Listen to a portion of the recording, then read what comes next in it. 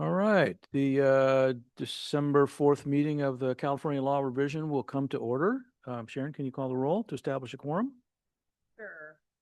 Commissioner B? Commissioner B. In the middle, there you go. Commissioner B? Present. Senator Blakespear indicated that she could not join. Commissioner Carrillo indicated that he'll be joining later this afternoon. Commissioner Kubas? Present. Commissioner Hebner? Present. Commissioner Jenkins? Here. Assemblymember Pacheco, have you joined? Assemblymember Pacheco indicated that she would be joining, so we will add her when she arrives. Commissioner King indicated that he would be joining this afternoon. And Commissioner Simpson. Here, Okay, we've so quorum got a quorum. is present. Let's see, minutes of the September meeting. Is there are there any comments or corrections by commission members? Hearing none, seeing none. Any public comment related to the minutes? Seeing none. Is there a motion to approve and move? I move. And I'll second it. Sure. Okay. Call the roll? Okay. Commissioner B, Aye. Commissioner Kubas.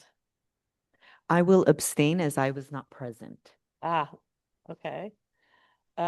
Commissioner Hebner, Aye. Commissioner Jenkins, Aye.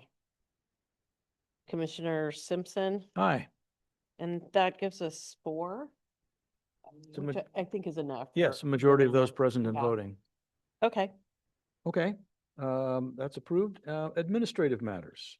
sure. Sure. I know we have a lot on the agenda today, so I will be brief. Just the budget update, we continue to hear that the state is struggling a bit in terms of revenues coming in. We will continue to monitor that. So far, everything has been fine for the commission, and Christy has been working very hard to establish a better budget tracking template Good. for the commission, so we know exactly where we are and what we can do going forward. And I would like to thank Kara and her staff for being extremely helpful with that effort. So thank you. Yeah, likewise. I second that emotion. So the next one related to budget is one of the reasons we wanted to make sure we really had this nailed down is we are looking for office space. We have contracted with DGS's facilities services, and we're still in the initial phases. Apparently it takes quite a long time to go through this process. We're hopeful that perhaps we can find something that's already built out, which would help expedite getting a location. We will continue to keep you posted on that. Okay. Another thing that we've been working on is the website contract. That's sort of an ongoing back and forth with the various vendors we've been talking to. So I don't think we have anything set in stone yet, but we will continue to keep you updated on that. And on the hiring status, as I mentioned earlier, Christy's been super busy working on the budget numbers, but she has been actively working with DGS to fill our vacant attorney 3 positions. So hope to have an update on that at the next meeting. Okay, good. Any Any questions? questions from members? Hearing none. Commissioner suggestions. Are there any suggestions from members of the commission regarding new proposals, topics, things like that? Seeing none, hearing none. Priorities and proposed topics for resolution of authority. Sharon? Sure. We this year we decided to go ahead and combine the new topics memo with the request that the commission approve the staff seeking the biennial resolution of authority. As you can see in the memorandum, we have information related to active studies, new legislative assignments, suspended studies, proposed new studies, and the resolution of authority. We have the state and local agency access to customer information from communication service providers, administrative subpoenas, that the commission approved a final recommendation this year. So the staff is in the process of hopefully securing an author for that recommendation. We, as the study itself is completed, we recommend moving this item to the inactive study list. Okay. Antitrust law, I think everybody knows that we are still actively working on the antitrust study project. Potentially we'll have a final recommendation early next year relating to single firm conduct. Depending on the progress we make on mergers, there could also be one final recommendation on that in 2026. There's a few straggler issues once we get through those two big pieces that we will bring back to the commission for their consideration. Okay. So this one is still a very active study. The Equal Rights Amendment study, as you know, the commission did approve a final recommendation on that study. The staff is actively working to secure an author for that one. Since the study itself is now completed, the staff recommends that we move this one also to the inactive file. Okay. Recodification of toxic substances statutes. This is another ongoing study. I think it's been on the agenda every time this year. It's pretty complex and technical, and in this particular portion of the study, there are a lot of statutes to go through. So we anticipate that the commission will continue to work on this topic throughout 2026. So Okay. this is still very much an active Yep. study. Keeping Steve busy. Yes, Steve is fully occupied. The study on removing the terms dependent adult and dependent person from the California codes, we've been actively working on that study throughout 2025. We've held that's legislation, the enabling legislation, AB 1906, required the commission to conduct the study with input from stakeholders. We've had a total of 4 working group meetings. We very much appreciate the active participation and thoughtful comments that we've received from folks. We today the commission will hear an update on the status. This study wasn't given a due date. It's potential that it could lead to a final recommendation in 2026, but we this is still very much an active study. Okay. Last year, the commission approved reactivating emergency related reforms. That study, unfortunately, given the other demands on staff in 2025, that wasn't something that we were able to get to, but we do recommend that the commission continue to direct the staff to work on this study as time permits. Okay. And we did not have any new legislative assignments this year. There's a few suspended studies that we'd like to go over. The first one is discovery in civil cases. In this one, the commission undertook a study of civil discovery in 2002, which was quite a lengthy study. At one point, the commission decided to suspend their work on that study because there was a pending discovery related bill, AB 383, that was in 2016. AB 383 authorized a court to conduct an informal discovery conference between the parties to a civil action upon request of a party or upon the court's own motion to discuss discovery matters in dispute between the parties. That bill was enacted into law with a sunset date of January 1, 2023. The commission, at the time it last considered this study, suspended the work until after the sunset of AB 383. That sunset was not extended, so the commission could now consider reactivating the study. One thing that the commission could certainly do is consider how effective AB 383 was and seek input from stakeholders to see if they think something like that really needs to be in the law. There were a few other things related to that study that we could look into and present to the commission. So we thought that this would be a good one to reactivate at this time to the extent that resources permit. Okay. And we could provide the commission with updated analysis, and the commission can determine whether to further pursue Got the it. study. Okay.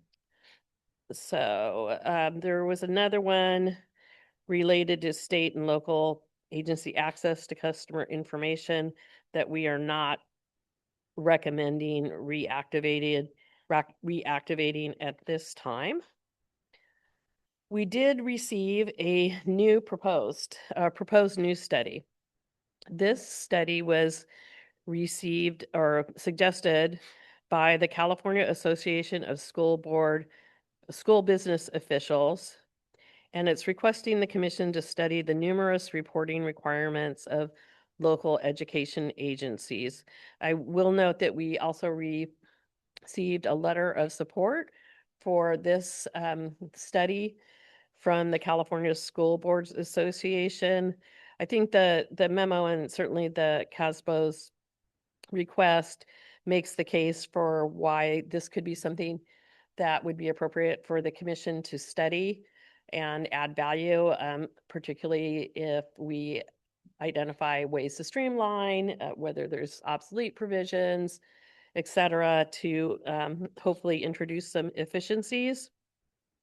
The State Department of Education has done some work on it. However, they did not make, and they did have recommendations. However, they did not make any recommendations relating to specific changes in statutes. Mhm. So, which is, that's Right. the commission's bailiwick. So we thought this one was worthy of consideration Okay. by the commission.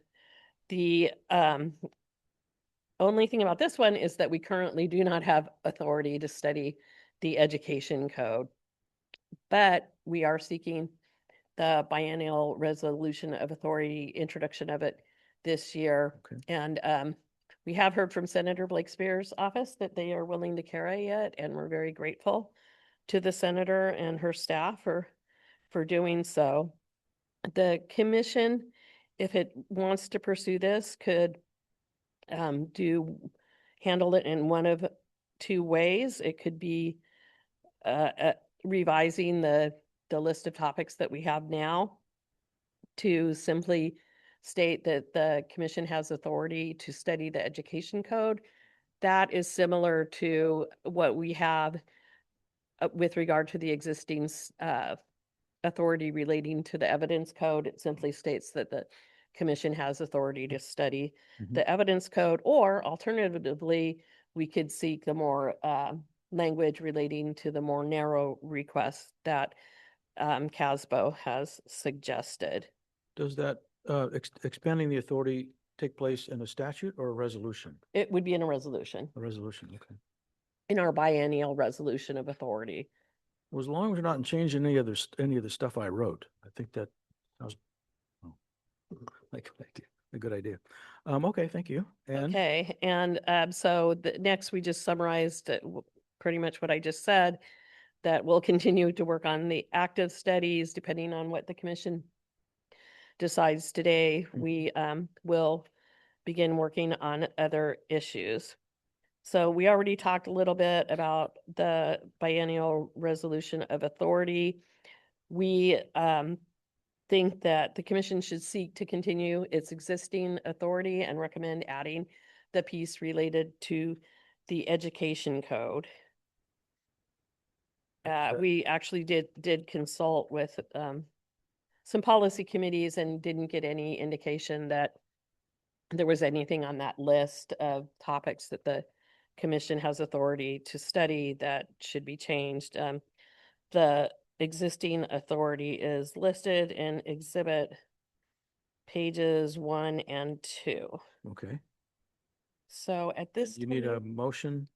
I think it would be good to call for public comment. I think Okay. we might have somebody who wanted to comment on the education piece. Okay, is there public comment? Yes.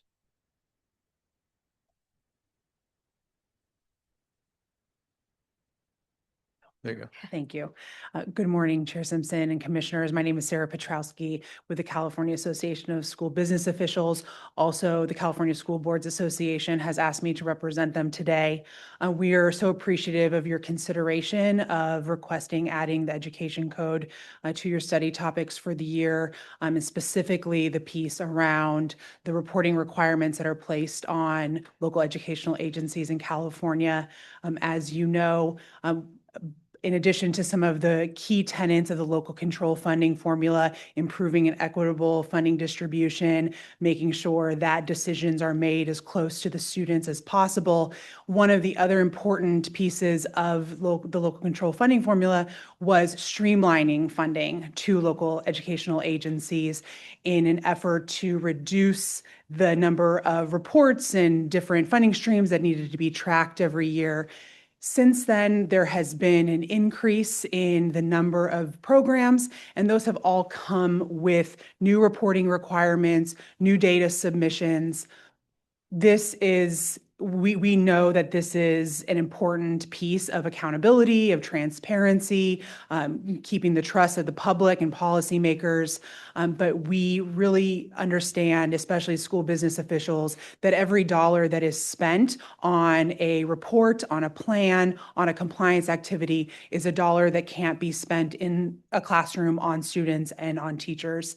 And so we are just asking for a look at this really important topic to understand whether or not there are places where there's duplication, places for streamlining, so that we can really make the best use of the limited resources that our school districts and local educational agencies have, to focus them where they're needed most, which is on students. So we really appreciate your consideration, and thank you so much. Okay, thank you. And we have one commenter online. Diana Vu. Okay, Diane? Can you hear me? Yes. Perfect. Thank you so much. Good morning, Chair Simpson and Commissioners. Diana Vu on behalf of the Association of California School Administrators, ACSA, and the California County Superintendents Association. Together, we represent over 18,000 education leaders and all the 58 county offices of education. ACSA and the California County Superintendents want to thank the California Law Revision Commission for considering studying the reporting requirements placed on local educational agencies under the Education Code. Currently, LEAs across the state are inundated with a myriad of reports that they are required to submit. These reporting obligations are not only time consuming, but they're also resource intensive, diverting valuable time and funds away from where they are needed most, which is, of course, our students. Small school districts in particular bear the brunt of these reporting requirements, often lacking the personnel and financial resources to efficiently manage such administrative tasks. As a result, educators and administrators in these districts are forced to allocate valuable time and limited resources to paperwork rather than focusing on providing quality education and support to their students. Thank you again for your consideration of this important issue for California's education system. Okay, thank you. Are there any questions or comments? Yeah. Yes, Donna. I have a question regarding reporting requirements. It sounds like a very broad topic. For example, LEAs have federal reporting requirements. They have state reporting, county. So is there any specificity as to which reporting requirements we're talking about? It'd be helpful to know. I think they're talking primarily about state. State, okay. The reports that are associated with new programs or requirements, things like, it kind of sounds like that. But If we could just add that specificity, I think, to our study to say state, obviously, because yeah, that's but our I purview. I believe it's the case that we don't have the authority to do this kind of a study without the legislature authorizing us to look at the education code through a resolution or through a statute, so. Right. it's- I, Is that I correct? think that is correct. We don't have the authority right now. And the, it's potential that there could be some overlap or duplication relating to the federal Mhm. programs that I believe would be worth the commission Sure. at least taking a quick look. In order to receive the federal funds, the state will have to comply with whatever reporting requirements are. There are, but I think as we've heard from the stakeholders, there's been so much over the years that there could be potential for duplication. So I would recommend keeping it broader, and then we could narrow it, let staff take a look at it if this is approved, if the legislature approves it, and then we could narrow it as the commission works on it, if that's okay. Sure, thank you. Any other questions or comments from members? Any questions or comments from the public? Other public comment? Hearing none, seeing none. So you would be looking for a motion to approve the work priorities as outlined in the, Yes, Okay. and So the, moved. and the resolution of authority as well. Oh. So Commissioner moved. been moved by Commissioner Hebner. Is there a second? It's been seconded. Call the roll? Okay, Commissioner B, Aye. Commissioner Kubas, Aye. Commissioner Hebner, Aye. Commissioner Jenkins. Aye. And Commissioner Simpson. Aye. And that is approved. Okay, yep.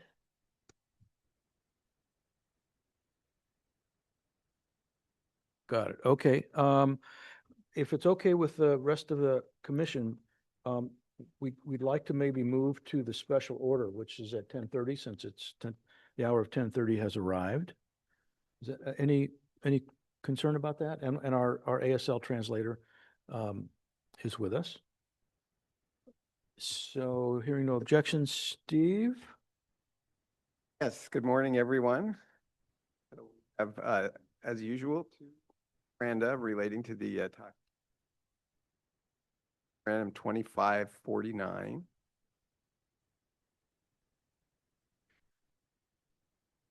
File, Mhm. each sec.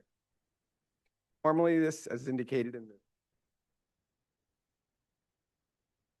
Right. up with what we're doing after a new section of codes. I need to get closer. There you go. Thank you.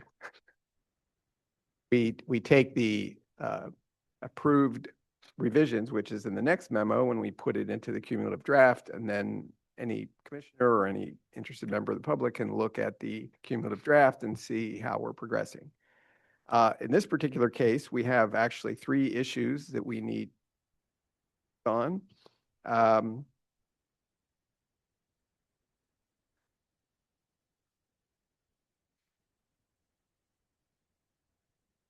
Page 2 in the middle, proposed section 85505. This was just a technical drafting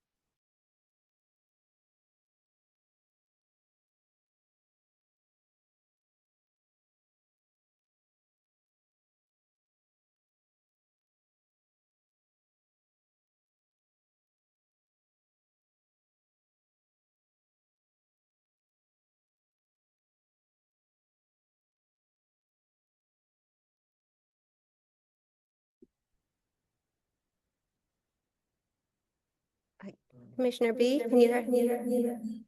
Oh, I'm not sure if Steve is talking, but we can't hear anything.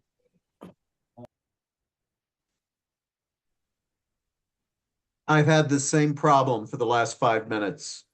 No audio.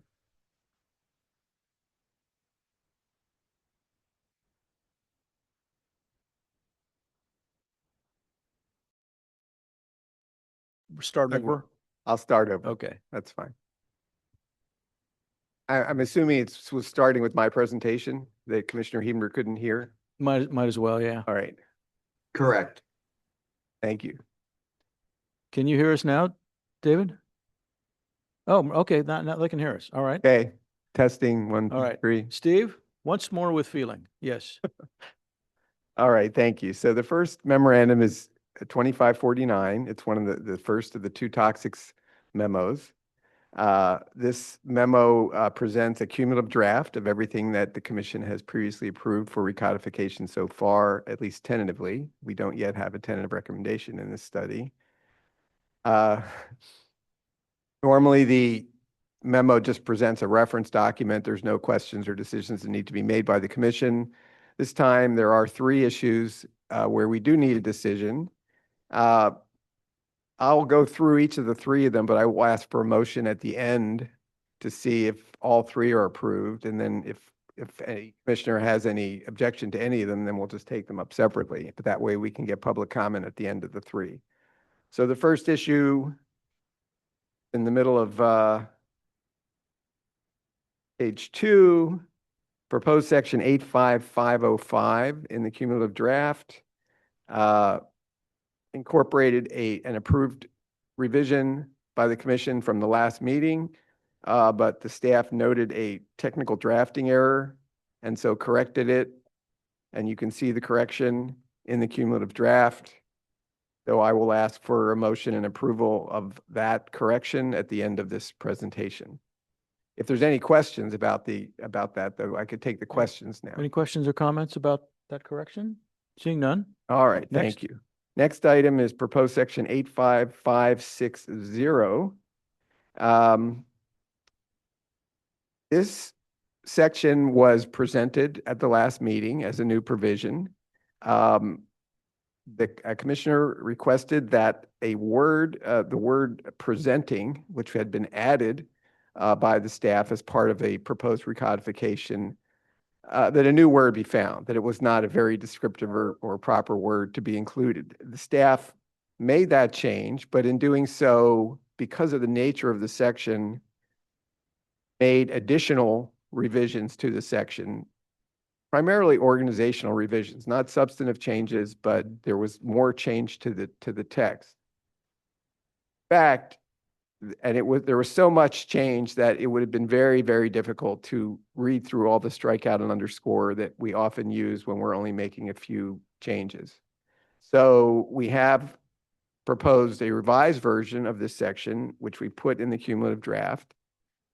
And instead of using the strikeout and underscore, we reprinted the entirety of the existing text of the section below it in a staff note. And then we have the proposed recodified version in the memorandum and in the cumulative draft. Actually, not in the memorandum, but in the cumulative draft.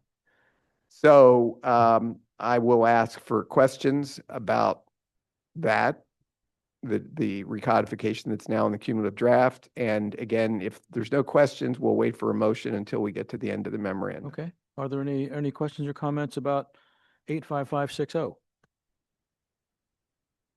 Hearing none? Okay, thank Okay. you. The third one, perhaps the most interesting one, if any of these are particularly interesting, proposed section 83705 is a code section in which there was a reference existing section to the Administrative Procedure Act.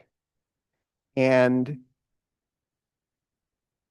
the APA is cited in the existing section in a parenthetical, which identifies a chapter of the APA, the Administrative Procedure Act. We thought that was a mistake. There's 4 chapters in the APA, and the code section is referring to administrative adjudications. And chapter cited does not relate in any way to administrative adjudications. There are other chapters that do. So we had proposed to change the reference chapter number in the parenthetical.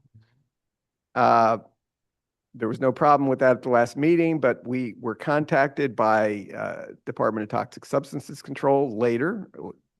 With the staff on the commission has been working with their staff to some extent regarding the wording of all these code sections.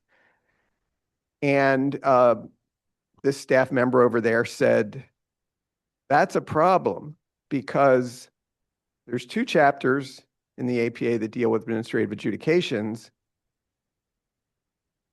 The code section that this relates to, which is the Board of Environmental Safety, they've only been doing administrative adjudications pursuant to one of those 2 chapters, and was concerned that this change would mandate that they start doing administrative adjudications pursuant to the 2nd chapter. So we had to try to figure out what was the best way to recodify the section, and it's kind of confusing because the Administrative Procedure Act is cited many, many times throughout the codes in many, many different sections, and it's often cited in different ways. Sometimes the first chapter is referred to, sometimes 2 chapters are referred to, sometimes all 4 chapters are referred to. It's not really clear what is the best way to go or what's intended in these different usages. So I laid this all out in the memorandum. Ultimately, our suggestion was to make the change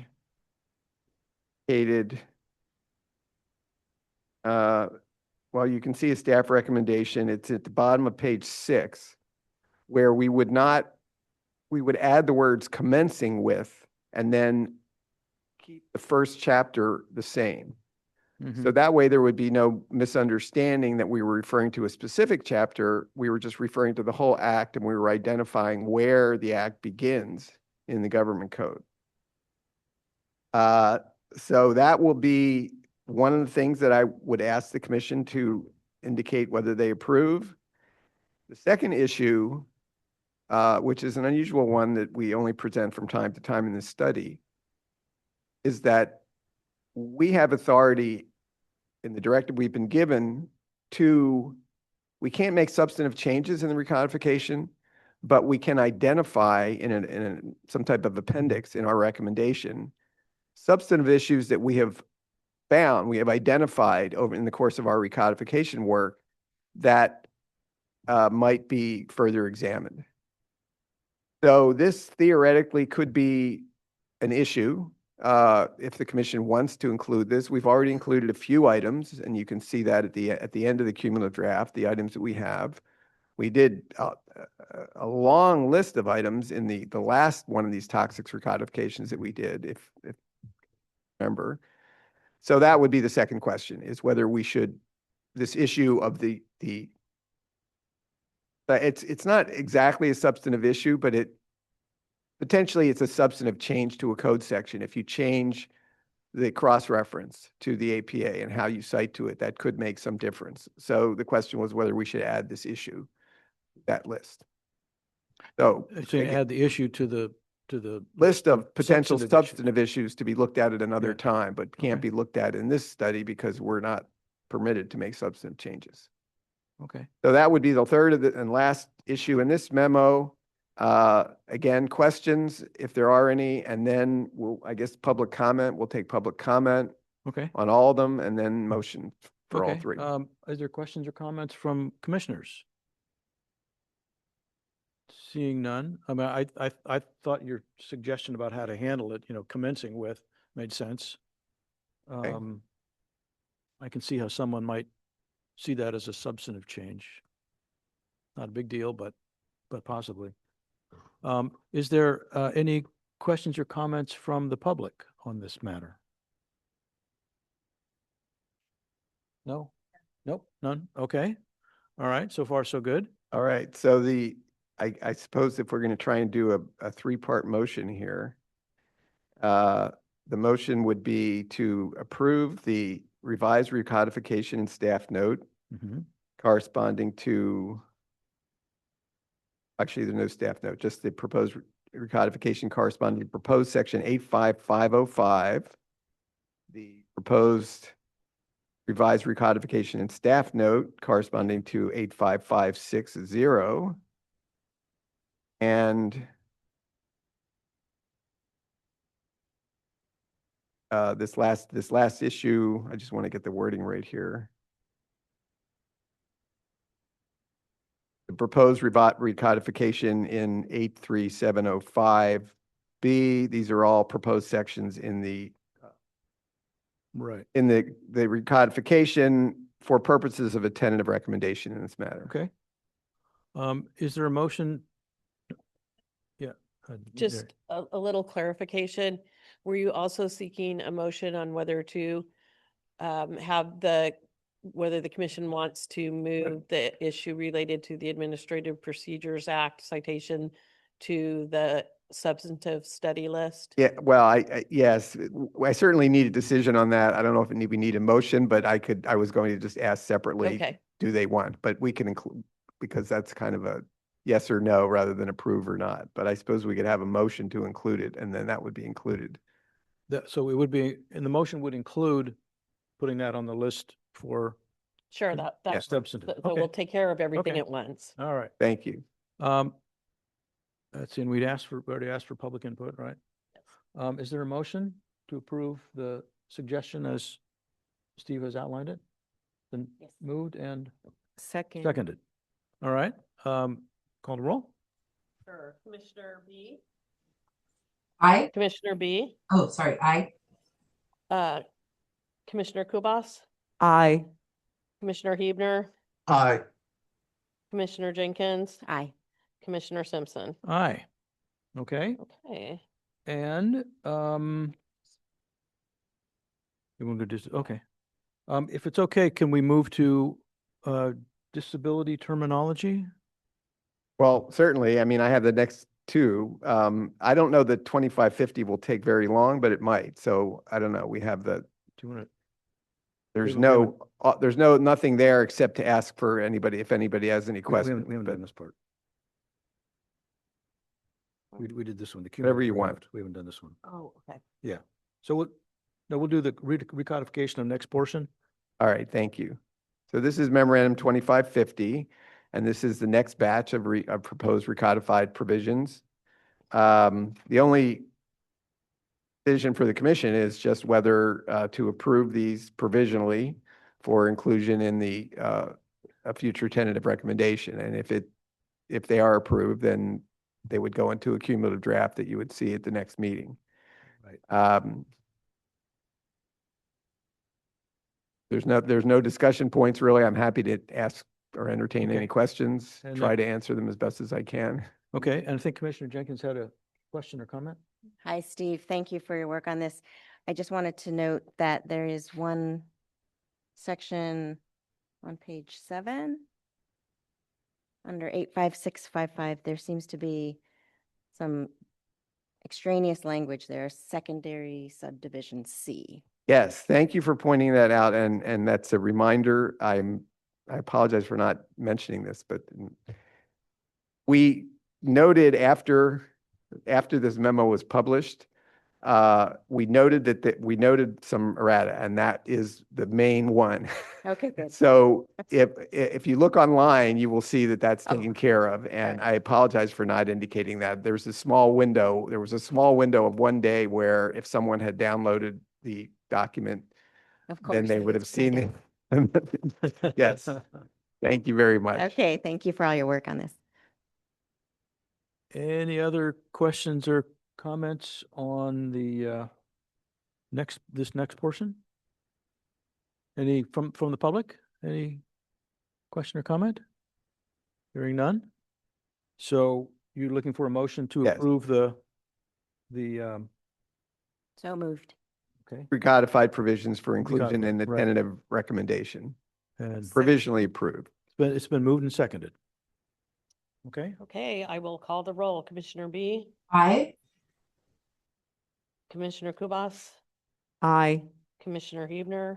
Aye. Commissioner Jenkins, Aye. Commissioner Simpson. Aye. All right.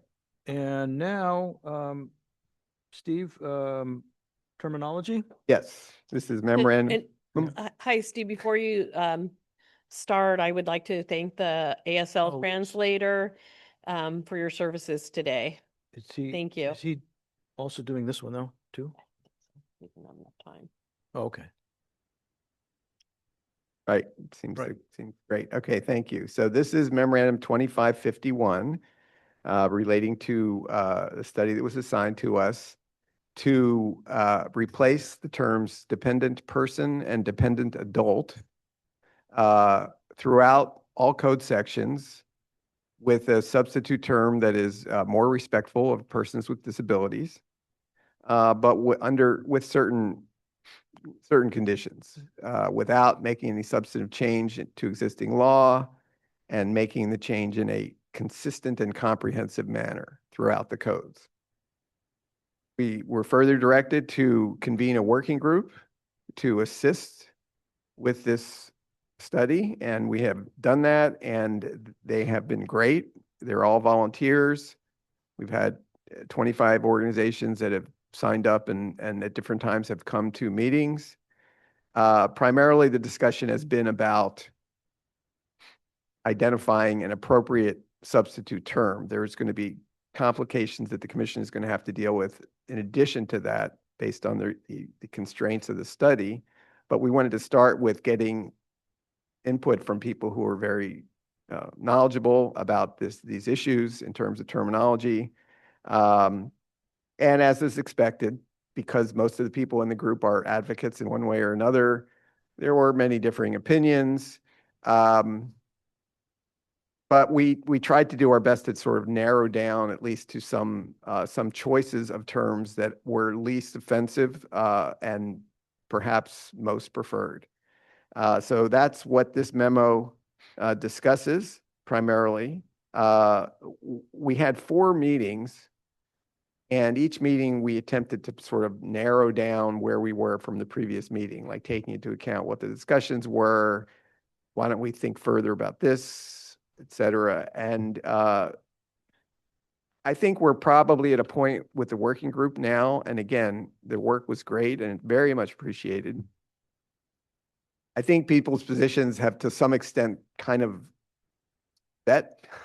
And I don't know that on this issue, we will be able to get too much more from the working group. We're happy to take any direction from the commission that the commission wants, because we still have a ways to go on this.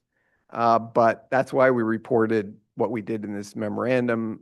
We ultimately, at the end of the 4th meeting, we presented, okay, well, here's kind of the terms that we were narrowed down to.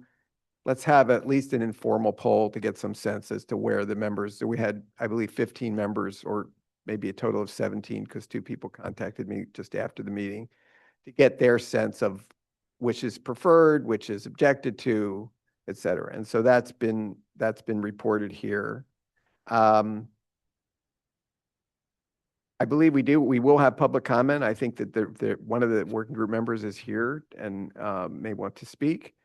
In terms of what the staff is looking for, there's no real decision here because we still need to do much more analysis. But certainly, I'll entertain any questions from the commission, and also would welcome any input if anyone has any thoughts about what they've seen so far, suggestions.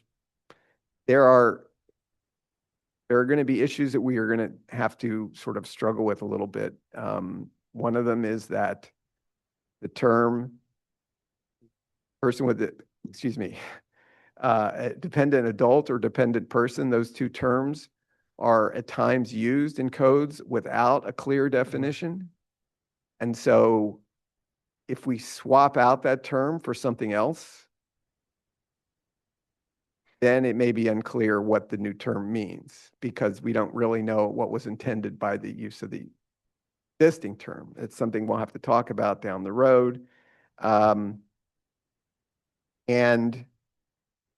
the other issue that we're going to have to talk about is that currently there are different definitions in the code for those 2 terms. In particular, there's a special definition that relates to adult protective services, which in fact it's interesting because the rationale for the assignment was that dependent adults and dependent persons it's derogatory, it's demeaning, and it's not even accurate because they're in part refers to people with disabilities, and many of those people are independent and can act independently. So they're not dependent. The definition for adult protective services essentially requires an inability to perform basic functions. And I'm not sure the rationale even necessarily applies there, but we'll talk about that. There's also a special definition in the probate code that applies to only a few sections, and it has more to do with financial acumen, your ability to take care of your own affairs. So in any event, that is the presentation. Questions or comments are welcome. And then, as I said, I think we have public comment also. Okay. Any questions or comments from commission members? Seeing none, hearing none. Questions or comment from the public? We have one in the room. Welcome.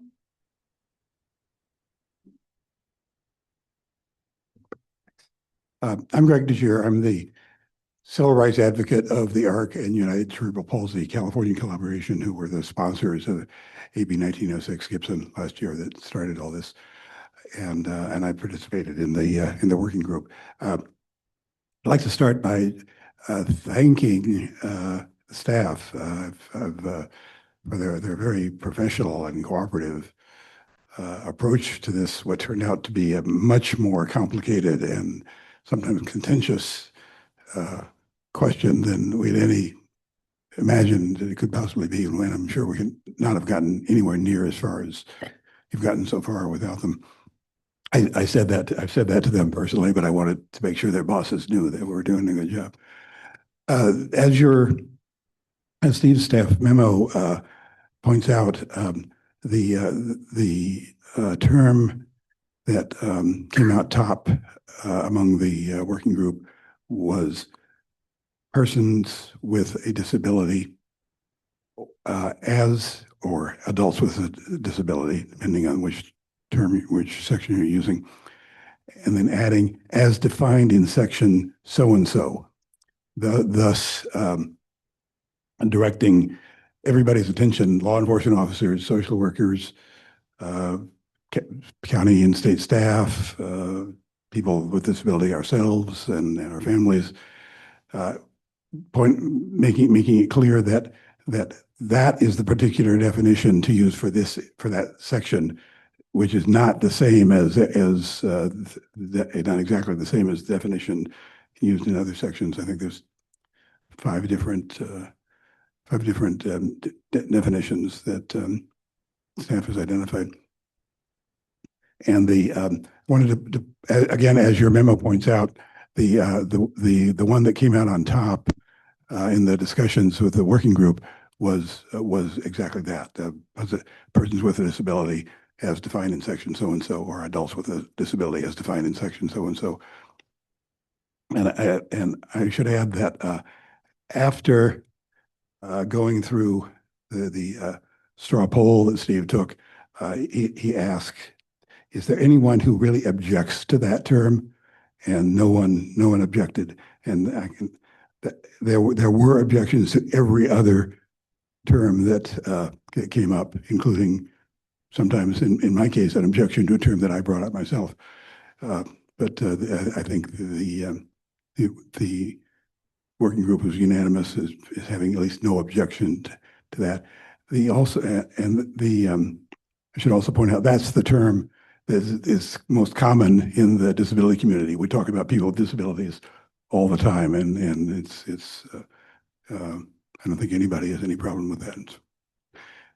And then I should also note that AB 1906, I think 6 times uses that term or a term very similar to that. So you don't have to worry much about anybody thinking that you're deviating from what the legislature asked for if you use the same term that they used in the bill. So I'd like to thank you again for all your work in this. Okay. Thank you very much. Any questions or comments for this presenter? Any other public comment? No? Okay. Thank you. And so this is an update, doesn't require a motion.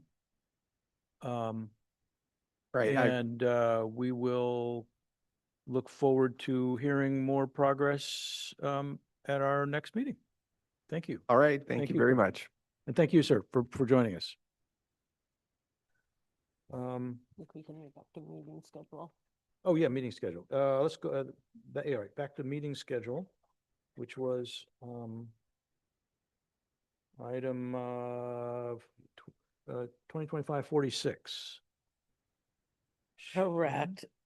So this memorandum presents a meeting schedule for 2026.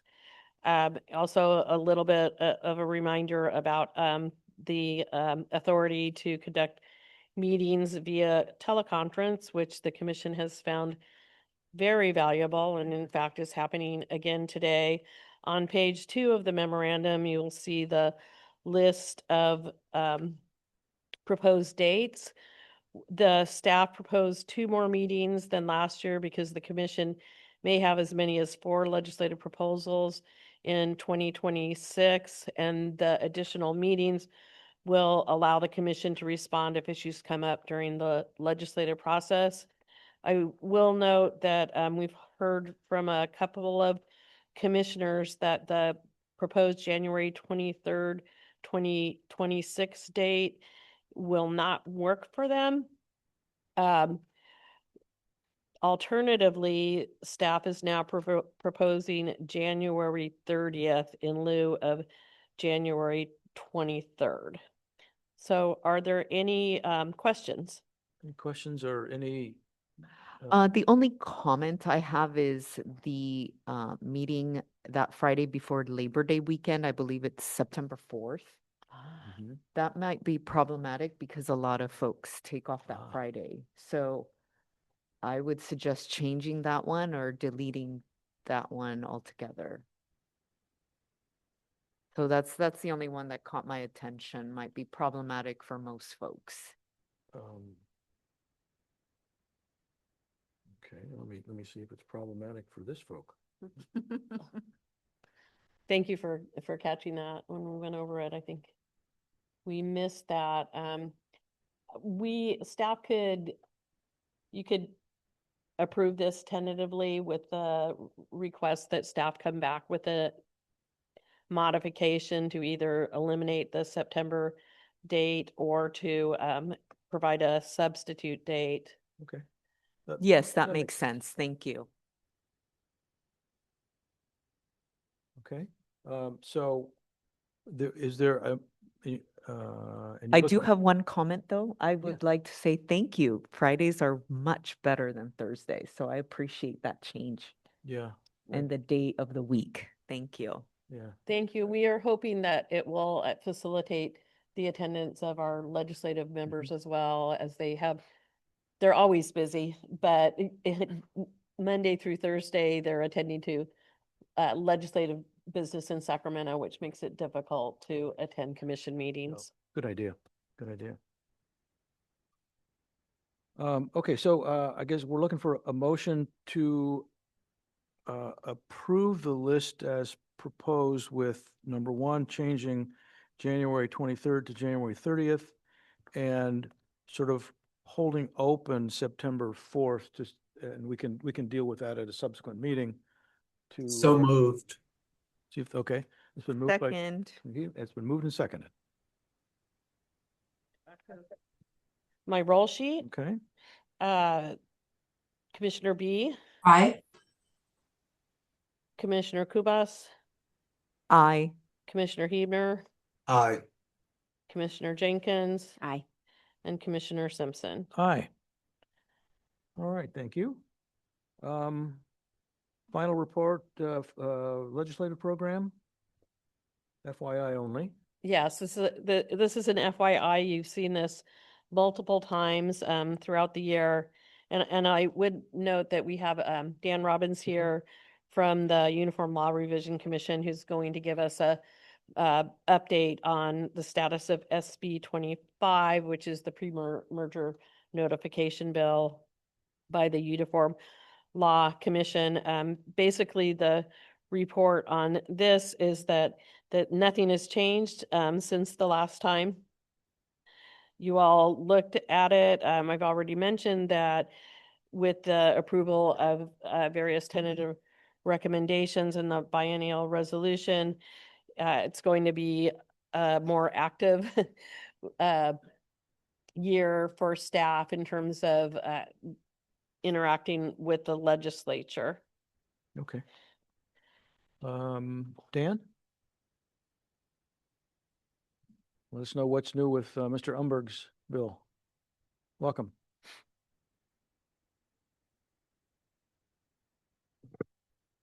Great.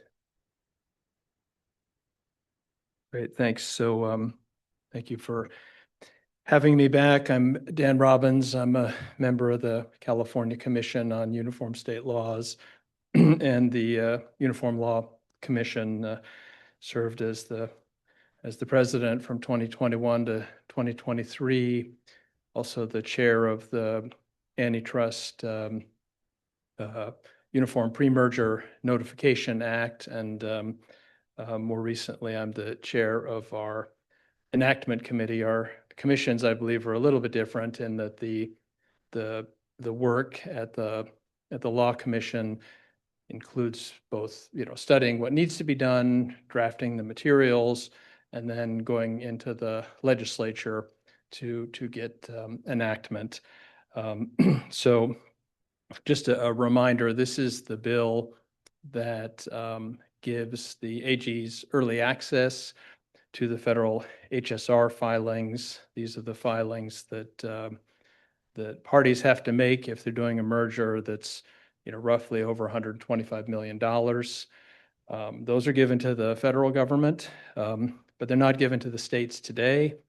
The states often are unaware of deals. There's usually like 2,000 HSR filings a year, some years 3,000, some years less. But on certain big ones like Kroger-Albertsons, everybody knows what's going on, so it's not as big of an issue, but that's not true across the board. So this bill gives access to the state AGs of the HSR filings if the company has its principal place of business in the state, or if there's over $25 million in net sales in the state. The idea is to make sure these materials get to AGs where the deals matter. So for example, California might not hear about a merger of two retailers in Maine or a local hospital in Georgia, but we're trying to get the stuff that's important to the AG. It did pass in Washington and Colorado. I ran out of time in Utah and Nevada. I learned, unlike our legislature, these are part-time. So Utah, literally, it was 2 months. So you better hit the ground running if you're going to get something passed. I learned that the hard way, but I'll try again. It did clear our Senate 46-1. Your Senate member, Senator Blake Spear, voted for it. We were doing great in Assembly. We cleared approps and judiciary overwhelmingly. Then we had some opposition from a group called the CTIA. It's the large wireless and telecom companies, AT&T, Verizon, T-Mobile. Their concerns related to security and confidentiality. And they pointed out to us that the way this bill works is that any state that passes it, those AGs can work together and share the documents. The goal is, let's try to make efficient use of taxpayer dollars and not duplicate each other's work. All work together, get to one final right answer, and either prove it or challenge it, but let's only do that once. So they gave me some background about some situations in some other states where there were security issues with the documents and confidentiality problems. Senator Umberg then asked me to meet with them and the AG's office and come up with something that satisfied both parties. And I'm pleased to report that's been accomplished. The bill's gone into our highly competent Ledge Counsel's office, and it's in the proper format now. Let me just run down those changes very quickly for you. So this also falls in the Business and Professions Code, where I think your work would naturally live. We added a provision that requires the AG to have available a secure means for acceptance and also for storage of these documents. These are highly sensitive documents, both for the businesses and then also, I think, for everybody else. We wouldn't want this stuff to become public. And it had been expressed to me that, some folks in some other states were just asking, yeah, send me that stuff by email, which is not secure. So this is a provision that deals with that. We also added some language in 16783 that sort of tightens up the security when it's shared between the states. We added a provision that deals with what happens to the documents after either the deal is finished and not challenged, or is litigated and the litigation concludes, it's done. So there's a 120-day period after which, when these things happen, that the documents get destroyed or returned, which seems to make sense. And then two more things. One is we had a provision that allowed the parties to challenge the sharing of documents. And I won't identify the state, but there was a state that documents were given to and they had a massive security breach, and so they spilled out. So the parties wanted the opportunity to raise that in court and make sure that the destination was secure. So we have a provision now that says that can be done within 2 days before the sharing, and we just extended that to 5 business days, to give parties a chance to work that out. And then finally, in 16785, this is the penalty period. We used to basically have it that if you didn't send the documents in 1 day, the AG could assess a penalty of up to $10,000 a day. And there was concern about just sort of accidental or negligent failure to get it to all the right states. So we put in a provision that basically says after written notice and a 3-day cure period, the penalty can apply. So if someone just mistakenly fails to do it and gets a notice and said, hey, where is it? If they turn it in within 3 days, there's no penalty. But what we also did is, we don't want people violating these rules. We want them to comply. We increased the penalty from $10,000 a day to $25,000 a day to make sure that, we separate out people who might just mess up once from people who are intentionally otherwise being a bad actor, and we can punish them more severely. So that's the package, and Senator Umberg plans to continue to. I think he wants to take it to the floor and get the vote, and I think the votes are there. I don't think that'll happen right away because there's in the first month all the bills that didn't clear their House of Origin have priority, and this one did. So it's probably more of a February thing than a January thing. And then two last things, and I appreciate your patience. One is I was very pleased to see earlier in the week that my friends at the American Economic Liberties Projects and all my union friends wrote very favorably about SB 25 and the submission they made to you. They actually suggested that you endorse it. They did, however, suggest that we added some filing fees that weren't in the uniform bill. I think they'd like to see those increased by a lot. And as somebody who's made it through Senate appropriations and Assembly appropriations, this is a great experience, but I don't want to go back. I think we got the numbers right. But I did want to point out to you that in their written materials from quite recently for this meeting, they spoke very favorably of SB 25. And then finally, most importantly, I appreciate your patience and also your deference in, not creating a competing bill that might get in the way of, what we're trying to accomplish with this bill. So glad to take any questions if you have any. Okay, are there questions for Dan? Seeing none, and the bill is on the assembly floor, or? Yes, Okay. yeah, that's where it was when this last minute opposition And then occurred. the changes that you outlined haven't been made to the bill yet, or they will, and will be made when they reconvene, or have they, are Yes, they in the yeah, bill? when it comes back in, it's Okay. So yeah. they'll probably send it back to Judish or some other committee? Yeah, Yeah, maybe so. I'm not yeah, I'm not sure. got it. Okay. But So it is- no, I just didn't see any questions or comments. We do have one, okay, one on the, online. We have Welcome. Lee Hebner. Oh, okay. Welcome back.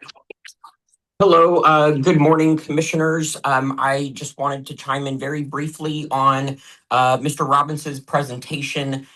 He is correct that several organizations submitted a letter that supports pre-merger notification at the state level as a critical way of giving the state AG information and data that is necessary for the scrutiny of potentially anti-competitive mergers. Just a small note on the fee comment that we made. I know Mr. Robbins characterized our letter as suggesting that fee be increased by quote unquote a lot.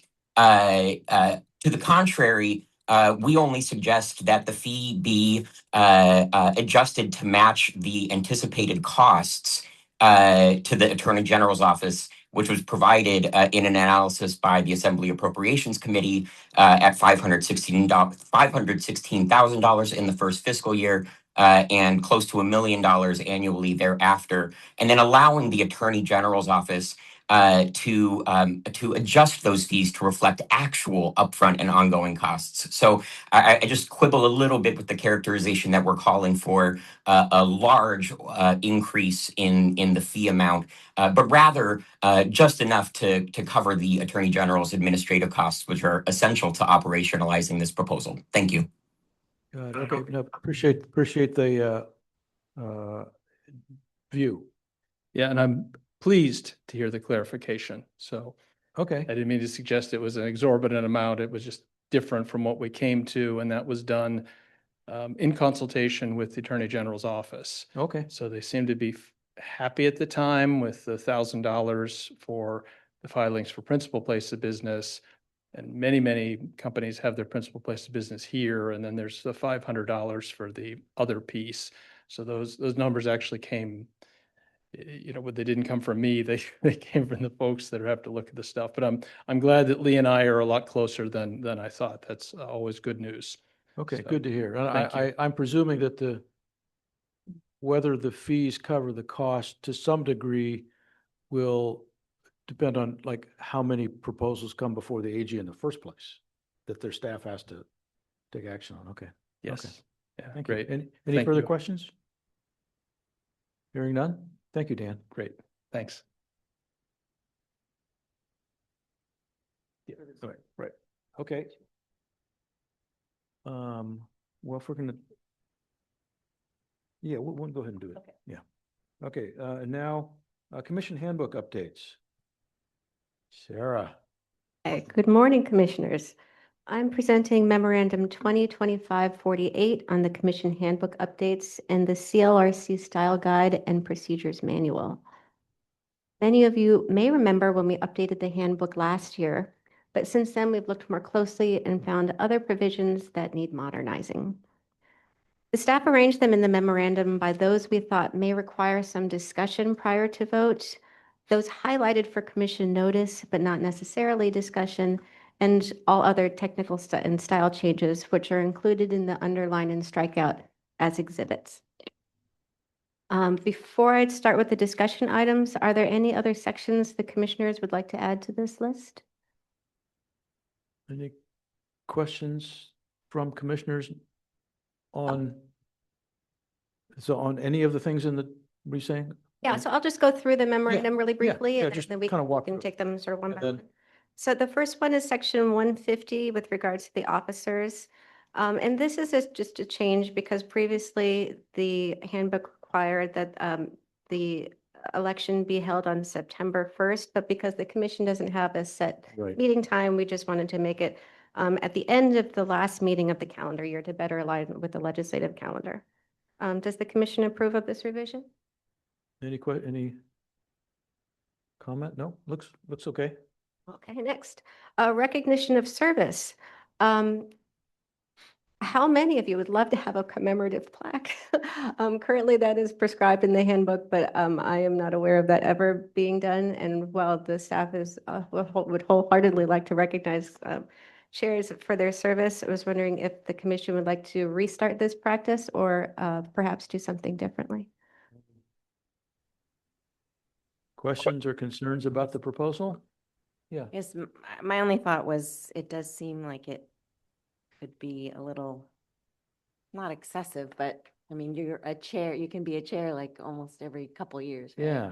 So the only alternative I was considering presenting is perhaps doing something for commissioners who've served perhaps like 5 or 10 years, doing something for commissioners, not specifically just the chair. Yeah. Yeah, I agree wholeheartedly with not restarting the plaque process. I have a garage filled with them. And they're very nice, but that means they're also unduly expensive. Expensive. We can spend the money on other things. Yeah. Would you like if staff research other options to recognize commissioners generally at the 5 and 10-year marks as suggested by Commissioner Jenkins? Yeah. That sounds more reasonable. Next is section 210, personnel action. This appears to be sort of a vestige and something particular to the commission. We consulted with Cal HR and the requirement that any action, including a request for vacation leave that is disputed by a staffer, it has to go to the commission. Seems a bit extreme at this point. So the staff is recommending that this portion be deleted. Any Concerns? comments or concerns? Seeing none. Okay.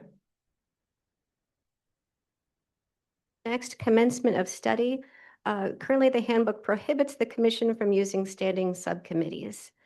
This was added in 1960, but we don't use subcommittees at all, and the staff is unable to find any recent instance of that, so this kind of just doesn't seem necessary. Is there a discussion, concerns?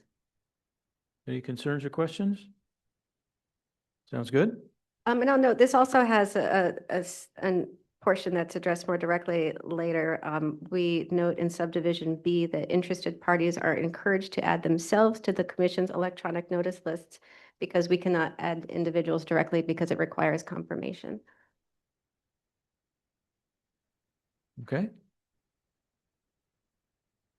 This is section 300B, meeting dates and location, and this is, and thank you, Commissioner Kubas, this is primarily an amendment to facilitate meeting on days other than Thursdays, and we did reach out, and it seems like Fridays would work better for folks generally. Yeah. However, we don't put Friday in the code, we just delete reference to Thursday, so it can be continually. Yeah.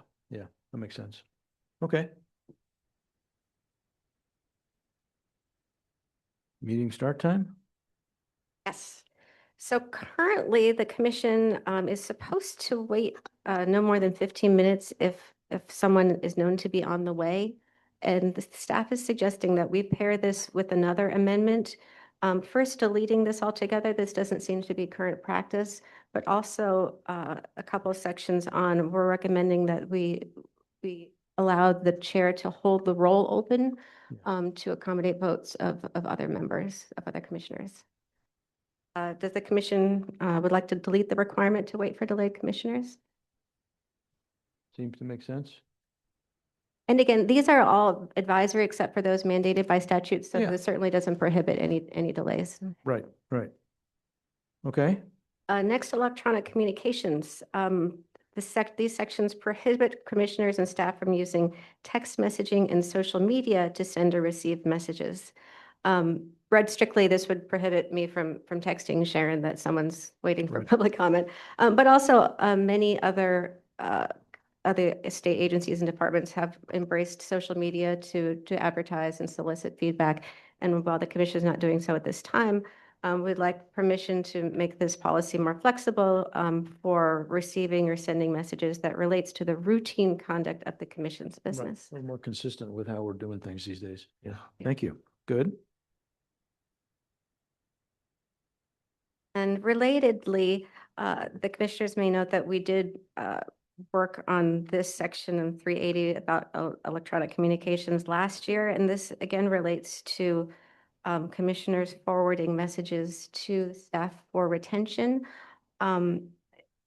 We were working with the previous commissioner to get all of the messages from a particularly long commission term, and it was a bit difficult. So we were suggesting that perhaps instead commissioners could send relevant emails to the staff as they receive them. Any We comment? understand that commissioners don't get a whole lot of emails, so we're hoping that this makes it easier on everybody. Are there any questions? Seeing none? Okay. Also clarifying, sorry, on that one, that that this section does not apply to commission members who are legislators. So the assembly member and senator member are subject to the Legislative Open Records Act, not the Public Records Act. That's a Got further it. clarification. Okay, makes sense. Staff produced material is the next. Mhm.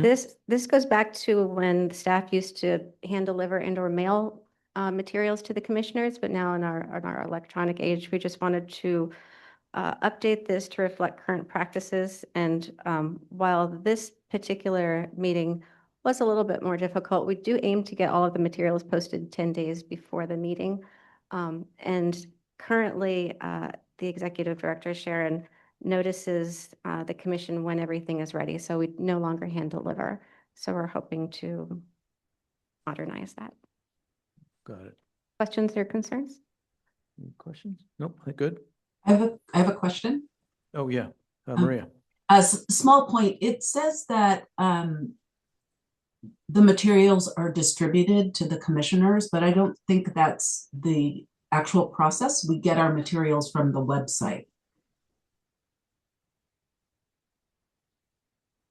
Okay, we can take out, well, I guess if you consider when Sharon emails them to you, but you're right, distribution is not the same. I'll make a note and take that out. Thanks. Would sent be better? That up. Sarah, Okay. I'm sorry, did you have a question for me? Do you think we should just take out the distributed to, or maybe? Or It's sent? true that the memos aren't individually distributed, and my routine is to send a email to the commissioners with a link to the agenda, which is basically directing the commission to the website. So, and unless you think that practice needs to be memorialized in the handbook, we could just change it, shall be posted on the commission's website, and maybe we should say made available to commissioners. Okay, or I could just take out and distributed to commissioners altogether. That makes sense to me to take it out. With that change then, does the commission support this amendment? Sure. Isn't the point that you're giving the materials to the commissioners and the public who've requested the materials? I'm sorry? Isn't the point of this provision that you are providing the materials to the commissioners and any members of the public who've requested materials? So basically what the process is, in addition to the email that I tried to send to the commissioners is we have a listserv that folks sign up to. So once something is posted to our website, then it automatically, or through action by Christie mostly, we send a notification out to all the subscribers. So maybe there's a way to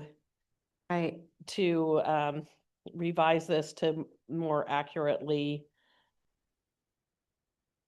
reflect the actual process. I don't know if anybody has Like you could Yeah. say suggestions. their Once it- notification. And Once it's posted, it's available to anybody. well, we do note that subscribers, how about if all staff produced materials shall be posted to the commission website and sent to subscribers?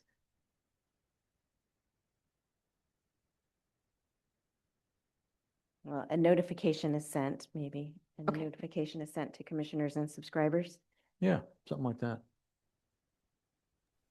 Yeah, I think that works if somewhere in there subscribers is defined.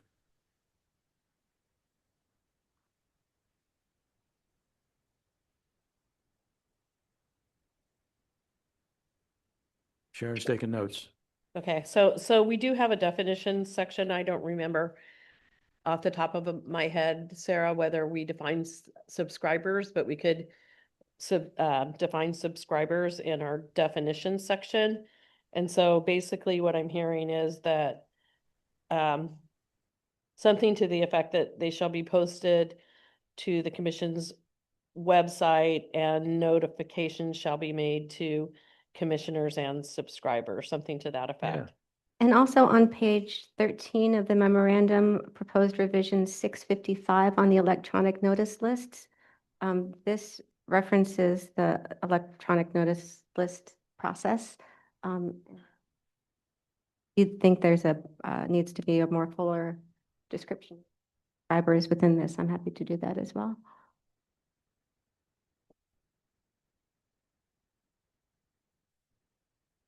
So we can make sure, so that's section 655 on page 13. So we can revise it a bit to make sure we harmonize 655 with section 410. Does that make sense? Yeah. I think so. Okay, Moving on, this is probably the most substantive portion of the revise of the handbook. Currently, the structure permits a single commissioner to approve all other motions except to approve a final report. And to more clearly announce the commission's decisions as a fuller body, staff is recommending that we set a minimum of 3 votes to approve a motion and a minimum of 5 votes to pass to approve a recommendation or report. The 5 votes was actually the initial requirement when the commission started, but it was dropped down over the years because of quorum issues. But now that there is the teleconference option, it hasn't been a problem as of late. So right. And so it would be, to approve a final report would require a majority of the commission. well, Or 5 out of 10. Five So votes. yeah, 5 votes. So Right. it's a majority of a quorum. correct. On other kinds of actions, it's basically a majority of those present and voting as long as there's a quorum. So it could be a 3-2, Correct. Or just 3. but at So- least 3, yeah. Does that make sense to folks? See some nodding heads, okay.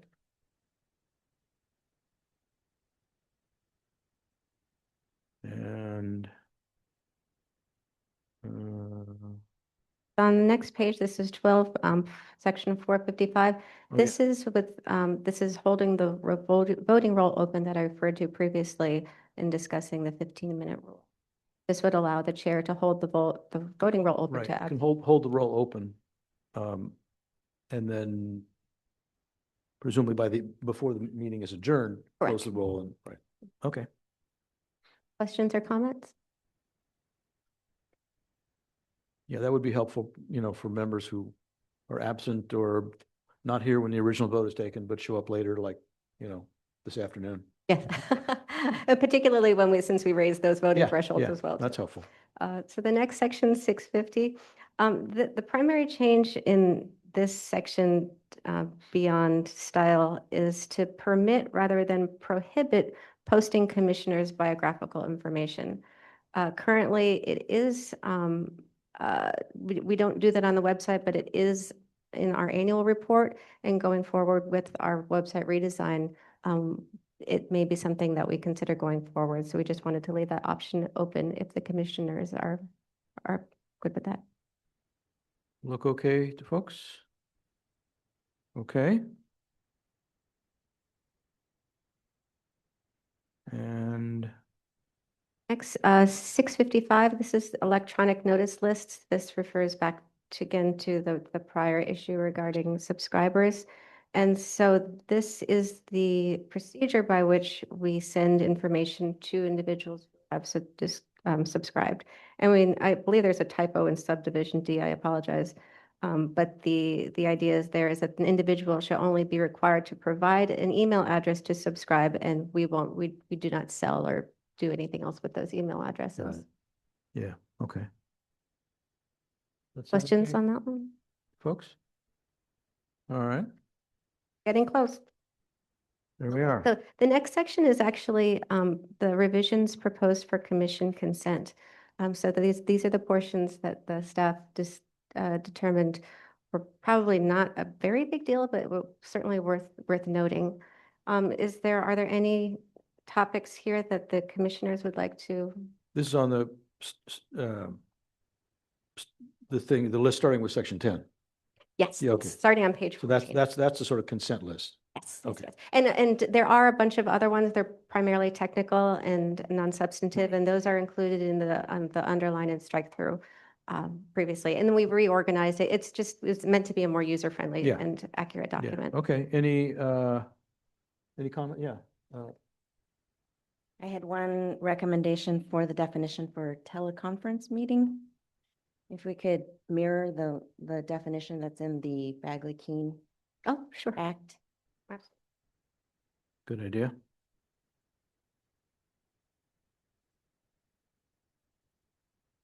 Any other comments or suggestions on the consent list?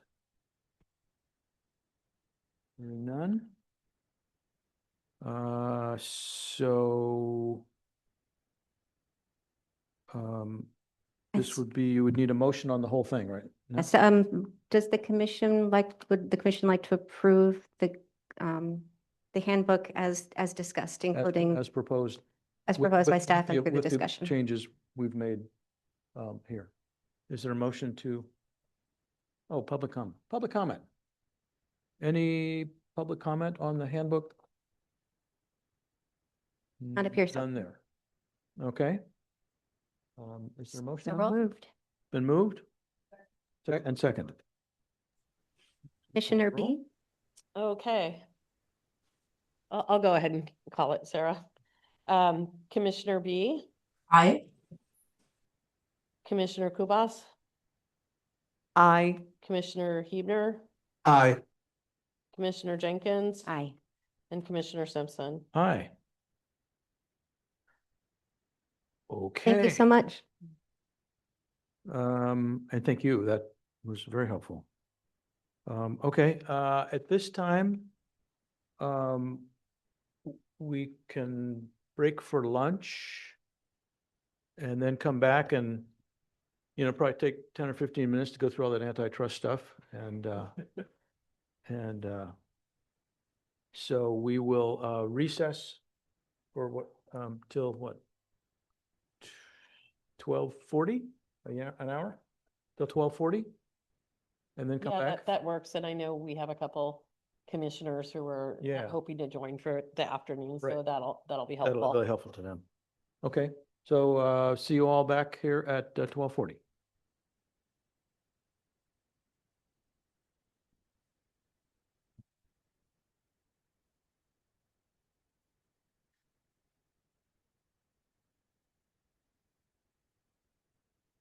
I have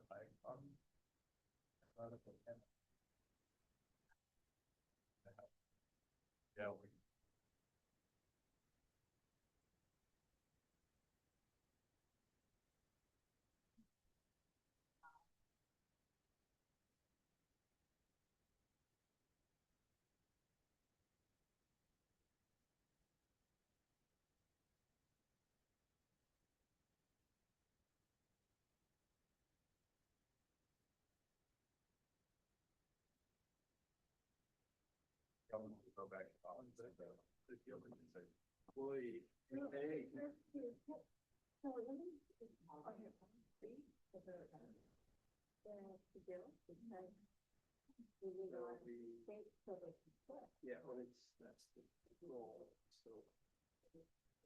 Washington and Colorado. They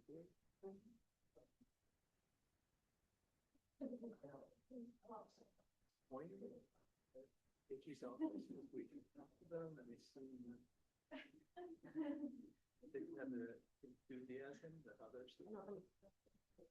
But I'll go back.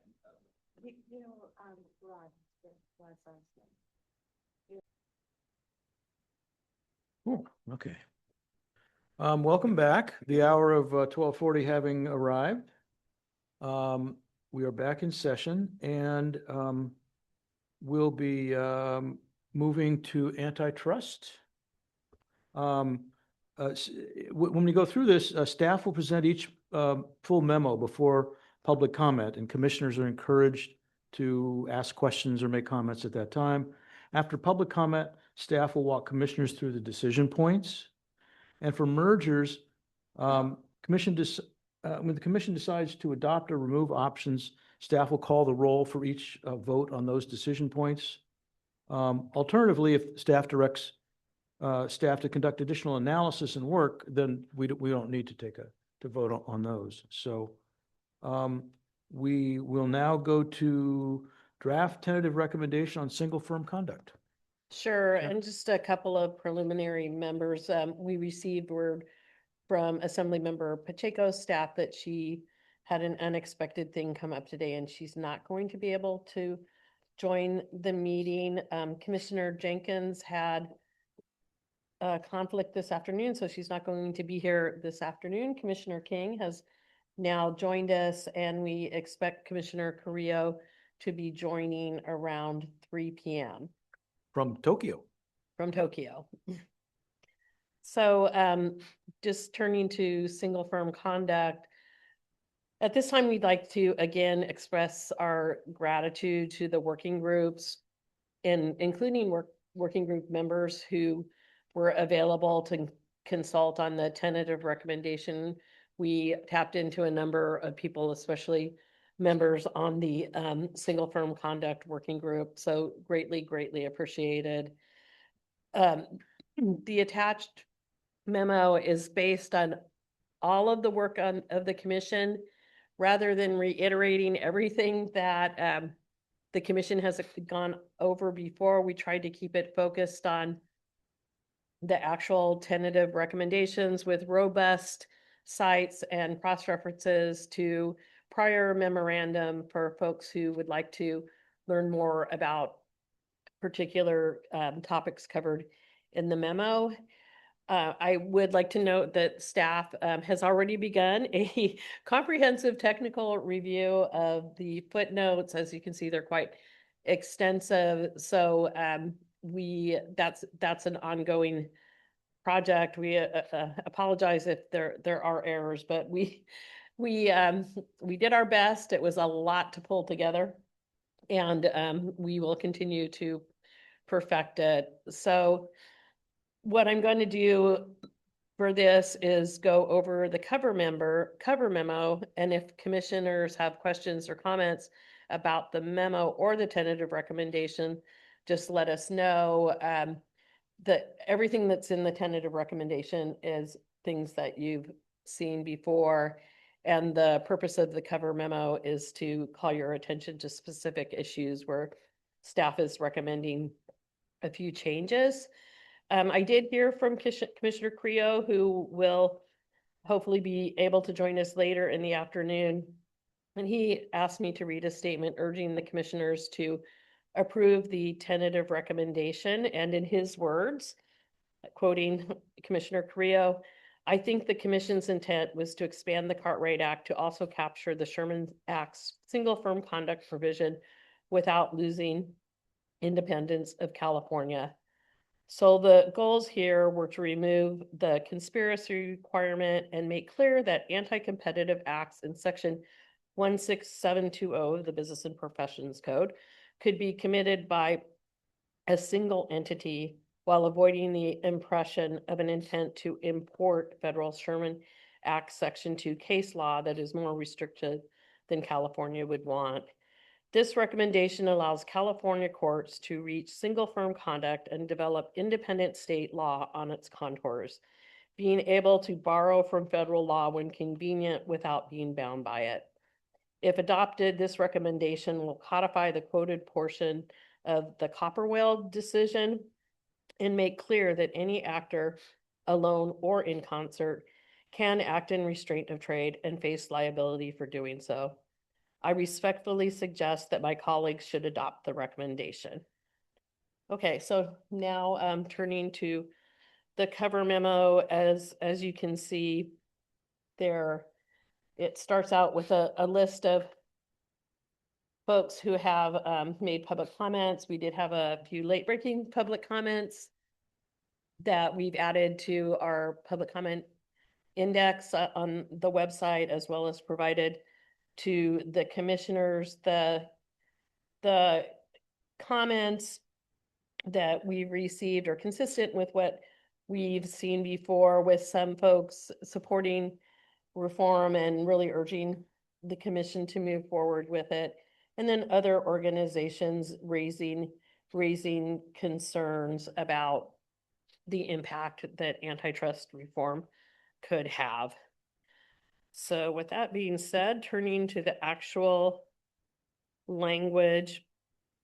We added an introductory paragraph for the non-exclusive list of elements of federal precedents. The staff is recommending technical changes to the language previously approved by the commission for clarity and to conform to style. And the introductory paragraph is the language related to judicial interpretation. In the section relating to California's laws, preferences, and priorities, which is proposed section 16730, the staff is recommending revising the statement to refer to the proposed statutes relating to single firm conduct rather than chapter 2 as a whole. And the reason we're making that recommendation is there was concern that by referring to the chapter as a whole, the language could be broader than what the commission's intent was. So we're recommending it because there's many other things in chapter 2 besides single firm conduct.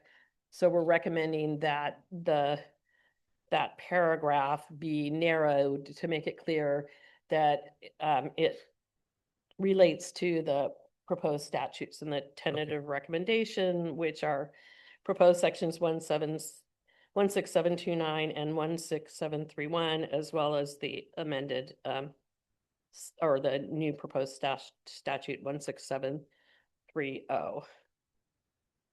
The next one in 16730, we made a technical change, realizing that case law should be 2 words to conform to code style. We did not point out all the code style changes we made, but since this one is before you, I'm mentioning it.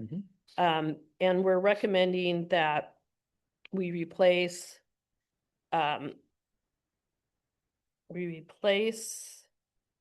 and with including. So it's clear that the statute is aimed at California law, which includes this new 16729.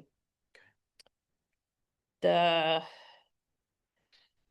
next one relates to the mention of the 2023 merger guidelines in subdivision E of proposed section 16730, where the commission directed staff to draft language that California agrees with the Federal Department of Justice and the Federal Trade Commission's views as specified in the 2023 merger guidelines.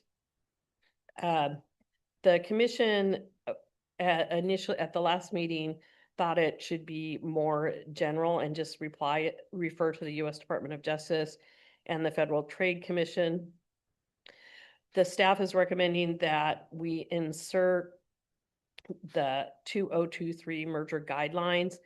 And the reason for that is that we believe that adds greater clarity and it avoids a concern about a potential unlawful delegation of legislative authority because the language was so broad. So in other words, the legislature, the way it was previously drafted, could be deferring its authority to the federal government. And we also would like to note that this introduces a point in time measure of stability as things can change over time with both the DOJ and the Federal Trade Commission. So this is consistent with the analogy I would make is when I put something in the California Constitution, a definition of something that's, say, in the education code, as it read on a particular date. Exactly. So that the legislature couldn't change the education code and change the Constitution. This is the same thing, so that this would identify the public policy with which we're agreeing, not necessarily whatever Justice and FTC does now or in the future. Correct. Okay, got it. Absolutely correct. Thank you. And then finally, in the proposed statute relating to judicial guidance, the staff noted that subdivision I should be separated into two subdivisions because it represented two distinct concepts. And we made an attempt to rephrase the language to grammatically harmonize with the introductory paragraph. So you can see on page 5 of the cover memo what we're suggesting. The introductory language is what I mentioned at the beginning of the discussion of this memo. Just clarifying exactly what we're talking about with this non-exclusive list. And then in J, we defined a relevant market.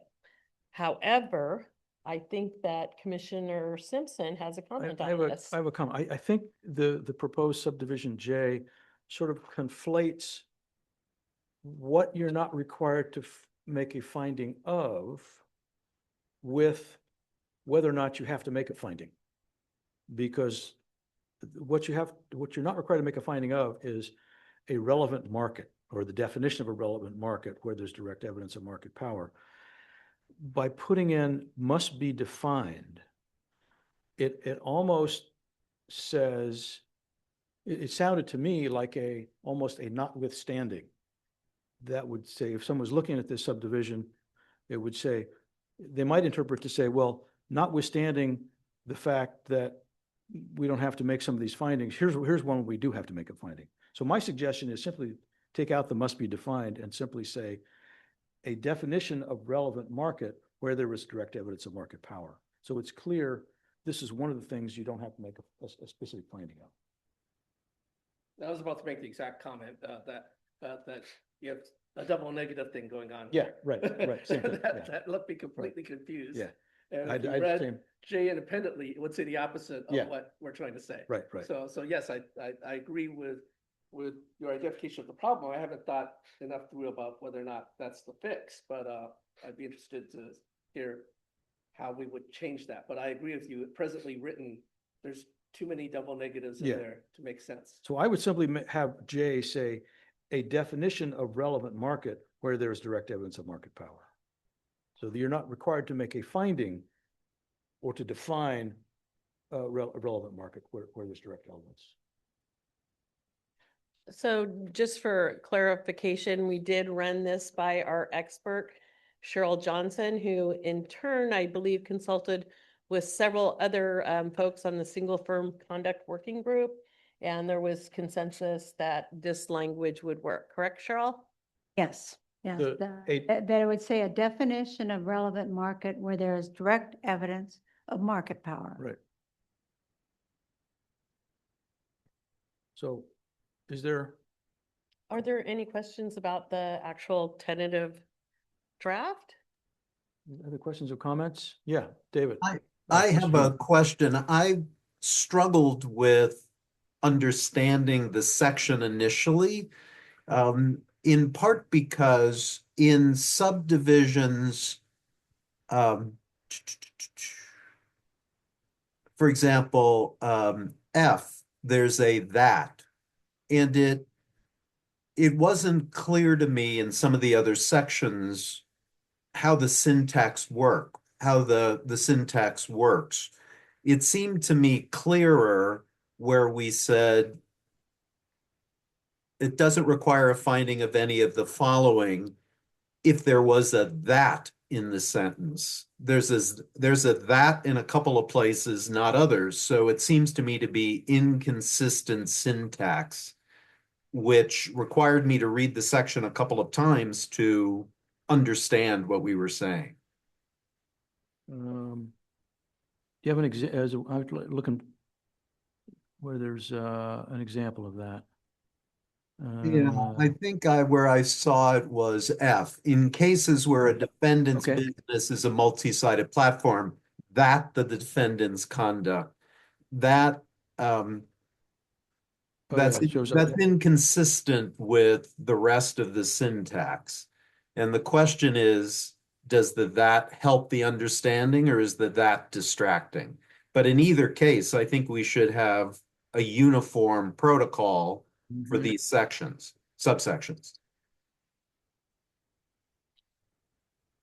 So I think the specific suggestion is it's on page 23, line 19, to strike out that. Yeah, it's either And- put that's everywhere or take out any extraneous that so we don't cause confusion in the syntax. Okay, and so it sounds like you would like the staff to review the syntax again, just to make sure it's consistent and clear, and we can certainly do that.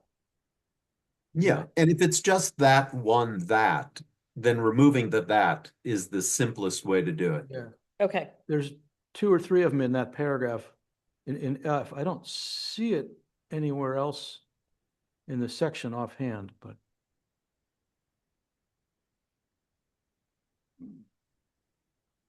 we can certainly take Okay. a closer look. Yeah, My understanding of the tentative recommendation process is that staff has a little bit of leeway to refine things from a Yeah. technical perspective, even when the commission approves it. And again, remember that you will be, if the commission approves the tentative recommendation today, you will be seeing a final recommendation. And if there's still outstanding issues, it could be corrected at that time. Sarah, did you have anything to add? Okay. sounds like that makes sense. Yeah, it's not substantive, so that makes sense Yeah. to me as well. That, yes. Okay, any other questions or comments from members? Hearing none. Public, we will now open public comment. Anybody here in the, at least one?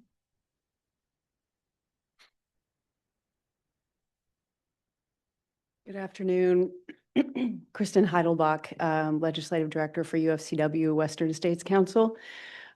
Just want to start by applauding the commission and also staff for your incredible work on antitrust. I'm here today to also respectfully urge the commission to adopt the recommendations from the September 18th meeting so we can move forward with our critical work. Thank you. Thank you. Anyone else here in the room?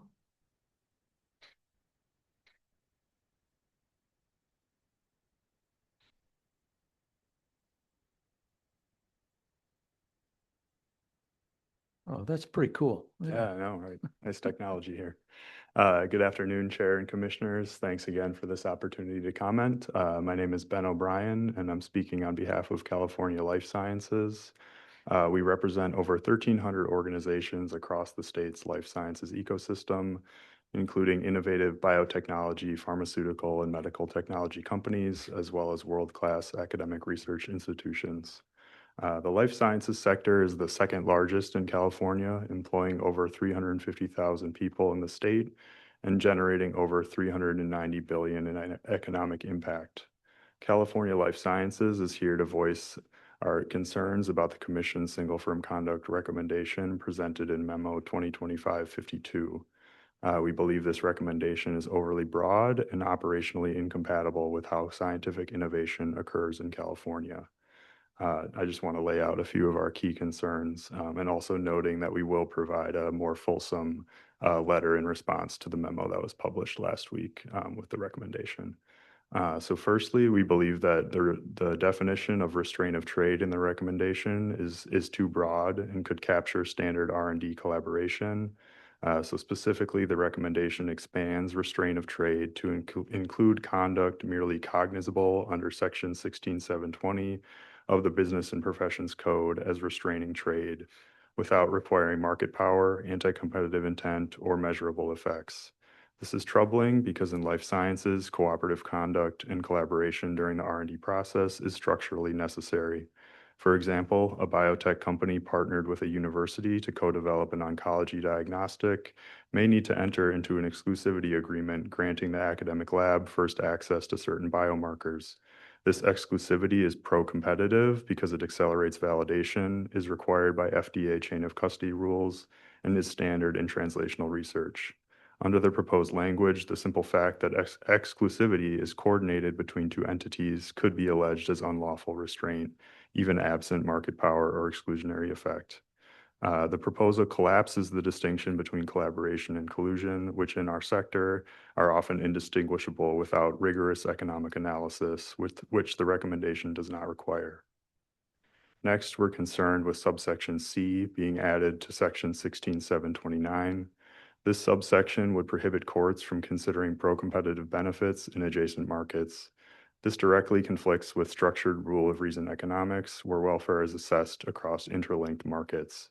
Life sciences frequently operate through two-sided or multi-sided markets. For example, a manufacturer might enter into a contracting agreement with a hospital system that slightly raises administrative costs for distributors, but reduces total delivered cost per patient. Under this proposal, these patient-level and provider-level benefits may not be considered because they occur in a separate market. This could legally penalize conduct that improves patient outcomes, lowers costs, and enhances access. We are equally concerned with provisions that eliminate market definition requirements. The recommendation would allow monopolization liability without defining a relevant market where direct evidence is alleged. But the life sciences sector is often defined by such markets because of FDA mandates, patent exclusivity, and orphan drug markets that often include hundreds of patients. So for instance, a company with the only FDA-approved therapy for a rare metabolic condition treating a small patient population could be labeled as a monopolist for routine supply chain decisions, even when, in this context, exclusivity is often mandated by the FDA approval process and there is no evidence of foreclosure or below-cost pricing. Without market definition, there is no coherent way to distinguish lawful innovation-driven temporary dominance from unlawful exclusionary conduct. The cumulative effect of this recommendation is a materially less predictable regulatory environment. California has long been a leader in advancing research and development because it has paired high regulatory standards with predictability and respect for innovation. The current proposal departs from that model and presents several concerns which we outlined. We respectfully urge the Commission to revise the recommendation so that California's antitrust framework does not undermine the complex, multi-party, innovation-driven systems that sustain biomedical progress. We welcome a balanced approach that targets truly exclusionary conduct while preserving the legal certainty necessary for scientific investment and innovation. We again appreciate the time to comment and we'll continue to engage. Thank you. Thank you. Any comments or questions from members? Hearing none. Oh, yes. Actually, I wanted just to understand the staff explanation or comment regarding the question he raises. For example, when a drug or company has a patent and for a particular drug and they're the only one in the market, I just want to help him and help me understand how this would affect that scenario. Maybe Cheryl. So I might ask Cheryl to help with that. It's something that we did look closely at and we don't think there's an issue. Cheryl? Yeah, so just for the public to understand, because I think it's a very good issue. And if we can address how this may not affect that scenario, for example. Is your mic on? Yes, and lean into it, right? This is a problem that the pharmaceutical companies and life science companies face under federal law. But federal law, like our proposal for California law, only bans unreasonable restraints of trade. And where you have a patent that protects, gives you, in essence, kind of a legal monopoly, is not considered an unreasonable restraint. Now, you can misuse a patent, which can get you in trouble under the antitrust laws. But where you have a patent, it some protection against an illegal monopoly. Got it. That's what I thought. So I just wanted to be able to respond to that concern in a public way. Thank you. Great, okay, thank you.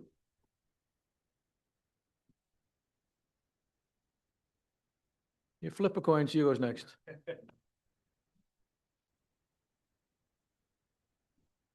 I think the problem for the next speaker is, based on what Ben has done, it's going to make us short. Maybe not. Barely stuck in there. Great. Dan Robbins, on behalf of the Motion Picture Association.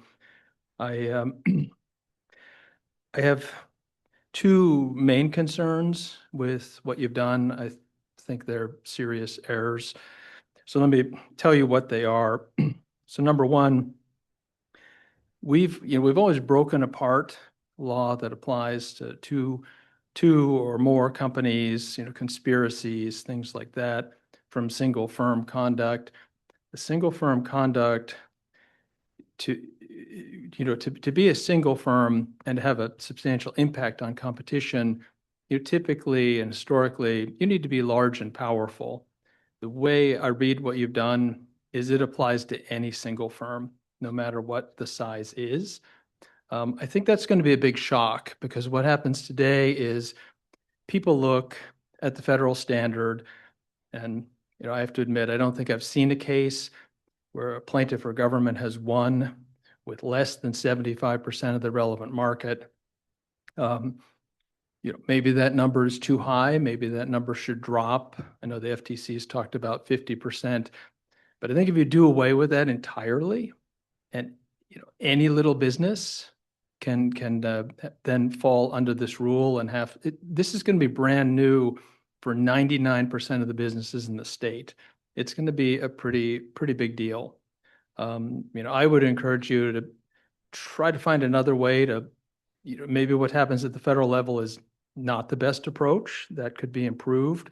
But I think throwing it open to liability for any company is a serious mistake. And I've run this by, so I represent the bigger studios in Hollywood, but I've run this by independent producers and all the small folks too, because we've got hundreds of them, and they were concerned about this. Like, how does this apply to me? Because does this mean that, so for example, in my business, much like Ben's, we do lots of exclusive deals. And if I do an exclusive deal, with the chair, that means that the executive director is not part of our deal. That's the definition of exclusivity. So we do these things all the time. And so there's concern there. And I think the concern is exacerbated by the second concern I have, which is this blending of the single firm and the multi-firm conduct. That perhaps is the bigger concern. I think that's a serious error. That's not how this is done throughout the world. I'm not a lobbyist. I'm a compliance counsel for a global corporation. So, My job is to know what the rules are in Indonesia and China and other places and get my folks to follow them. I'm not aware of any other jurisdiction out of the 100+ that have antitrust laws that does this blending. I think that's going to cause a lot of problems. Just, excuse me. Just like to give you an example. So we talk in the text about, okay, a single firm also can't engage in an unreasonable restraint of trade, and then we refer to another section which talks about those things. So in the classic context, if Commissioner Simpson and I are competitors, it's completely unlawful for us to agree on price. We both should go to jail. No disagreement on that.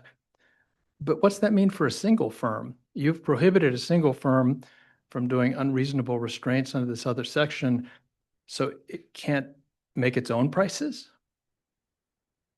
A single firm, going back to Commissioner Simpson, if we were competitors, we can't agree on what markets we're going to enter. We have to compete in all markets, and we shouldn't talk about those things.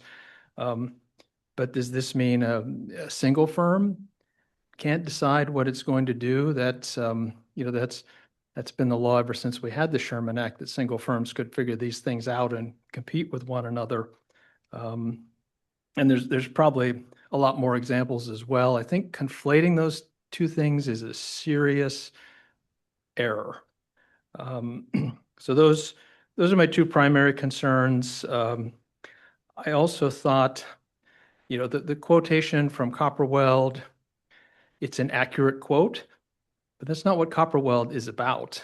I could read you a much longer passage about what it's really, really focused on. It's not about conflating these concepts. Copperweld talks about what I've just been talking about. Like we want to regulate single firm conduct only when that single firm has a real chance of creating harm to consumers and workers. And so Copperweld talks about, we've historically limited this to bigger firms that have the muscle to do that. If you're a small firm and you say, I'm not going to do business with X, Y, or Z, it doesn't really impact the market because you're small. But if you're big, if you're a really large corporation, that could have a serious impact. And so Copperweld talks about the fact that this is how we've split things up at the federal level. And really Copperweld's all about, can a parent conspire with his wholly owned subsidiary? It's really a case about a different area. And then I think the last point I wanted to make is the other thing that worries me is, so it's clear today under existing law, and this is in the concentration report that Cheryl's team authored. It's clear under existing law that antitrust protects workers. In fact, in the concentration report, there's this lengthy description of how certain companies behaved badly in Silicon Valley and also in my sector. And they were prosecuted and they were sued and they lost and they paid hundreds of millions of dollars of penalties. And that's the right answer. That's the right answer to that. But when we're talking about, we've got this language about, we're going to prohibit practices that impede workers' freedom to choose employment. So California's prohibited, has had like labor, prohibition since at least 1872. What worries me about this is it's not really clear to me. Let me give you an example. So something we do all the time, and so you probably watched some television or streaming series, and one of the nice things about it is you watch the first season, you're like, I like that. I think I'd like to watch season 2, but why? Well, maybe it had a really good director. Maybe it had some actors you really liked and who did a really good job on the first season. One of the tools that we use is we use option contracts. So we'll come in and I tell Commissioner Simpson again, I'll pay you $1 million an episode for 10 episodes. However, you agree to come back for season 2 if it's a hit. Now that's sort of built into the price, but it is a restriction on what you can do. So after you're done shooting the first season, you can't run off to New Zealand and do Lord of the Rings. You're committed to season 2. These are, typical contracts, and, in some sense that does restrict, what the actor can do or the writer or the director can do. But it's sort of built in. If you've watched the NBA or the NFL, they use options too. It's part of their collective bargaining system. I think you need to be careful here because, at the federal level, when the FTC tried to ban non-competes, they also had a lot of loose language, caused a lot of trouble. We didn't see it materialize because the regulation was thrown out in the courts. But I see that risk here. So glad to answer any questions. I also have some reservations about the citing to the merger guidelines and I think sometimes also you're selective about federal law. There's a bunch of federal law you want to get rid of, but you sort of cherry pick. Like Philadelphia National Bank, we like that. Copper Weld, we like that, or at least we like one paragraph out of Copper Weld. It's I think when we did the indirect purchaser law here in California in 1979, we focused on that issue. We said, we don't want that to be the rule in our state court. And that was a bill that got debate and study. Here we're just, we got a lot of stuff we're throwing out without that same kind of study that we had in 1979. So sorry that was a lot, but, and also let me say most importantly, just because I don't agree with everything you've done, this doesn't mean, I have a lot of respect for you all. And I know you've been given a huge assignment here at the federal level.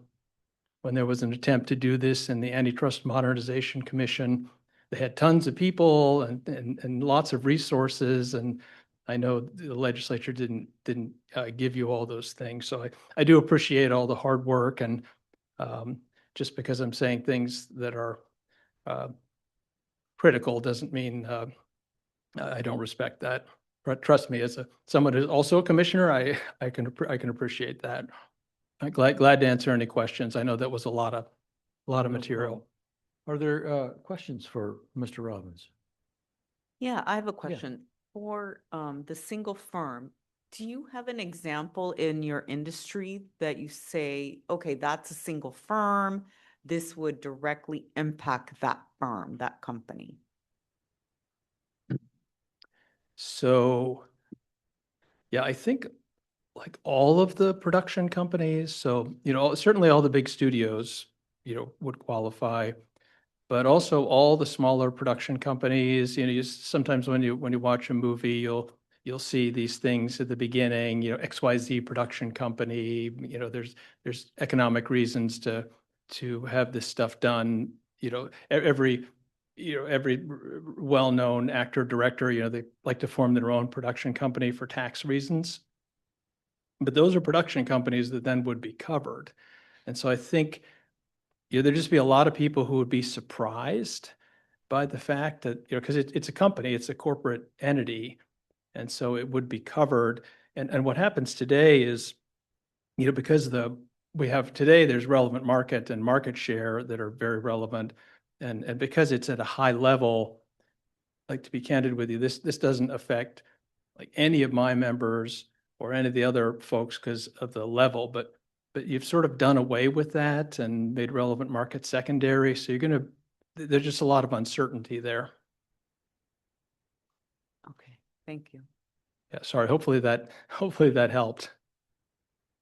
Well, it's because we're talking about behaviors that happen within a market sector and industry. So what it sounds like in that example, you have multiple companies, multiple firms. So there isn't one single firm that is dominating 20% or more of that particular market. So it sounds to me like it's actually a very competitive field, right?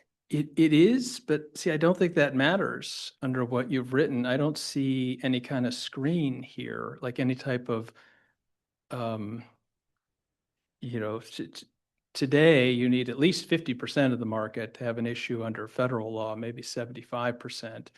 But I don't see I don't see any kind of screen in here to Like a threshold of yeah, what some kind of threshold to say here's, constitutes- yeah. Mhm. And I think that's a big mistake because I think really big companies, can harm competition a lot because they control lots of different things, they employ lots of different workers. That's just not, in my opinion, that's just not true for And just for to go smaller along with the ones. scenario, again, this is not law, right? Because we're not the legislature. We're not saying this is going to be the new law. We provide recommendations to the legislature and they will do as they see fit. But let's play with the scenario. Let's say that this example, this law becomes into effect. What would be the immediate impact on those firms that you mentioned? Well, I think there'd be a lot of uncertainty. These 2 points fit together, the point about the size and the point about, importing in the multi-firm conduct. There'd just be a lot of uncertainty because all of a sudden it's like, okay, I may have liability because there's no size threshold. So even if I'm small, I could be subject to it. And then you also have this point about I can't commit any unreasonable restraints of trade, which typically that's a multi-firm thing. And it's crystal, as a compliance officer, I'll tell you, it's crystal clear. Everybody knows they can't fix prices, they can't divide markets, they can't boycott people, well known. But if you're an individual company, what does that mean? Does it, like, a boycott means like you and I agree not to deal with Commissioner Simpson, but if it's just me as a company and he as a company, I shouldn't be forced to deal with him if I don't want to, or maybe he doesn't want to deal with me. Maybe my products aren't very good. But it's going to create a lot of uncertainty and confusion. That's the challenge. Yeah, is there a staff response to that concern? Like how, because I understand new laws will always create confusion and that's why typically you have codification, you have regs that come out, right? But if there is already confusion as to what this language says, maybe the staff can clarify how to answer his question, right? It sounds like it's the fear of the unknown, it seems like, how this will play out, right? That seems to be the major concern based upon the language, that is too broad. It's different than, all the 100 countries where I have to tell people what they can and cannot do. It's just so different from it that's going to create the uncertainty. I think if you, if you had some kind of threshold on this first issue, like what kind of companies are we talking about? We're not talking about small companies. We're just pick a number out of the air. We're talking about companies with 40 or 50% of the market. That would make it much more clear who it's focused on. And then on the, on the second piece, my recommendation is you just got to keep those topics separate. The single firm and the multi-firm stuff needs to be separate. And then just on the third piece, I think we need a little more detail about, what kind of labor agreements are we talking about? We just to give you a sense, we have 45 unions in my sector. We bargain every year with 15 of them. We come up with a collective bargaining agreement. There's disagreements between producers and talent, obviously. Sometimes there's strikes, but not often. These kinds of agreements either, or even in the collective bargaining, like what does, this is just like settled stuff. And so, that's just some more like clarity about what type of labor agreements are we talking about that should be, prohibited. Cheryl, any comment? Let me first talk about the suggestion that we have different antitrust laws for different companies depending on what size they are. I mean, I think talked about that on many occasions, and we've decided not to go down that road, just as federal law has a single blanket statement that unreasonable restraints of trade are unlawful. They don't distinguish between big companies and small companies. That kind of division is what led Europe to have abuse of dominance statutes, which we decided not to. So the issue of whether the restraint of trade by a big company is unlawful is going to require a market assessment. You're going to look at the party and say, are they affecting competition? Now, the agreement between Dan and Rick probably isn't going to affect competition unless there's something about the two of you I don't know. But so an agreement between, and first of all, agreements is not what single firm conduct is talking about. That is already governed by the Cartwright Act, which has provisions for collaborations, collusion, and agreements between companies. So with respect to what we have recommended with respect to single firm conduct, we have not had a size filter. But we've made it clear that it's unreasonable restraints of trade, and that assessment of what is an unreasonable restraint of trade is going to look at the overall impact on the industry of the particular conduct. And you're going to have to be, have significant market power to impact the market. In terms of the single firm and multi-firm have to be kept separate, I think it's clear that Sherman Act doesn't keep them separate, has separate provisions for them, just as we already have a provision for multi-firm parties. And in fact, we've kind of, under the Cartwright Act, have often said if a manufacturer enters an agreement with a distributor, that is a multi-firm contract, even though federal law might say, well, no, it's just the manufacturer acting on its own. So we have a lot of debate under the Cartwright Act because we don't have a single firm conduct provision that wastes a huge amount of time. Is this a single firm or is this multi-firms? And in terms of labor, we have very specific about covenants not to compete, 16600, which we've had for time immemorial. And I don't think we have specific provisions about labor, so I'm not sure. I think of that. I think he's probably referring to the purpose statement is my guess, which is probably more, I'm assuming the purpose statement is more advice to courts as opposed to telling them what to do. And I think it addresses the fact that many people believe antitrust has not protected labor, particularly in respect to mergers and other kinds of conduct. But we don't have a specific labor prohibition that differs from current law. Right.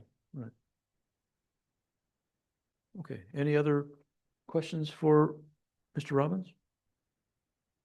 Seeing none. Thank you, Dan.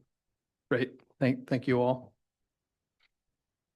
If I can just interject a reminder, we do have the mergers item on the agenda as well. So I would encourage public commenters to be as succinct and brief as possible, but we understand that you want your voices to be heard. So we appreciate that as well. Thank you. Thank you. Good afternoon, Commissioners. Eric Ensign with Kroll and Mooring on behalf of the California Chamber of Commerce. I will be brief. You've heard me speak on single firm conduct multiple times, and I'm not going to repeat what I've said. We reviewed the draft single firm conduct recommendation, and we plan on providing written comments before the vote in January.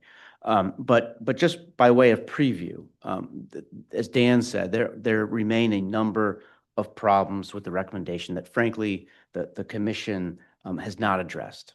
The biggest concern in our view is this idea of outlawing what's called, quote, single firm unreasonable restraints of trade. As we've said before, no court has ever defined or analyzed what that actually means. and the current recommendation doesn't even attempt to define it. So this is a law banning conduct that no one on this commission, no one in the courts, and no one in the business community can clearly define. That is a huge problem. It will invite, we had questions about what's this look like day one. It will invite increased litigation.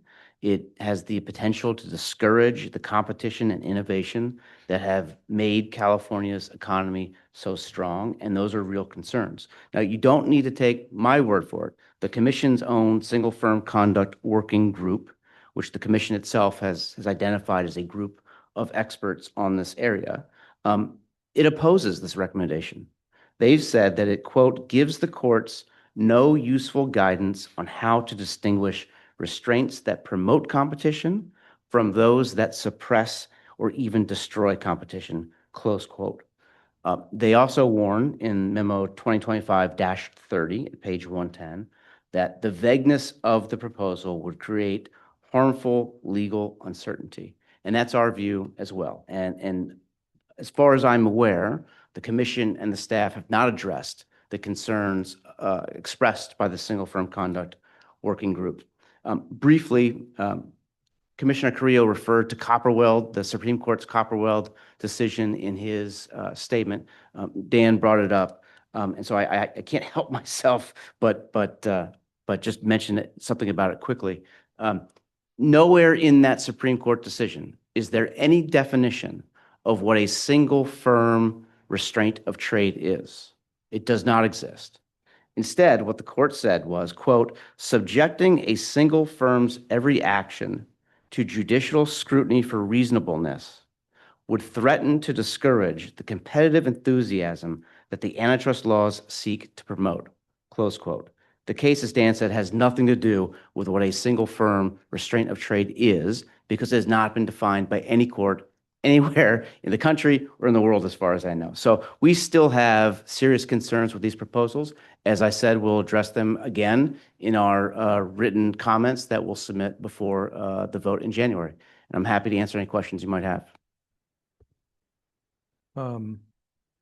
Maybe I have a question for Cheryl. Just in response, I'm looking at the draft language in 16729B. As used in this section, restraint of trade shall include but not be limited to actions, measures, or acts included or cognizable under 16720. Isn't that the word that has a list of the kinds of behavior? That is 1620, that particular provision lists conduct that is a multi-firm conduct. And often under the Cartwright Act, you have a lot of litigation about whether there are two firms, whether they're affiliates, whether they should treat as one firm, whether there are joint ventures that should be treated as a single firm, because we don't have a single firm conduct provision. So that definition simply says anything that the Cartwright Act condemns as a wrongful restraint of trade is going to be unlawful where it's done only by one party. Right. We don't have to have a debate whether it's one Right, party or right. two That- parties. That was my point. And restraint of trade has been interpreted both by the California Supreme Court, where the Cartwright Act uses the term restraint of trade, which talks about the effect on competition. It is not a term that requires multi-parties to affect competition. The Right. courts have been very clear that a single firm can affect competition just as a combination of firms. Right. That was what I thought. Commissioner Simpson, you identified the critical issue.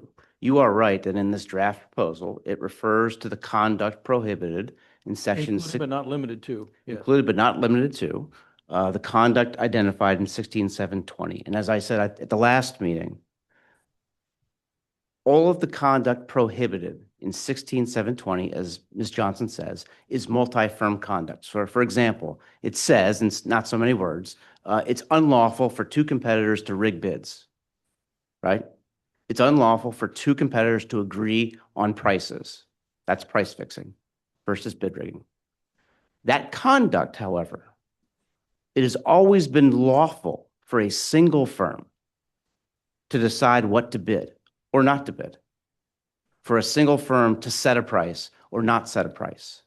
So the conduct listed in 16720 is not helpful at all in describing what a single firm restraint of trade is, because all of that conduct relates to multi-firm trade. And Ms. Johnson is correct that the courts have repeatedly defined what a restraint of trade is. Every time they defined what a restraint of trade is, it involves more than one party. It never involves a single party. There's been no definition of that. The only potential example of a single firm restraining trade unlawfully is monopolization. That's Section 2 of the Sherman Act. That requires the building of a relevant market. That requires that it requires the complete domination of a market by a single player. That's the only single firm restraint of trade conduct that any court has ever defined or explained as violating the antitrust laws. All of that, with these new definitions, the single firm restraint of trade, and I'll leave it there with the single firm restraint of trade, all of that's out the window. It's meaningless in terms of what a court has to decide when it tries to say, is this an unreasonable single firm restraint of trade? Because no court has ever done it.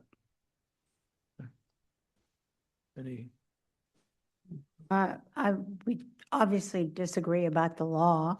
The Sherman Act too, which involves the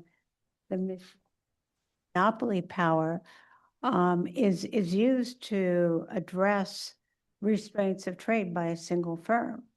And with our proposal that says a single firm restraint of trade is unlawful, would capture all of that is captured by Section 2 of the Sherman Act, as well as other kinds of conduct that may be less than a monopoly, but nevertheless has a negative impact on competition. That's the issue. No court has defined what conduct, short of a monopoly, unreasonably restrains trade. And that's what is now being created with this new proposal, is that in-between space, or the space below what a monopolist is. So we know what monopoly is. That's been defined for years. And that is the only single firm restraint of trade defined by any court. Below that, when you've got less than monopoly power, it's unclear what a single firm can do to restrain trade unlawfully.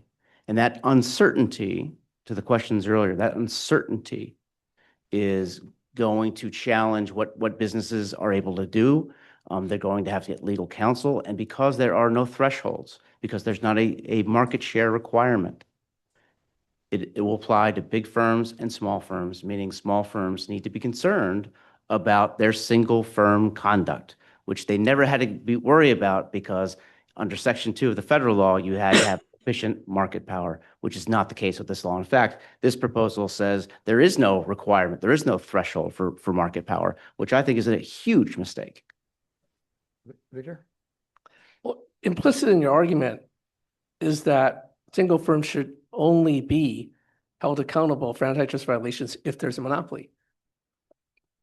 I don't agree with that. Okay, but that's what I'm taking from your remarks, because you're saying that it's so important to have certainty, and the certainty expressed prior to these recommendations is that a single firm will have monopoly power.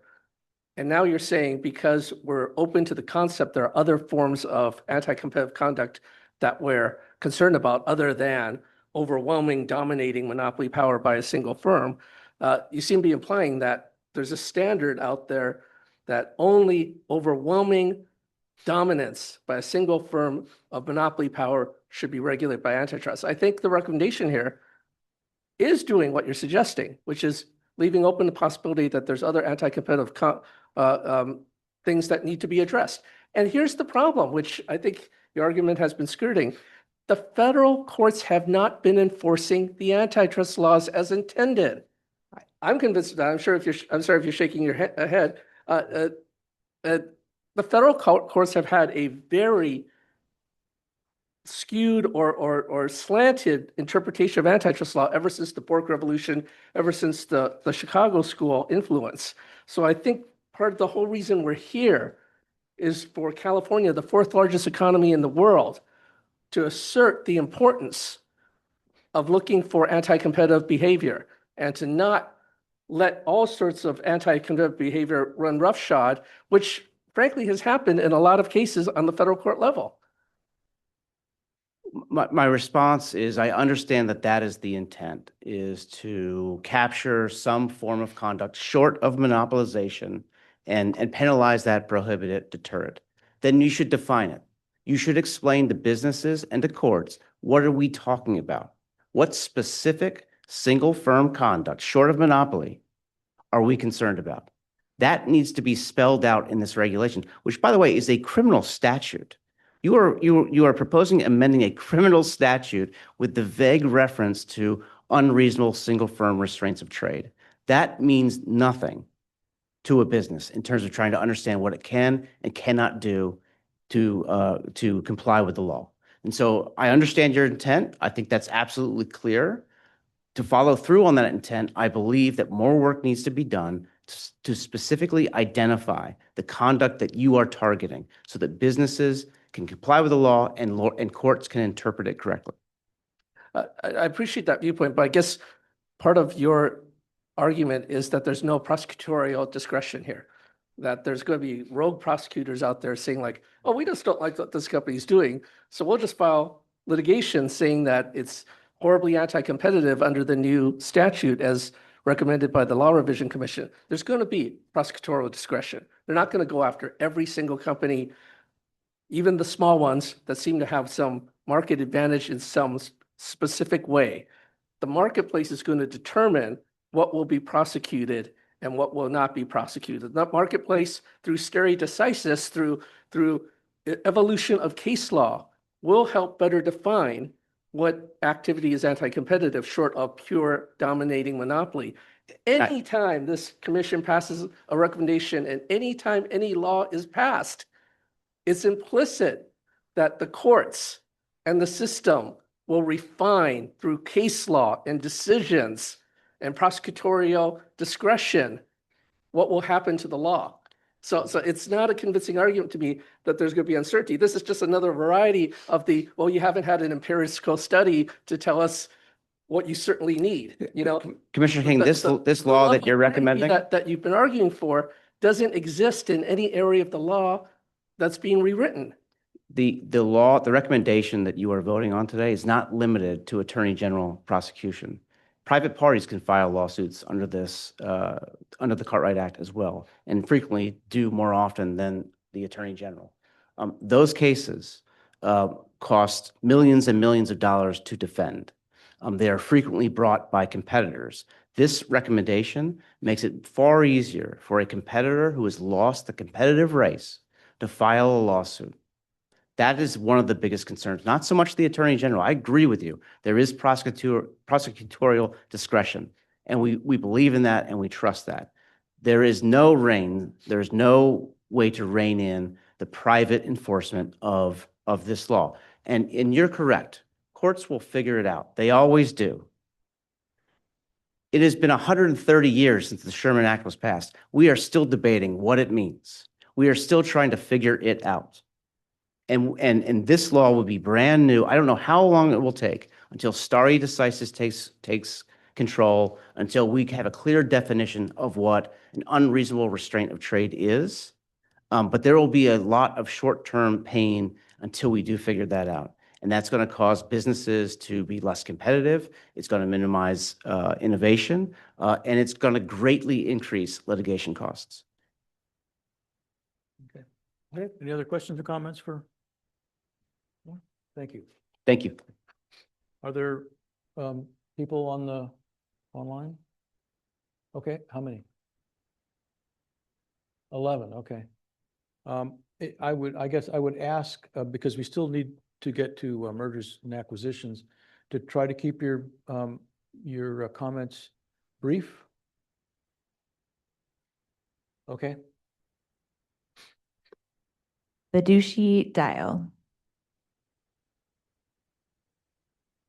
Good afternoon, Commissioners. My name is Vidushi Dayal with Chamber of Progress, a tech industry association supporting inclusive innovation. We have several concerns with a tentative recommendation and will be submitting detailed written comments, but today I want to focus on one provision. Section 16729 subdivision C's prohibition on considering cross-market effects. As staff acknowledged itself in its background memo, this concept did not appear in prior CLRC drafts and only emerged after the last meeting in response to public comment criticizing Judge Mehta's decision in the DOJ and states case against Google, specifically criticizing the court for considering the negative impacts of the government's proposed remedies in related markets like browsers and search result syndication when evaluating remedies in a case about, quote, general search engines, quote. Departing from the Commission's norm, Subdivision C is not a careful, long-studied reform. It is a last-minute reaction to a high-profile case and adds to the expanding list of federal precedent, old and now very new, that this recommendation encourages California courts to set aside. This is particularly problematic judicial guidance and further imbalances the court analysis contemplated in this entire recommendation. California courts are being given a list of things that plaintiffs don't need to prove to establish liability. Plaintiffs don't need to establish a relevant market. And now any consideration of cross-market outcomes are expressly forbidden. This creates a mess for courts to untangle rather than offer proper guidance. Subdivision C also misunderstands how modern markets operate, especially digital ones that are prone to made-for-litigation market definitions. In the Google search case, the relevant market was general search engines, but some of the most aggressive remedies would have decimated competition in browser markets and syndicated search results markets, harming both consumers and rivals alike. The court appropriately refused to adopt these remedies in part because the collateral damage could not be justified or reasonably considered an outcome that was good for competition. Similar dynamics exist across industries. A case about e-commerce platforms will likely implicate logistic providers, payment processors, shipping networks, and other integrated services. In all of these scenarios, the courts need the freedom to look at reality. If a proposed remedy or outcome will cause serious consumer harm or wipe out competition in inextricably related and complementary markets, judges should be permitted to take that into account, but Subdivision C would bar them from doing so. We appreciate the Commission's diligent work on this difficult issue, but regarding this particular subdivision, it greatly departs from that careful approach. It's an 11th hour edition, very close to the finish line, that hasn't been fully vetted and would produce real-world unintended consequences if enacted. So just as quickly as it was included, we respectfully urge the Commission to remove it from its final recommendation. Thank you. Okay, any questions or comments for this commenter? Seeing none, thank you very much. Next. Mona Masri. Thank you. My name is Mona Masri, Director of Strategic Initiatives with Economic Security California Action. So first, I want to recognize the exceptional work of the staff over the past year and how it has done a tremendous job of gathering and coordinating expertise across numerous topics to provide very in-depth research in the form of reports, and has synthesized all of that into this crisp set of recommendations. So I want to commend them and also this commission on your excellent work on this complex issue. And we urge you to formally adopt and recommend the approved single firm conduct language that's presented to you today by the staff that reflects the decision that you have already made at the meeting on September 18th that included exceptionally in-depth conversations. These decisions protect workers, businesses, and consumers from, monopolistic practices. The work that you have done is thoughtful and really would represent meaningful progress on antitrust enforcement in California. So again, we ask you to formalize this September decisions with a vote so we can move forward on this critical topic. Thank you for your time. Thank you. Any questions or comments for the presenter? Hearing none. Thank you so much. Jennifer Suh. Hi, thank you to the Commission and staff for your dedication on this critical antitrust reform in our state. My name is Jennifer Suh, and I'm speaking on behalf of Writers Guild of America West, a labor union that represents more than 10,000 writers of movies, television, and streaming series in California's vital entertainment industry. The Writers Guild has been vocal about the need for improvements in state antitrust law, and we look forward to seeing the Commission forward its final recommendation on single firm conduct to the state legislature. We've come before the Commission today to share a few examples of how single firm conduct harms competition in our industry. Amazon is a dominant player in many different economies. In our industry, the company owns an array of interconnected businesses that reaches across the entire value chain of entertainment, from production through Amazon Studios and MGM, to exhibition through Prime Video, and the distribution of other streaming services through Amazon Channels and Amazon Fire devices. Amazon's Fire TV platform is one of the largest operators in the market for streaming video devices. Many consumers watch streaming content through their televisions and increasingly subscribe to streaming services through channels. Access to Amazon's platform is critical for most streaming services trying to reach consumers. We've seen Amazon use its position as a gatekeeper in ways that harm competition through practices such as tying, monopoly leveraging, and cross-subsidization. As a distributor of third-party streaming services that compete with its own Prime Video service, Amazon reportedly has used its leverage to demand 15 to 45% of other streamers' revenue, shares of their advertising, content for its own Amazon platforms, and control over the competing platforms' user experiences and their viewership data. Attempts to push back against these onerous terms have led to disputes between Amazon and the third-party streamers, and absent carriage on Amazon's platforms, those streamers saw notably slower subscriber growth. We've seen similar disputes with Google's YouTube TV recently, and YouTube TV offers access to numerous streaming services, along with its fast-growing virtual cable bundle product. YouTube TV has leveraged its market power over network owners and cable distribution to benefit its own channel store, where it sells third-party streaming services. For instance, after contentious negotiations with YouTube over carriage of NBC's broadcast and cable networks, NBCU agreed to make streaming service Peacock available through YouTube Primetime channels for the first time, giving YouTube access to Peacock's valuable user data.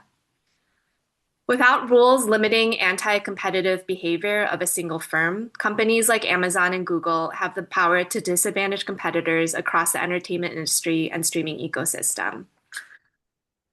We appreciate the opportunity to comment again on the subject of single firm conduct. The task of updating state antitrust law to serve today's markets is long overdue and urgently needed. We look forward to seeing the Commission forward its final recommendation on single firm conduct to the state legislature. Thank you for your time. Thank you. Any questions or comments for Ms. Sue? Hearing none. Thank you so much. Next commenter. Tasia Kiefer. Good afternoon, Commissioners. My name is Tasia Kiefer, and I'm an advocacy manager at the LA County Business Federation, also known as BizFed LA, where we represent more than 420,000 employers and 5 million employees across Southern California. And I'm here today because our members are deeply concerned about California adopting what would be the strictest single firm antitrust rules in the world, with no cost analysis, no proper implementation plan, and at a time when our state is already facing a multi-billion-dollar deficit. But I actually want to take off my advocacy manager hat for a moment and share something a little bit more personal with you, because I want you to truly understand the gravity of the work that you're doing today. In addition to my advocacy career, I'm also a small business owner. I run a tiny one-woman small batch online apothecary, and although it's had challenges, it's brought me so much joy. And it's a creative outlet for me.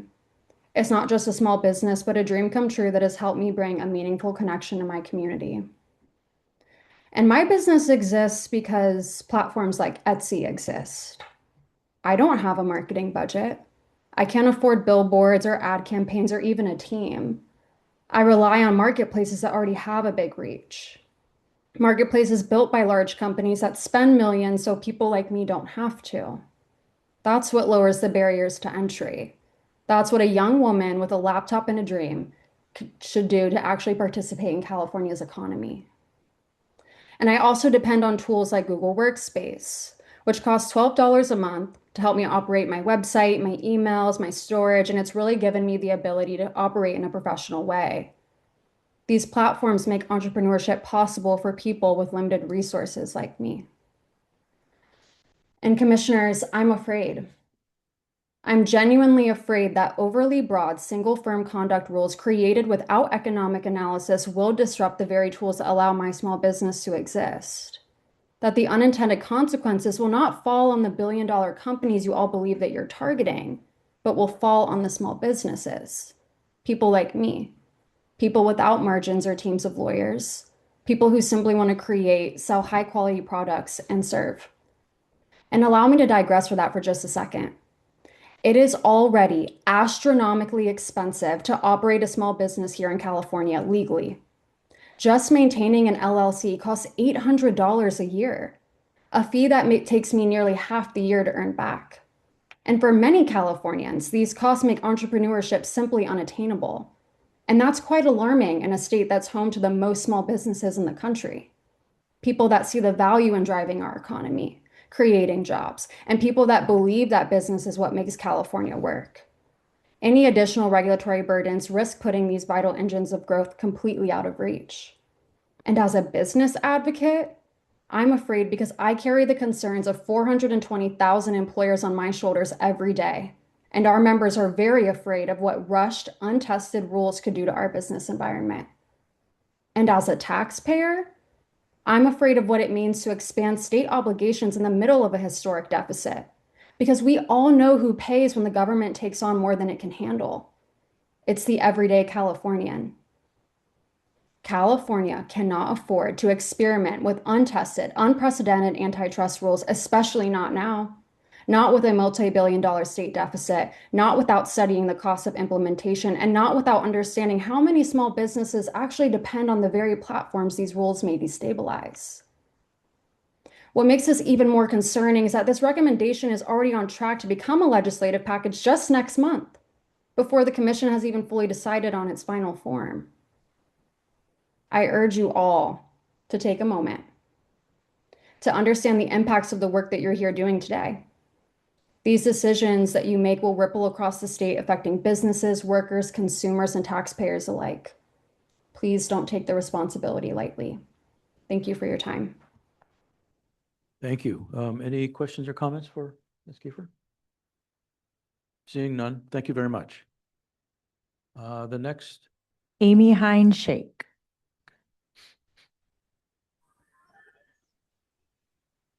Thank you, Honorable Chair Simpson and members. My name is Amy Hine-Scheik with Wildcat Consulting on behalf of UDW AFSCME Local 3930, which represents 220,000 in-home supportive services and family child care providers throughout the state of California. The IHSS workers and caregivers that we represent are asking the California Law Review Commission to formally adopt the recommended language from September 18th CLRC meeting. We would like to recognize and honor the exceptional work of the staff over the past year. Your staff has gathered and coordinated expertise across numerous topics to provide thorough research in the form of reports and has now synthesized all of this info and recommended language. Please formally adopt it. We thank the staff for their diligence and hard work, and we thank you for your time and consideration in this important matter. Thank you. Thank you very much. Any questions or comments for her? None. Okay. Thank you so much. Next. Bryn O'Neill. Hi. Hello. Thank you. I'm Bryn O'Neill, a regulatory policy specialist with the California Nurses Association, a labor union representing over 100,000 registered nurses across California. We want to thank staff and commissioners for your hard work during this process, which has been extremely deliberate and based in a wealth of expertise and really the opposite of rushed. CNA urges you to adopt and recommend the single firm conduct language presented today that reflects decisions you have already made at the September 18th CLRC meeting. It's time to move forward on this essential aspect of antitrust law. Nurses regularly see single firms engage in anti-competitive conduct in healthcare that harms workers and patients. We see employers come up with endless ways to restrict nurses' labor mobility, skirting overly specific bans on methods like non-competes. No one can list every way that employers will come up with to use single firm anti-competitive conduct against workers and patients. There have been several critiques based on the idea that this changes current law, but current antitrust law, as interpreted by the courts, is not stopping these abuses. Recommending change is in your mandate. Courts can determine reasonableness on specific facts and new law. These are fair and reasonable recommendations that will protect workers and patients from monopolistic practices. It's time to let the political process begin in this area. Thank you for your work to get us to this point, and please vote to move forward today. Thank you, Ms. O'Neill. Any questions or comments for her? Seeing none, thank you. Next. Lee Hebner.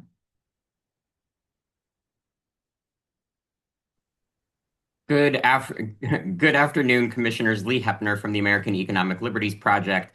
Again, as many commenters have said, want to thank you for all your work here. My understanding of the Commission's action this afternoon is to adopt language that reflects the substantive recommendations that were already made in September. And so I hope that we can stick to that rather than relitigating some of those substantive amendments.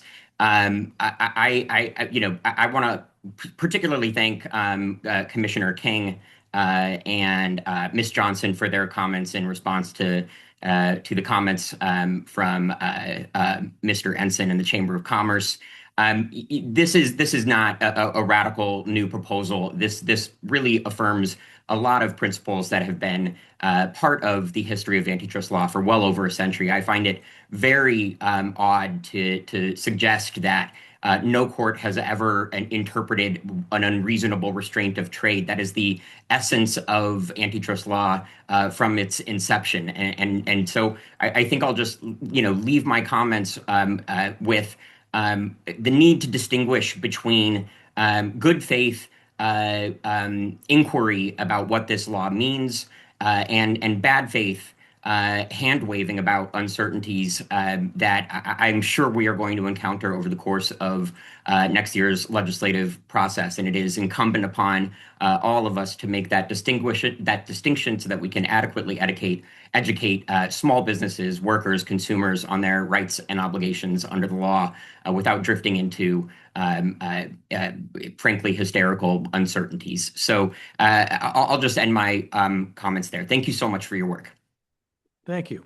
Any questions or comments for Mr. Hepner? Seeing none, thank you. And next. David Kesselman.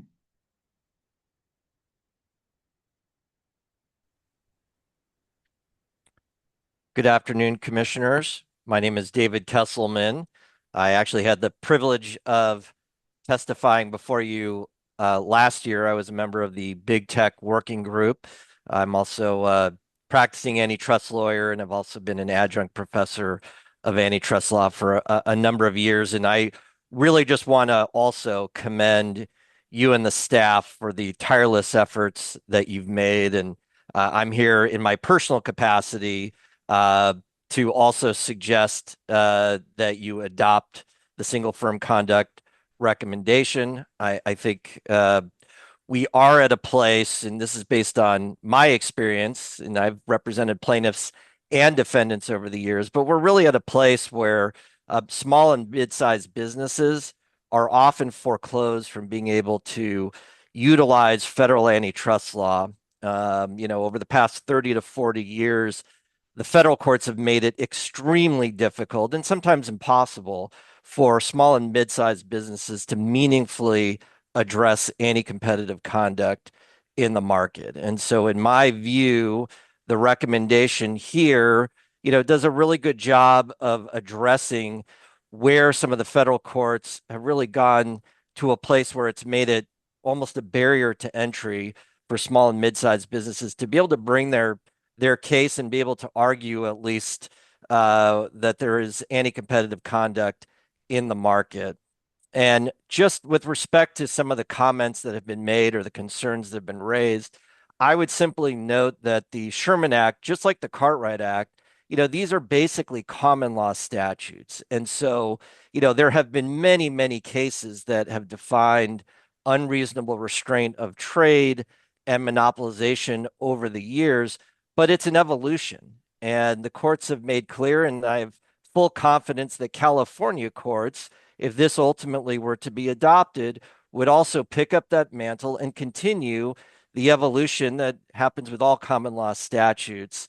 And what's in the proposal is guidance and recommendations, but ultimately it will be up to the courts to define on a case-by-case basis the conduct that comes before it. And that is exactly what has been at the core of antitrust for over 100 years. So again, I want to commend the commission and the staff on all the work that's been done on this proposal.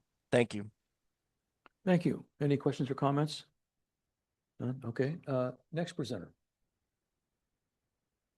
Robert Hurrell.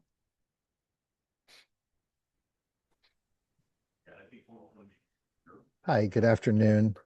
My name is Robert Hurrell, and I'm the Executive Director of the Consumer Federation of California. And photo to the contrary, I am not joining you from Yosemite, I assure you. I would just like to, I'll be very brief. When I registered and joined in between some other meetings, I thought I had tuned into an old edition of Crossfire on CNN from about 20 years ago. But that back and forth, I think, was very illuminating and helpful in showing that your action today is really just following up on an action you've already taken.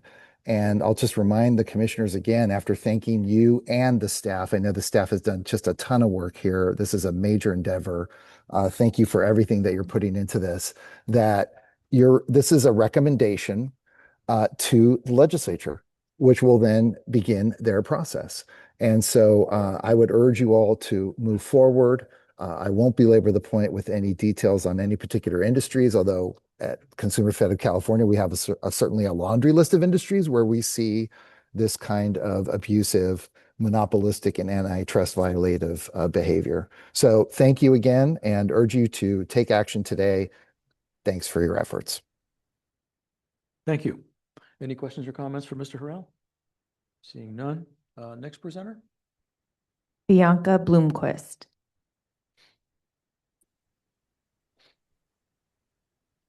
Good afternoon. My name is Bianca Blomquist. I'm speaking on behalf of Small Business Majority.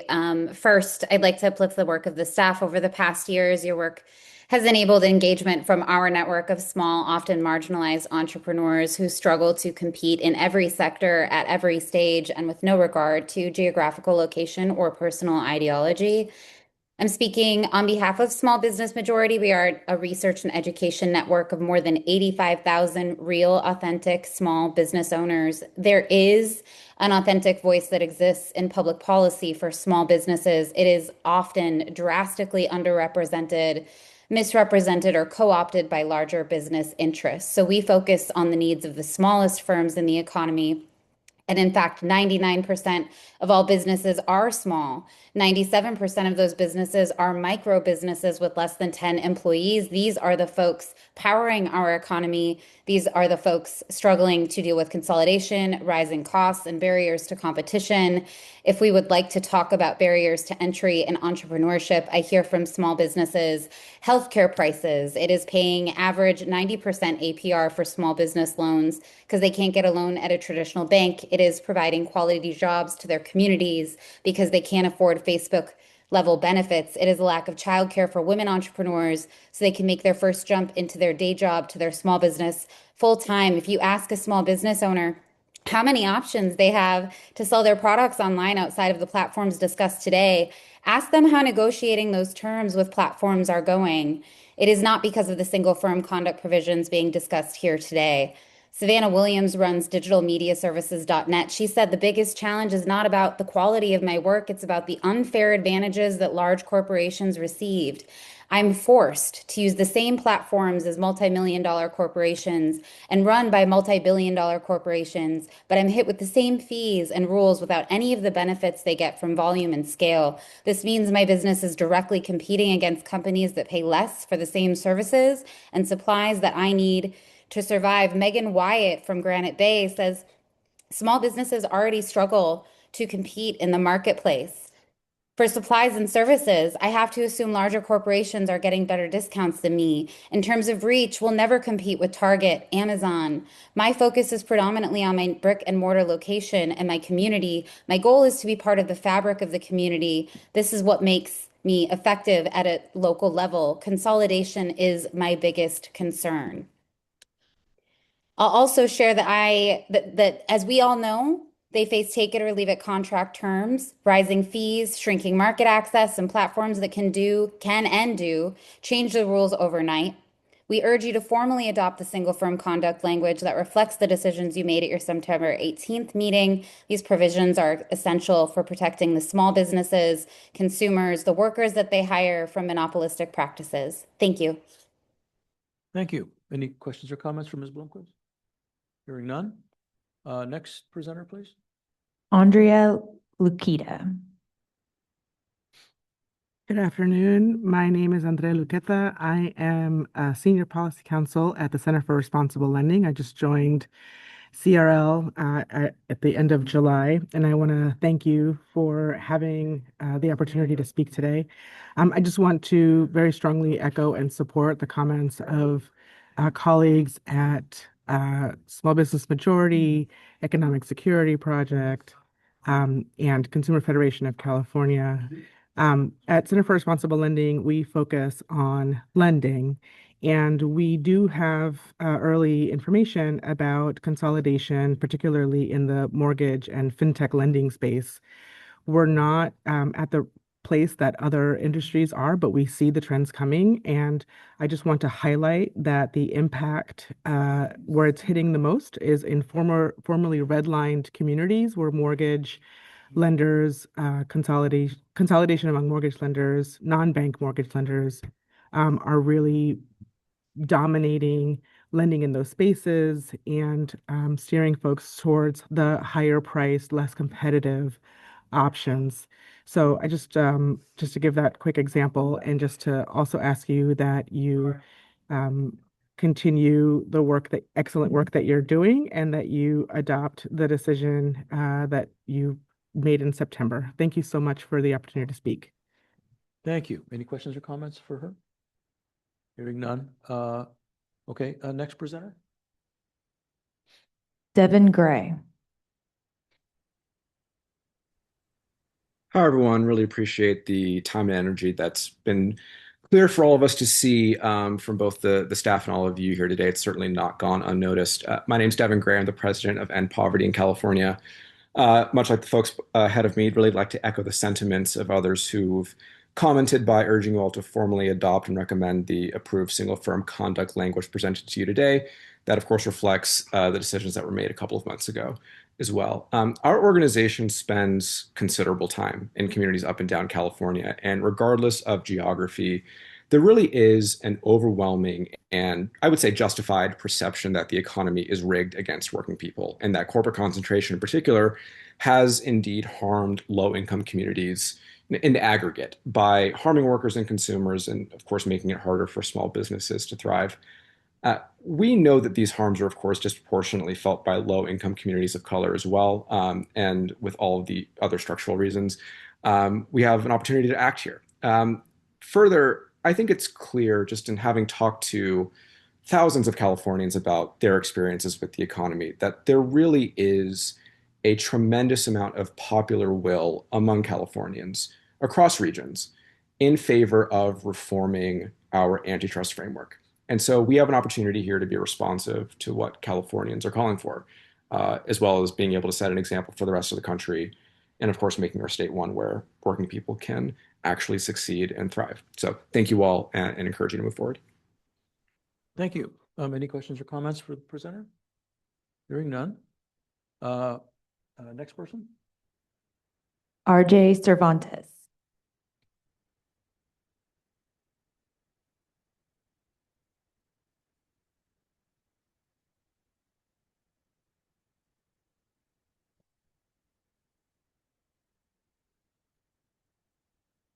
Um, Mr. or Ms. Cervantes? Is that what it says?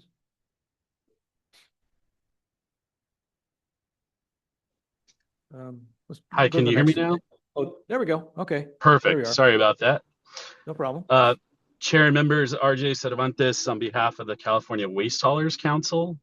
We urge the commission to review how the adoption of a new single firm conduct standard would impact the existing rights of local governments to enter into exclusive franchise agreements with individual waste haulers in order to provide essential public services. Thank you. Thank you. I think we had a letter from that organization as well. And my recollection is, I don't think this would affect that. This is essentially contracting with someone to provide what is a governmental service. That's correct. Okay. So anyway, thank you. Next presenter. Gilbert Lara. Hi, good afternoon, commissioners. My name is Gilbert Lara on behalf of Biocom California, the largest life science trade association in the world. And we represent thousands of biotech and pharmaceutical companies, along with research institutions and clinical research organizations. California's life science sector employs about 500,000 Californians and generates nearly $400 billion in economic output. It's the second largest industry in California. And our members make long-term investments and R&D decisions based on legal certainty and predictable rules. We are concerned that the proposed single firm conduct standards would create a separate set of state rules on top of federal law. Many biotech companies, especially in rare disease, can appear dominant simply because only a few entities are doing that specific science. If dominant position or exclusionary conduct is defined too broadly, normal innovation-driven conduct could be treated as presumptively unlawful. We acknowledge the Commission's indication that ordinary, non-abusive business conduct is not the intended focus of these rules.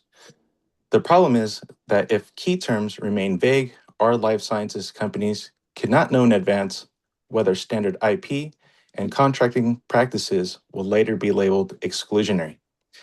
We respectfully urge the Commission to avoid duplicative standards for single firm conduct to ensure any reforms are clear and consistent. Thank you. Thank you. Any questions or comments for Mr. Lara? Hearing none. Are there any other presenters? Okay. And anyone else in the audience? This vast audience? No. Okay. What's the Shall we make a motion for passage of the single firm conduct provisions we've been discussing as revised? as revised today? Okay. Is there a second? Second. It's been moved and seconded. Okay, let me Let's get call my for roll call sheet. Commissioner B, Aye. Commissioner Kubas, Aye. Commissioner Hebner, Aye. Commissioner King, Aye. and Commissioner Simpson. Aye. I don't believe Commissioner Carrillo has joined us yet, Don't think. so we have 5 in support. Okay. The motion is approved. Can we take a quick break? We can go out, stretch our legs and then come back and do mergers and acquisitions. All right, 5 minutes? 10 minutes? How about till 2:30? That'd be 9 minutes. Okay, a quick break.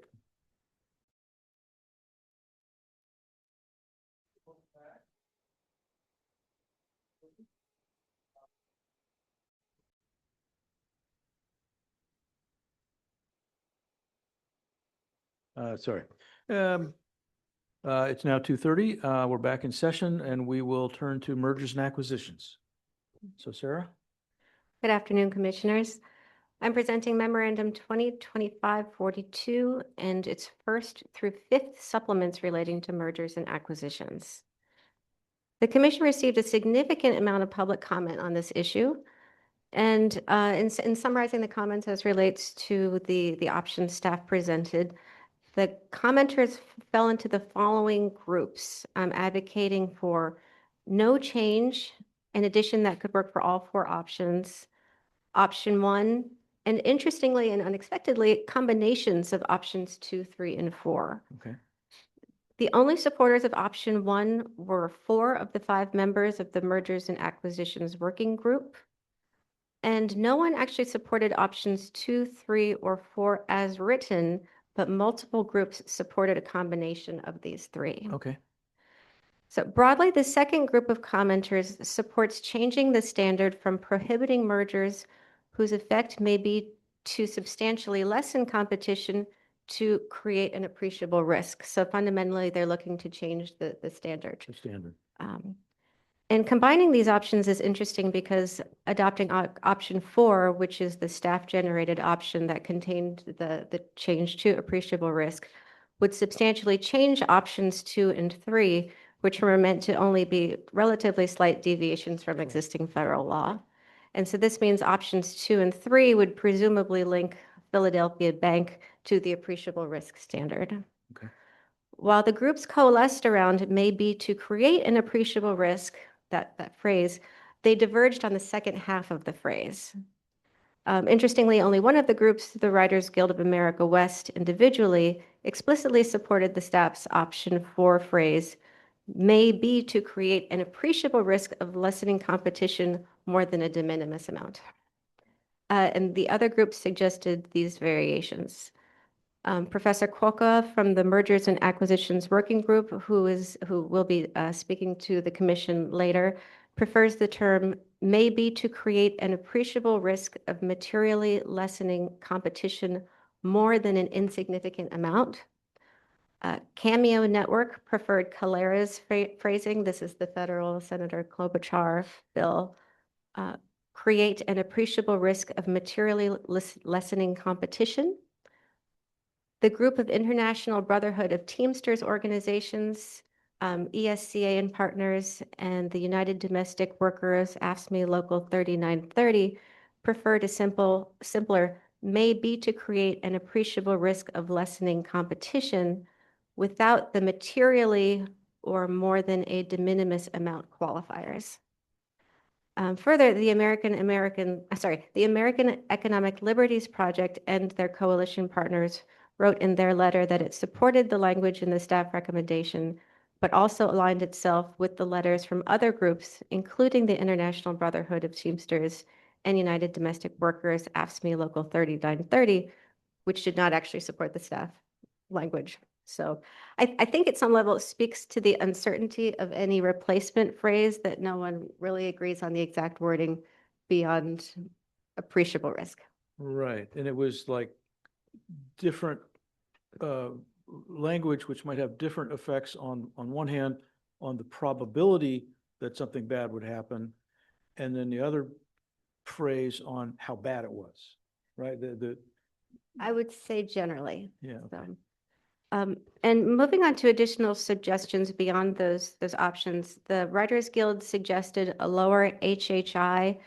This was the standard noted in the 2023 federal guidelines for measuring impact for labor markets, although they did not specify which lower threshold they were looking for. And I'd also like to acknowledge a portion of a comment received recently by the American Economic Liberties Project and coalition partners, which made 3 additional suggestions. The first and second I referred to in the 4th supplement as echoing proposals in the misuse of market power memorandum. And to clarify, their first suggestion to create a rebuttable presumption against serial acquisitions, in my mind, would require the Commission to determine what constitutes serial acquisitions, which is a threshold question similar to the discussion around misuse of market power, which the Commission declined to endorse.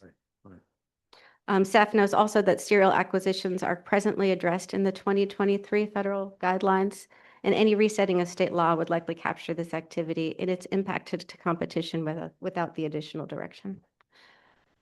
And I'd also like to note an interesting comment from Professor John Newman, who previously addressed the commission, joined by Professor Robert Landay and former Commissioner, FTC Commissioner Rebecca Kelly Slaughter. Professors Newman and Landay are actually available to speak to the commission as well. They suggested an amendment that could work with any four of the options. And their suggestion in staff's opinion was a very elegant and non-disruptive change that re-emphasizes the second and frequently dismissed prong of the Clayton Act tend to create a monopoly prong by separating it into separate sections so that it is less easily ignored. They're here virtually to speak to the commission during public comment. Okay. So in evaluating these comments, and the options overall, I would first suggest that the commission decide whether to change the merger standard at all from the federal may be to substantially to lessen competition to appreciable risk. If you do not want to change that standard, I would focus on options 1, 2, and 3. Option 1 was drafted closest to federal law. Option 2 resets federal law to the Philadelphia Bank Standard and endorses the 2023 federal guidelines as a persuasive authority. Option 3 resets federal law to the Philadelphia Bank Standard and codifies the 2023 federal merger guidelines HHI index as a presumption. And the main difference between options 2 and 3 is how prescriptive you want to be to the courts when either considering the merger guidelines persuasive or mandatory. And if you do want to change the standard, I'd focus first on what language you prefer beyond may be to create an appreciable risk of, and then there's 4 different options on that, which would, well, as many as the commission would like, but before us, there are 4. Materially lessening competition more than an insignificant amount, materially lessening competition, or lessening competition more than a de minimis amount. And then consider if you want to integrate portions from options 2 and 3 to explicitly tie to Philadelphia Bank, endorse the 2023 federal merger guidelines as persuasive authority, and or codify that portion of the federal guidelines related to highly concentrated markets. And finally, you may consider the additional comments on pages 2022 to 25 of the memorandum, as well as the letter from Economic Liberties Project and its coalition partners. Those are sort of ancillary suggestions. Okay. And with that, would you like to go to the speakers? I Or are there any think questions so. from I commissioners? think so. Can you quickly run us through option, just what options 1, 2, and 1, 2, 3, and 4, just briefly summarize? Sure thing, sure thing. So option 1 was designed to be very close to federal law. Okay. So it's basically the same language. We do add monopsony, so that distinguishes it on the state Right. level, but more or less it's very, very similar and meant to be that. Okay, and the concern about that was, well, if we're gonna functionally put federal law into the California law, then we're expecting to be governed by federal precedent.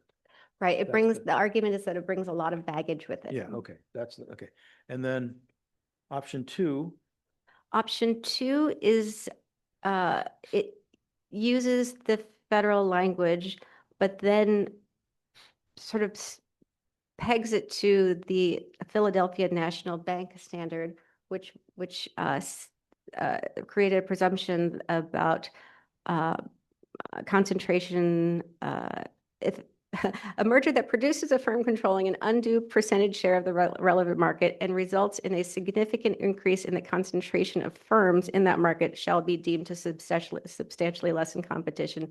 And in that case, it was around 30%. That didn't explicitly say that, but it does. The intention is to rely on federal language and reset it to a point where I think the majority of folks believe it was working as intended. I think after the Philadelphia Bank point, which is still good law, but not really used, is when the Chicago influence and so forth made it more difficult to challenge behaviors that impacted competition. And additionally, in option 2, it references the 2023 merger guidelines as to be considered persuasive authority. So it does not mandate that it be used, but that it is referenced as something that would be, that should be referenced and should be used as to the extent appropriate. Okay. And then option 3 is, Option 3 is basically option 2, except that it swaps out, instead of referencing the 2023 merger guidelines as persuasive, it codifies the portion of the federal merger guidelines referring to highly concentrated markets, and it mandates that if a merger resulting in an HHI greater than 1,800 or other parameters as presumptively illegal. okay, it's got that index. Yes. Would be the okay. Exactly. And then the 4th option is the appreciable risk option. So the idea is to completely depart from federal law completely with new language. And there are arguments that this is not necessarily new language, but staff was unable to find anything that actually uses the term appreciable risk, which is why I believe there were many folks looking to combine the options and then tie it back to Philadelphia Bank to marry it to those set of conditions. Okay. Any questions or comments from members before we go to the presenters? Oh, it looks like Maria B. Maria B has a question. Oh, Maria. My hand up. Yeah. I have a question. Is it possible to use option 1 and then add language such as we did with the single conduct firm? Either a statement reflecting our laws, preferences, priorities, something like that, so that we have a more straightforward standard, but it's clear that we intend to follow, that we are not tied to federal precedent that we think is not helpful.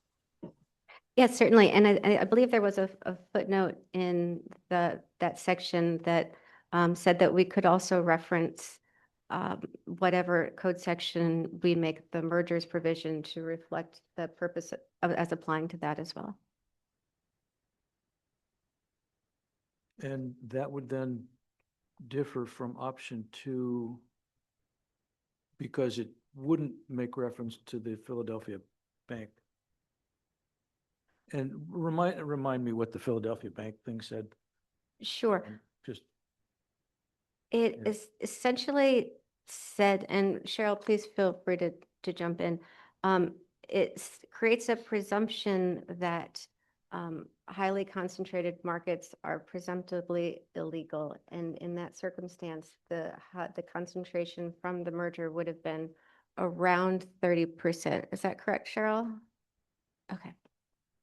So, and now as folks have heard, it's at least for more, it's much higher, although there's no set federal threshold. But again, it is still good law, so you're not necessarily not referring to that by. So just a point of clarification. I think the impetus behind essentially codifying Philadelphia National Bank is that, as Sarah noted, it's still case law. It's still viable case law. The only problem is, and maybe Cheryl could help a little bit with this, is over time, it hasn't really been followed. So can you help a little bit with that, Cheryl? I'd be delighted to. Thank you. Let me just clarify what I think the relationship of options 2, 3, and 4 are. Options 2 and 3 deal with shifting the burden of proof on a merger that's being challenged where the merger is taking place in a highly concentrated market. I think that's a very separate issue than option 4, which deals with language which addresses the increased burden of proof that judicial case law has imposed on a challenger to mergers. Let me first just talk about option 4. I know there's some people may differ about the wording of the beginning and ending phrases, but I do think that most of the parties have adopted and endorsed option 4, though they might want it to go further. Appreciable is the term that they have coalesced around, which represents kind of a reset of federal antitrust law. Courts have taken the Clayton Act 7, which requires that the courts determine whether a merger may substantially lessen competition. And that that incipient standard has been interpreted by many courts to require the challenger to a merger show with almost certainty that there is going to be harm from the merger. Right. This is what Commissioner Simpson was talking about, the probability of Right. harm as opposed to the quantum of harm. And option 4 does not deal with the increased burden as to the quantum of harm. And that's where a lot of the advocacy groups have said, well, you need to address both problems. But option 4 addresses the problem of the very high threshold that courts have required to show that the possibility of risk from a merger exists. So, and a lot of people say it's not a new standard, and in fact, the term appreciable is used in the Ninth Circuit in the St. Luke's case, and it's attempts to recapture the original intent and language of the Clayton Act, which says catch a merger before it creates. We don't want you to wait until the trend of concentration is galloping or even creeping. We want you to catch it and that's also reflected by a lot of the Supreme Court about how the court should protect against mergers that are going to increase so I think with option 4, I would say, Sarah, I think we agree most of the worst option 4 that believe in reform of it. There's many people that oppose it on the grounds it represents a divergence from no, it doesn't really represent a divergence. It represents a restoration act as expressed by earlier Supreme Court. Sorry, Cheryl's going out, in and out a little bit. Oh, sorry. Do you want me to start over? Okay. So some people would say that the option 4 represents a departure from federal merger law, but others would say no, it's simply using the word appreciable recaptures the original intent of the Clayton Act and as indicated by some of the earlier Supreme Court rulings. So now let me just address how that relates to options 2 and 3. Options 2 and 3 simply say, if there is a merger in a highly concentrated market, we're going to put the burden on the merging parties to show that the merger is not anti-competitive. Option 2 adopts fairly general language and talks about if there's a merger in a highly concentrated market where there's a significant increase in concentration, then we'll put the burden on the defendants. Now, that's the general language of the Philadelphia National Bank case, a Supreme Court case from 1963. Some courts, I don't know why it's booming this funky way. Pardon? I'm literally like an inch from it. Is that better? We can hear you. Okay. Is this better? Yeah. Is this better? Okay. So option 2 would use the general language of Philadelphia National Bank, which is still a good case law from the U.S. Supreme Court. Maybe Um, back a little bit. Okay. Is this better? Worse? Okay. Whereas option 3 actually operationalizes the Philadelphia National Bank presumption and says, we will consider this a merger in a highly concentrated market if the HHIs, which is an objective indication of how concentrated a market is, exceeds 1,800. That number comes from the merger guidelines, and I think it's a widely accepted measure. And it says if the merger is in a highly concentrated market, you think that's better? Okay, okay, now we Yeah. go.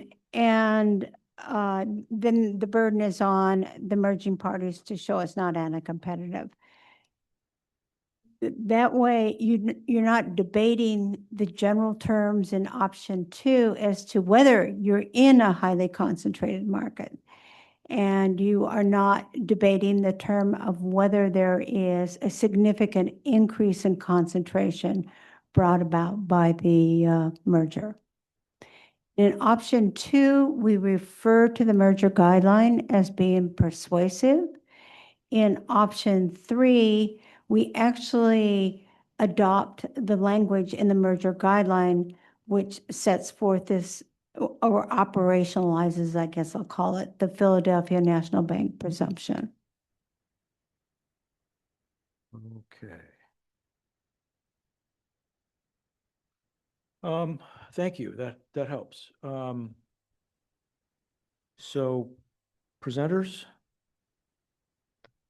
Yes, please. Have John Quokka from the Mergers and Acquisitions Group. Is he available online? I am. Can you hear me? Yes. Thank you. And if you could try to keep it to 10 or so minutes, that would be great. Very good. Mr. Chairman and members of the commission, thank you for allowing me a bit of time to discuss this issue. My name is John Quokka. I'm professor of economics at Northeastern University, where I specialize in antitrust issues. This is not the first time you have heard from me. I was a member of the Merger Study Group that provided the background report last year. And in fact, I appeared before you in person in Sacramento to summarize that report and to answer your questions last year. And I had the pleasure of meeting many of you at that time. For this proceeding, I have submitted a statement, not on behalf of the entire study group, but only my own recommendations. And I want to briefly summarize them. Staff has done an admirable job of synthesizing and organizing these, and I'm afraid I've mixed and matched several of the options that were originally proposed. But let me explain, if I may, why. Let me begin by sort of stating my belief, and I think there's essentially universal agreement on this, that the key federal merger statute, the Clayton Act, is a good foundation for a California merger statute. The real issue is whether the Clayton Act as written and enforced is sufficient. And it's my view, and it seems that many others have agreed, that it is not sufficient in its present form. It was written 110 years ago, and it's been enforced over a long period of time by the courts.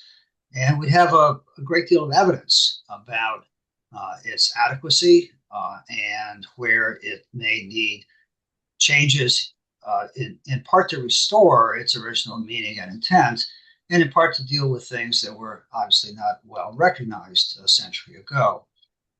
And in particular, there's convincing evidence that merger enforcement has allowed far too many harmful mergers that have resulted in higher prices, poor quality of service, lower wages, reduced consumer choice, fewer business opportunities, less innovation, you name it. And the key evidence comes from many economic studies that have found a large fraction of mergers that have been approved by the federal agencies that have proven to be anti-competitive. And these have resulted in higher concentration and all the adverse effects of market power that I mentioned that we're all familiar with. And these mergers have included many sectors of the economy, hospital mergers, including some in California, as well as mergers involving airlines across the country and a great many other industries. And these mergers have not been challenged by either the FTC or the Justice Department Antitrust Division, because they have in many instances concluded incorrectly, as the evidence has shown, that the mergers were not competitively problematic, or at least that they could not prove to the courts that they were. So the courts and the court's interpretation have, as a number of people have mentioned, have become part of the problem. What's been happening is that the Clayton Act over time has increasingly been interpreted as requiring something close to proof that a merger will in fact be anti-competitive. That's not what the law says. And of course, that's impractical anyway, because merger review is all about prediction, and requiring a high degree of certainty for a prediction is not only impractical, but as a practical matter, it has made merger enforcement very difficult. I recently served at the FTC as senior economic advisor to the chair of the NACON at the time, and saw any number of mergers found around exactly these issues. And the courts have over time raised the standard of proof for prohibiting a merger. After all, what court would not like convincing proof before, in fact, prohibiting a merger? But certainty is not possible, and asking for that is one of the key problems that has eroded the effectiveness of the Clayton Act. So this is why I, and it seems many others have agreed, that the language of the Clayton Act needs adjustment. It needs adjustment in order that the current language about may substantially lessen competition is no longer interpreted as requiring a high probability that a merger may predictably, with great degree of certainty or conviction, produce competitive harm. That's not what the court said, and the court did not say that because, of course, that's not practical. So I have proposed to swap the language about may substantially lessen competition with may create an appreciable risk. That addresses the question of probability.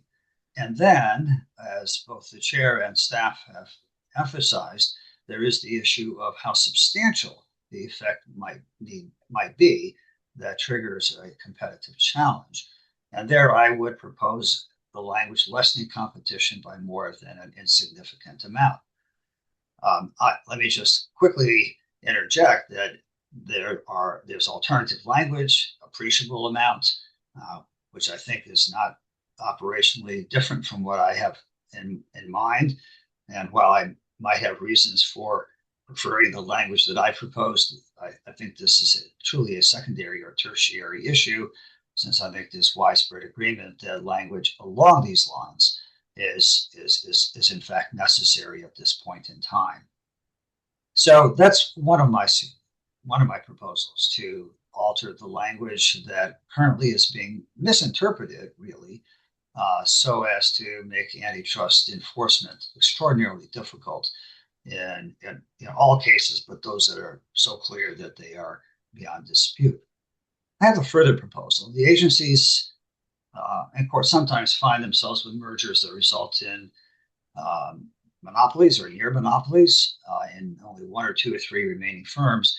These mergers are almost always anti-competitive, but under present standards, the agencies still have to conduct lengthy investigations only to prove the obvious, that these are competitively problematic. So my interpretation, I'm not the lawyer here, but my interpretation of Philadelphia National Bank is that it addresses those type of mergers in particular, not all mergers, but for mergers that involve large companies in already concentrated industries. This full-blown factual analysis, economics and documentary and depositions is not necessary. But those mergers should be presumed to be anti-competitive since we already know the answer to the question. So my proposal is that the language of the Supreme Court and P&B be adopted for those cases. And again, my view is that's a subset of all mergers, that P&B is not sufficient to address mergers involving less than very large firms in very concentrated industries. But some of the latter, not all, not simply large mergers in concentrated industries, are in fact competitively problematic as well. I think P&B by itself is in fact a limiting, well, a tough standard, a good standard, is a limiting one as well in ways that would be harmful to enforcement as necessary. So the language of P&B I would offer as a further condition, further provision in a statute, again, addressing that particular category of mergers. And this would, again, relieve the agencies, state agency, from having to laboriously prove what's already clear, that mergers of this sort are almost indisputably and almost always anti-competitive. And not only that, but this is the law as interpreted by the Supreme Court, and it should be enforced.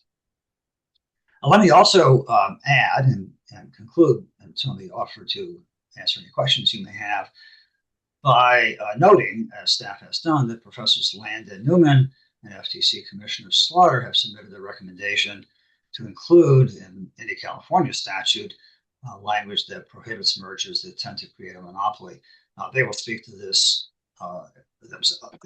themselves, but I view this as I concur completely with their argument here, and they will offer that shortly, I believe.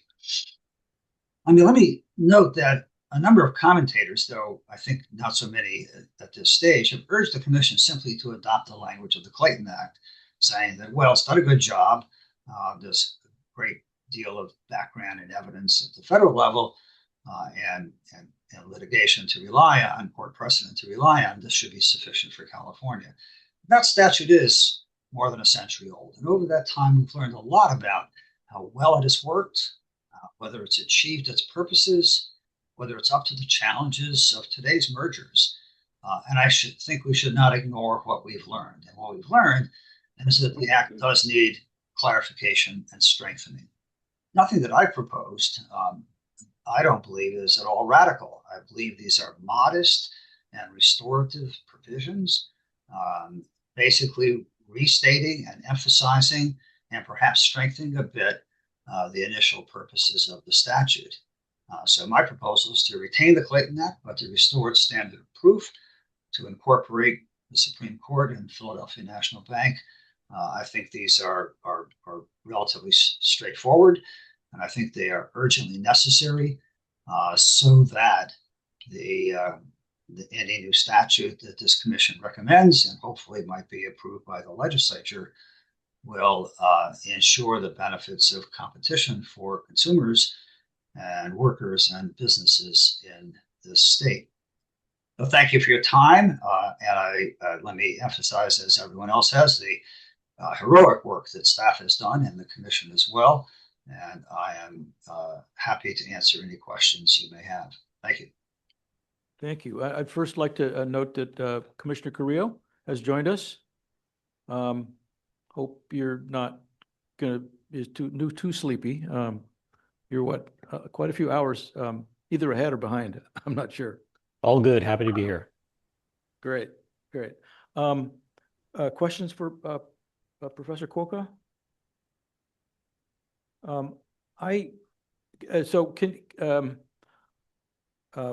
Professor, I'm not a lawyer. I don't even play one on TV.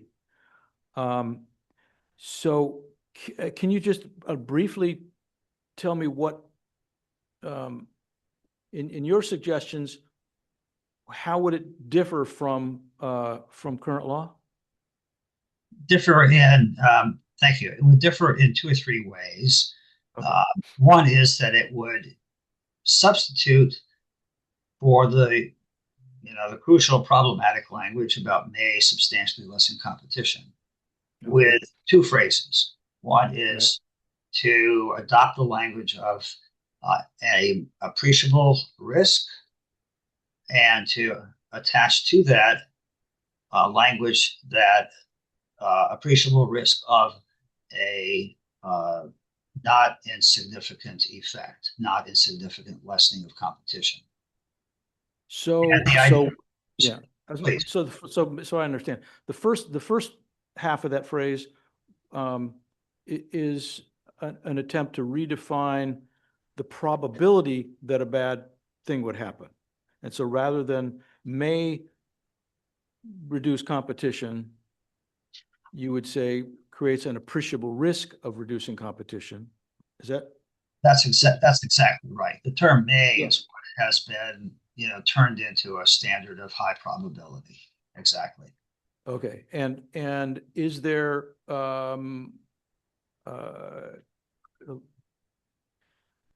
court precedent or something that courts would know, and in this case, California courts would know that appreciable risk is not as high a standard as may? So I'm not the lawyer here. I'm not the lawyer here either. But let me offer the following thought: is that I think we're all searching for the language. So first off, unless it's changed, there will be no change in the interpretation. Right. Okay, I got that. So we're searching for language that is, as best anyone can tell, represents a lower standard of proof, much like the original Clayton Act intended. We're all searching for that language. I think the way may has been interpreted represents something quite different from appreciable risk. Now, I think the rest of this challenge to operationalize this would require good lawyering, and there are some on among the speakers here who can perhaps address that as well. But it would require establishing that through argument and precedent that it does not mean the same thing as the way may is currently interpreted. Okay. I think Sarah had a question, a very clarifying question. Professor Cuoca, in your letter, you also include the word materially lessening. Could you speak to that Yeah, I as was well? going to go to that next, yeah. So that's and that speaks to how bad an effect it would be. Correct. Yes. Yeah, and the reason for changing language from simply substantially lessening competition to materially lessening competition, there I think most dictionaries would confirm that materially is less than substantially.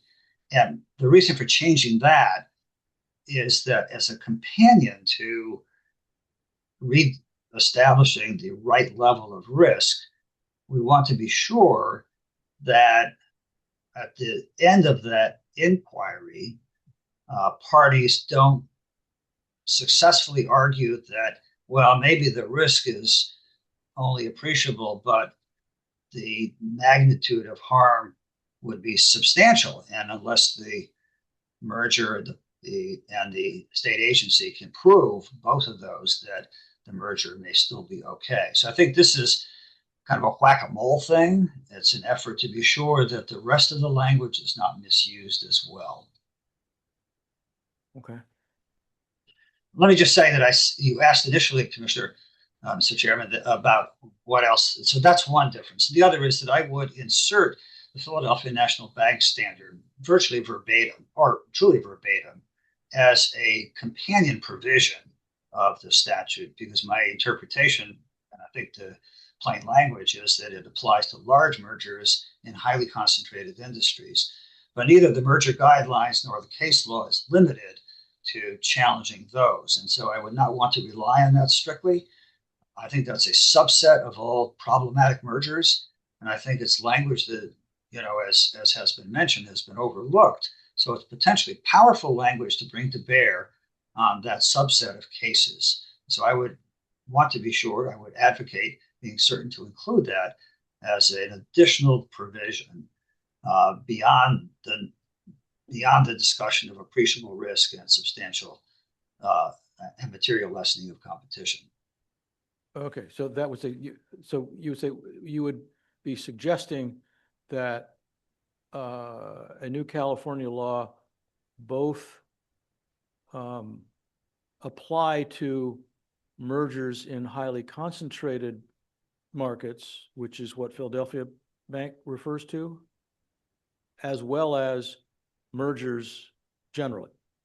Correct. And I think I, in fact, drafted in my, I'm sure some imperfect way in my written statement from before, I drafted the kind of language. And so the major part of what I would propose would look like Clayton with a description of appreciable risk and material lessening. So that would be a replication of Clayton. And then there would be a second provision for those mergers that represent large mergers in concentrated industries. The following applies, and that would be the Philadelphia National Bank condition. Okay, thank you. Yeah, Sarah? Got it, okay. Any other questions from commissioners? Then thank you, Professor Cuoca. Thank you. And then we also have, I think it'd be on together. Okay. Either Professor Newman or former Commissioner Slaughter? Or Landon? Yes, Professor Land is on with us, and I believe he'd like to start things off. Yes, my video has been disabled. Is there any way the host could undisable the video? Let's see. Can you see me now? There you are. Yes. There you are. Yes. Thank you so much for having us here. We're delighted and honored to be here. We want to urge you to enact a separate tend to create a monopoly provision patterned after the provision in the Clayton Act.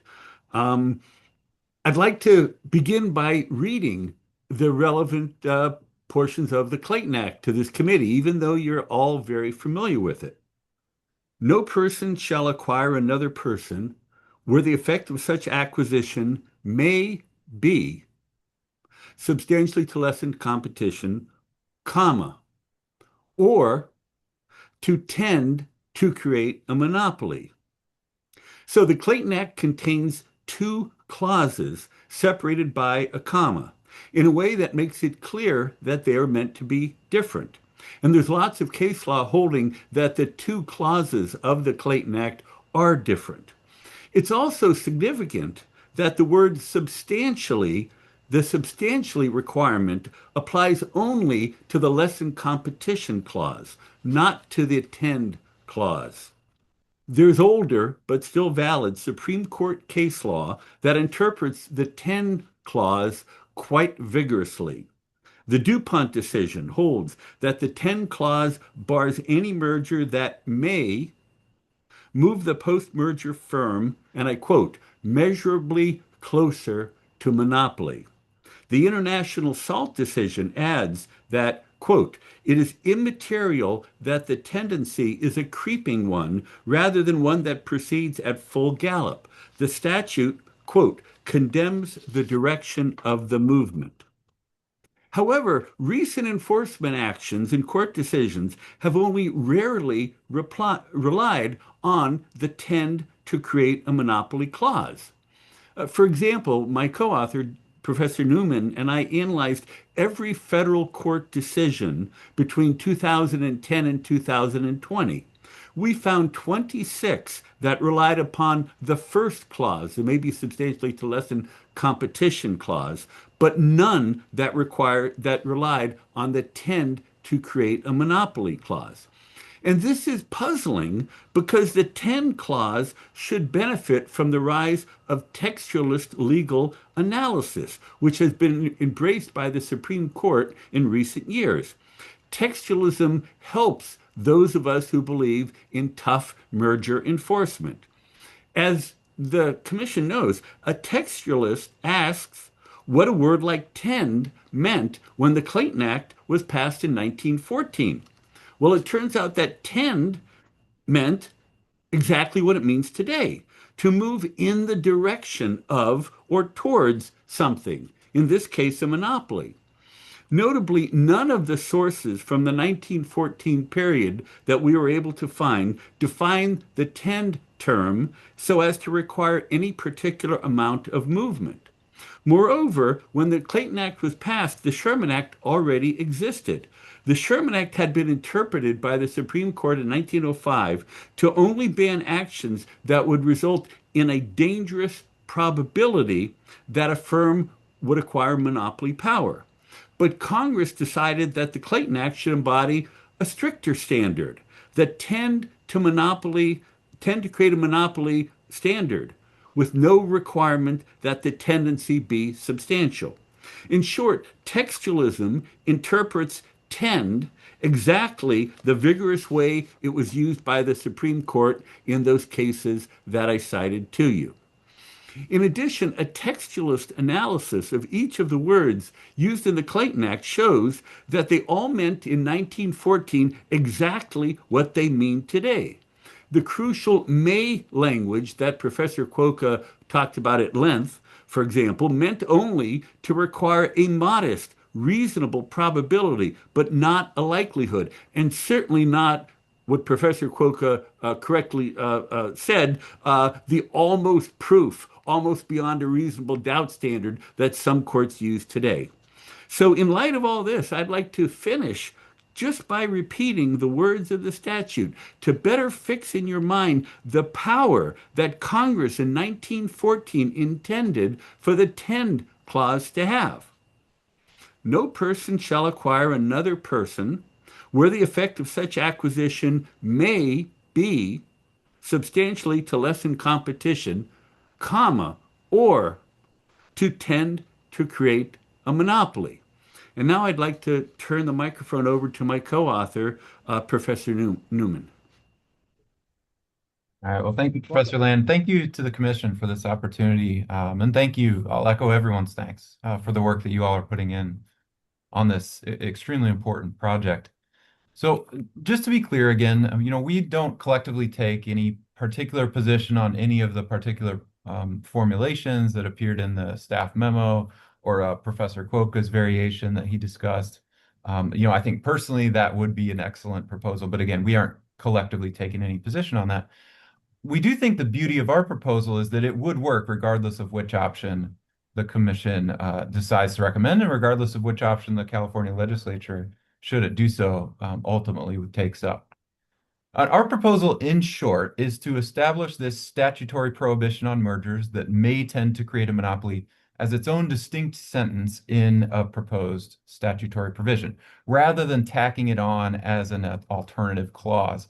As Professor Land just explained, that is what the current Clayton Act, Section 7, does. It just lumps two prohibitions into one sentence, separating them only by a comma.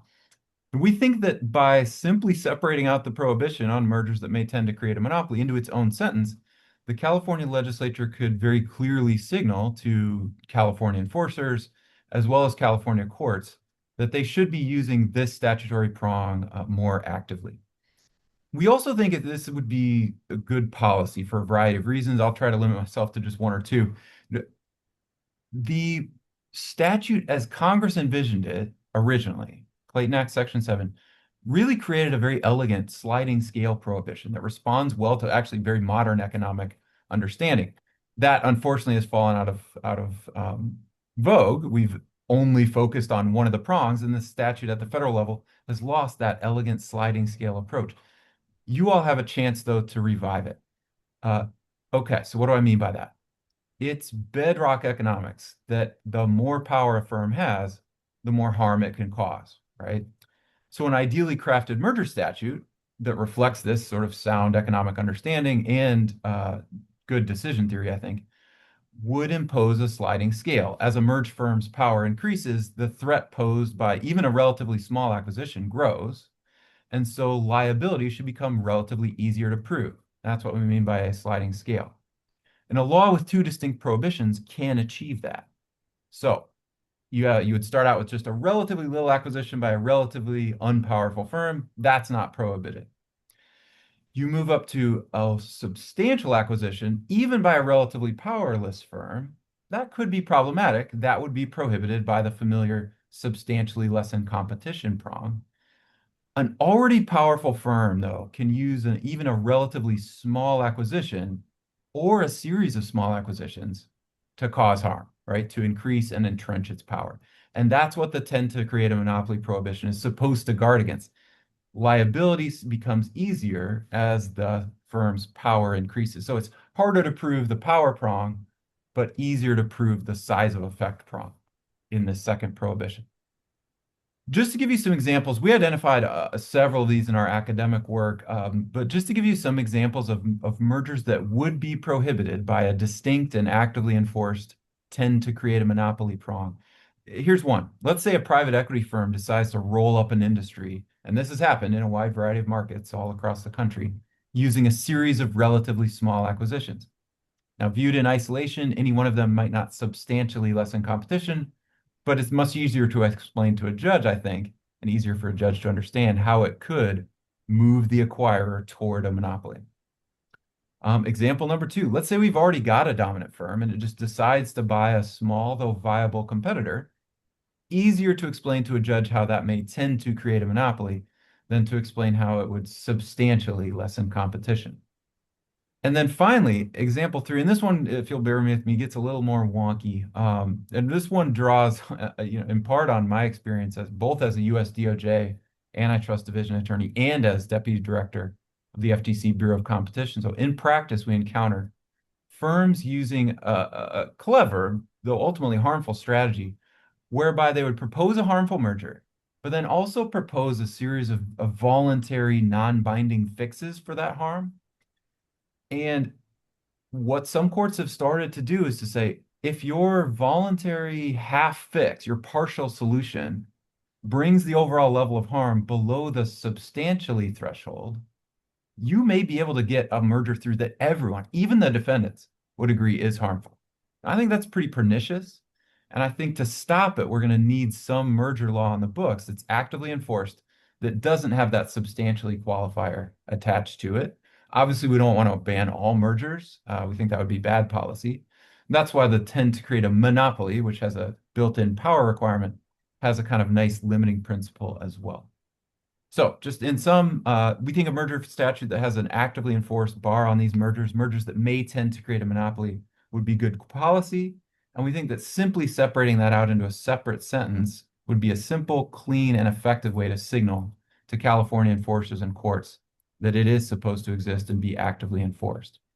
Again, we want to thank you for your time. Thank you for this opportunity. And our co-author, Commissioner Slaughter, wanted to pass along her commendation to the commission, her thanks for all the work that you all are putting in, and her apologies that she wasn't able to join us today. She is otherwise occupied preparing for Supreme Court oral arguments in the case that bears her name on Monday. Thank you, Professor. I had a quick question. In your first example of a equity firm that does serial acquisitions, if one were to look at the whole array of serial acquisitions, one could see how that would become harmfully anti-competitive. But wouldn't a court, or I guess the Justice Department, whoever it is, be looking at them one at a time? And how would you then look back and see how has this equity firm also done this, 5 small companies, in the last 2 years, and so the 6th one would be evidence that they're going to turn it into a monopoly? I mean, I wasn't sure how would that be enforced? It's a great question. Whether an enforcer would look at the overall series of acquisitions as a whole, or whether they would take up one in isolation, would probably depend on how the matter came before the enforcer. So Right. if, for instance, it was an HSR reportable acquisition, the enforcer would probably be looking at that acquisition in a vacuum, obviously taking into account history, et cetera, in the market. If instead, and this is what appears to have happened in the FTC's case against U.S. Anesthesiology Partners down in Texas, the agency just learns that there's a problem in the market and starts taking a holistic look, then they could look at the whole set. Where we think our proposal and where we think this second prong could do some work is really more as to the in isolation, one-off situation where an agency is just looking at what may appear in isolation to be a relatively small merger. But if we've got a firm, a private equity firm that's marching toward monopoly, we think the second prong could let the enforcer stop that deal and not, necessarily have to challenge the entire strategy. I guess I'm still not getting how the knowledge of or ability to take actions on the series of small mergers that preceded this one that's in front of them do they have a ability to go back and unapprove the ones that they approved before because this has now become a serial acquisition? One of the kind of pernicious problems that arise with some of these serial acquisition strategies is the markets are so fragmented. Let's take, anesthesiology services or veterinary medicine services for small household animals.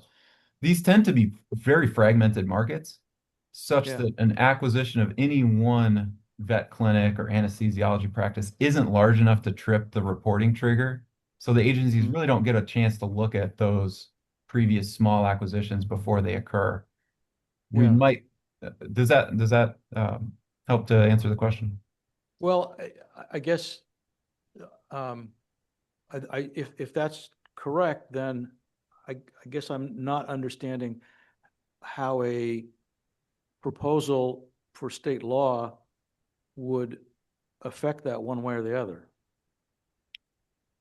So if let's maybe use a concrete hypothetical, but a concrete set of facts. So let's say we've got a private equity firm that identifies a fragmented market.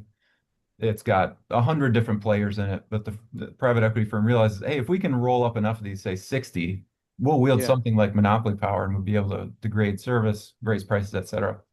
Now, let's say they start doing that. Let's say that none of those are HSR reportable, but at some point, alarm bells start going off for an agency enforcer. It may be a citizen complaint. It may be an industry participant that's getting squeezed out, et cetera. And let's say that our private equity firm is on the verge of buying its 49th, just to pick a number, practice in this area. Looking at that in a vacuum, I'll say, okay, they're going to go from a 48% share to a 49% share. It could be hard for me as an enforcer to pitch a judge on that substantially lessening competition if I do decide this is a problem and I want to stop it. Right. It would be, I think, much more intuitive for a judge to see, okay, this is a march toward monopoly. We're not there yet, probably, but we're on the way. Okay. So this is the, what was the verb you had? Tends to create a monopoly? May move in the direction. May 10. Okay. Okay. So that's the other prong. Exactly. Okay. May I add one little point to what Professor Newman said? Yeah.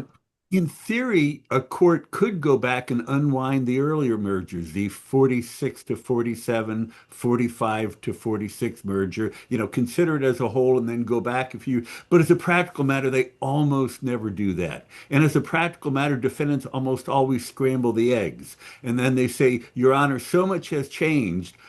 You can't possibly mess with what we did last year, the year before, 5 years ago. So that's why we think that the 10 clause should stop it in its tracks before it gets too bad. Got it. Okay, thank you. Any other questions for these folks? Hearing none? Thank you. It's been very helpful. Been very helpful. Public comment? Okay, public comment. Welcome back. Thank you. Again, Eric Ensign with Crowell Mooring on behalf of the California Chamber of Commerce. As I think is clear from the discussion today, this is really complex. It's not easy stuff. And people, Mic on? it is. Can you hear me now? People far smarter than me have given this a lot of thought. So I think the starting point for assessing the mergers and acquisitions proposals is the big picture. And that big picture is that mergers and acquisitions are actually a huge driver of a healthy economy. They help companies get more efficient, they tap into new technologies, and reach new markets. And for all of us, for us consumers, that can mean better products, more innovation, lower prices, and even new job opportunities. The M&A working group summed it up very well when they told the commission that, quote, the vast majority of mergers raise no competitive concerns and are allowed to proceed. In fact, only a tiny percentage of deals are investigated by the government, and an even smaller number are even ever challenged. And to put some numbers to that, about 3% of reportable transactions receive what we call a second request from the DOJ or the FTC, which is really just the opportunity for the government to extend the evaluation of a deal. And only about 1.5% of deals end up being formally challenged by the government. And that's true no matter which party is leading the administration, what party is in office. The numbers go up and down a little bit over the years, but for the most part, those numbers stick. So the big merger challenges that make the headlines are a tiny slice of what's really happening out there. Most deals are viewed as benefiting competition. So given to that, I think it's important to consider what it would take for California to set up its own full-blown system for reviewing mergers. Right now, the DOJ and FTC, they review about 2,000 deals a year. Sometimes it's more, sometimes it's less. They've got a combined budget of somewhere north of $500 million and a staff of about 2,000. In comparison, the California AG's office has about 50 people focused on antitrust, with funding somewhere between $10 and $15 million a year, although those numbers are sometimes hard to figure out, but are in that range. In any event, the funding for the California AG is far below the funding for the combined funding for the U.S. antitrust agencies. So for California to do what the federal government's already doing, we'd have to dramatically ramp up both funding and staffing all the time when the state is facing a potential budget deficit of $18 billion. And keep in mind, that investment could only make a difference in the 3% of deals that might actually be problematic. So that leads me to an incredibly practical point, which is California's current approach, with the Attorney General working with federal authorities and weighing in on that small group of potentially concerning mergers, makes far more sense than building a whole new system to replicate the resources and efforts already being spent at the federal level. There's no question that states like California have a very important role in merger enforcement, but the current approach lets California focus on the rare problems without building an expensive, duplicative bureaucracy to do what the federal government's already doing. And lastly, I'll just touch on the substance of the proposals without repeating everything that we have in our written submissions. Our main concern with the proposals is the creation of an M&A standard here in California that is different from the federal standards. If California rules are out of sync with federal rules, we'll see more costs, more complexity, and more uncertainty for every deal, including the 97% of deals that don't raise any competitive concerns. And then there's an extra cost, and that's the deals that never happen because of companies being spooked by the differing standards between federal and state. And that cost is probably impossible to measure, but it's a real cost, and it is out there, and something that we are concerned about. And that is why 4 of the 5 members of the M&A working group cautioned the commission by saying, quote, "We believe that consistency with federal merger law is of primary importance. Neither consumers nor businesses benefit from fragmented collection of statutes regarding acceptable mergers and acquisitions." So with that, we urge the commission to not move forward with recommendations for a California-specific merger review regime, and I'm happy to answer any questions you have. Any questions or comments for the presenter? Seeing none, thank you. Thank you. As always.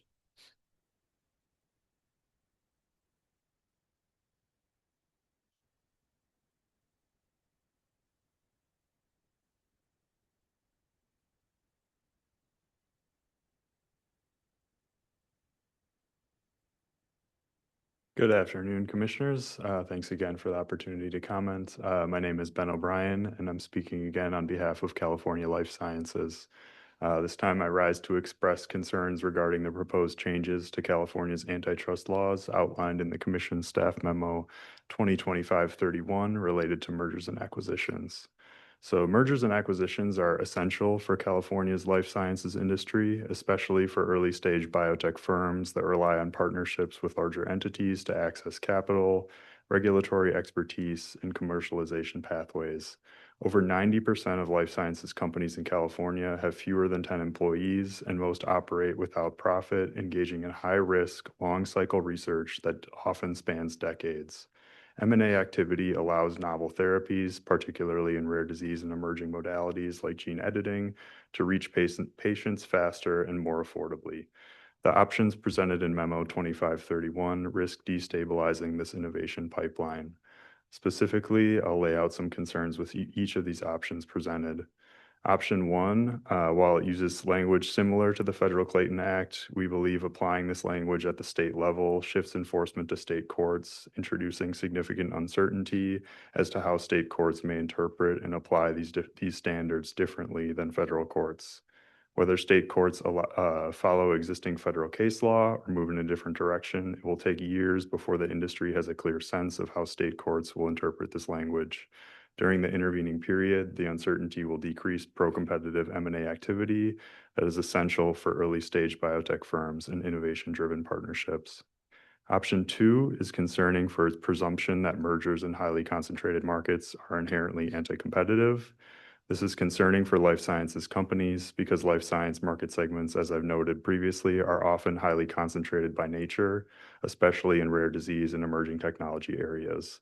This high level of concentration reflects the extraordinary difficulty in developing treatments and the tremendous costs associated with that development. Automatically treating these transactions in these segments as presumptively harmful ignores scientific reality and would make it harder, not easier, for treatments to advance. Under option 3, we feel that codification of Herfindahl-Hirschman index thresholds and the use of them to create strict bright line rules regarding the legality of transactions is problematic, especially in life sciences markets, as I've noted, that are inherently small and concentrated. M&A activity in these areas will often easily exceed these HHI thresholds and trigger legal presumptions of harm, shifting the burden to these merging entities to describe how this would not be presumptively anti-competitive, even though these transactions ultimately improve patient outcomes and access to therapy. Finally, option 4 introduces an untested legal standard that a merger may not pose a, quote, an appreciable risk of lessening competition more than a de minimis amount. The vague and subjective nature of the standard would inject widespread uncertainty into the regulatory environment. For example, a gene editing startup may lose essential funding or acquisition opportunities simply because potential partners are unsure of how appreciable risk or more than a de minimis amount would be interpreted in practice. Creating California-specific standards that deviate from national norms would fragment antitrust enforcement, introduce unpredictability, and encourage companies to look outside the state for growth and partnership. Quoting from a letter submitted by the majority of the Mergers and Acquisitions Expert Working Group, Quote, "We believe that consistency with federal merger law is of primary importance. Neither consumers nor businesses benefit from a fragmented collection of statutes regarding acceptable mergers and acquisitions." End quote. Considering these expert comments and previously stated reasons, we respectfully urge the Commission to reconsider these proposals and avoid codifying vague, presumptive, or untested standards. CLS is thankful for this opportunity to comment, and we will continue to engage. Thank you. Thank you. Any questions or comments for the presenter? Seeing none. Mr. Robbins?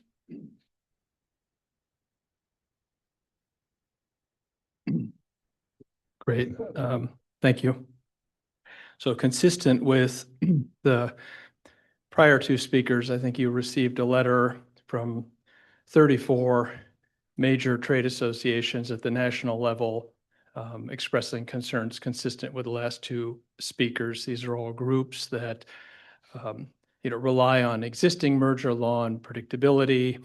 There's also about a handful of state chambers of commerce from other states who don't want to see the differences there as well. So I wanted to point that out, and a couple other quick comments. One is, this is not 1963 Philadelphia National Bank time, and we've not been sitting on our hands. So in the last 2 years in California, the out-of-state speakers may not know this, but we've got 5 new major developments, including 2 that are not seen in other states. And these have all happened, in this particular space within the last 2 years. Just sort of briefly, some of these are national, but we had the new mergers and acquisitions guidelines come into effect at the end of 2023. That's a major change. It's a rejection of the Obama administration guidelines from 2010. It's pretty significant and new. They were endorsed also by the Trump administration, so there'll be continuity there, even though I'd be the first to admit that unpredictability is increased in the current administration. Then we had, sorry, I just want to get all these dates right. So we, on January 1st, 2024, we in California adopted new standards for grocery and pharmacy deals. On April 1st, 2024, new standards for healthcare deals. We have a new department that analyzes all of those. Next is February 10th, 2025. The level of material needed to be submitted to the federal government and hopefully shared through SB 25 went up massively. Major amounts of new material will come into the federal government and into the states to help them make better decisions. And then finally, SB 25, as I talked about earlier, hopefully we'll get that passed. I think we will. And, I'm not standing here as somebody who always says no to everything. In fact, I can confidently say I'm standing here as the only person who's spoken to you in your term who's actually drafted and passed an antitrust law in the states. We got it passed in Colorado and Washington. So it's not bad faith, hysterical hand waving like a former speaker suggested. I'm working out in the vineyards trying to get things done. So quickly, sorry, 2 more quick points. One is, if we change our law here, all the lawsuits are going to come here. And some of your former speakers, private lawyers, maybe they'll like that because they'll become wealthy.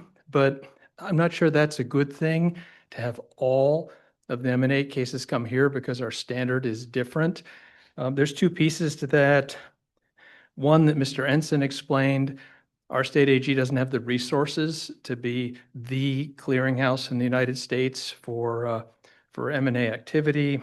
And also it's not fair. So the way SB 25 is set up is all the states work together. Mississippi is not free riding on California. Colorado is not free riding we're working on these things together. We split up the tasks. If there's an economic study to be done, one state can pick up the bill for that. California can pick up the bill for something else.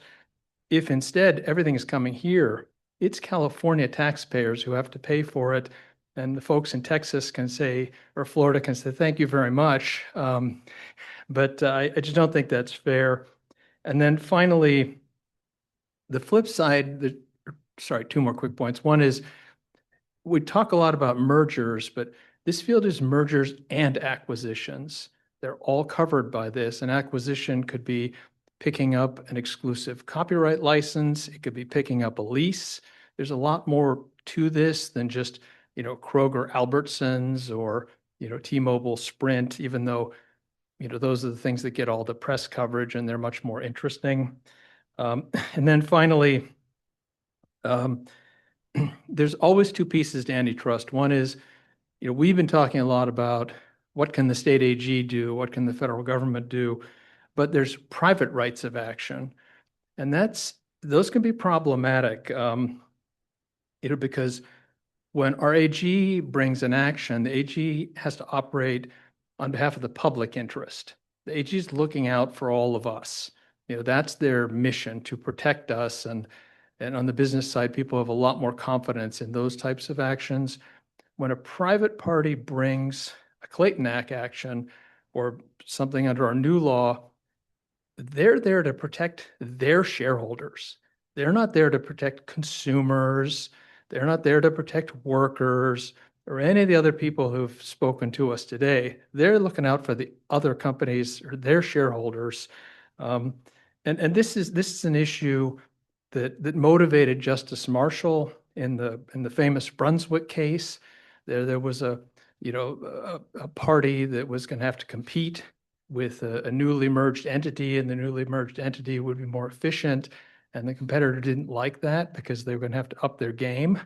And so Justice Marshall set a higher standard for folks that were going to have to do that because he recognized that there's this, shareholder-driven, private party-driven piece to this that doesn't necessarily benefit the public interest. So, just try to keep that in mind. All this stuff is complicated. One thing you may want to consider in your large buffet of options that we've heard about is maybe you could do something that just empowers the AG to bring more actions in a state court and not create all this other uncertainty by having lots of companies sue each other because, some kind of deal that they hoped to get for themselves didn't turn out. So glad to answer any questions. I appreciate your patience with all these points. Any questions for Mr. Robbins? Great, thank you. Seeing none, thank you. Are there online? Okay, how many do we have? 8? Okay. Ron Knox.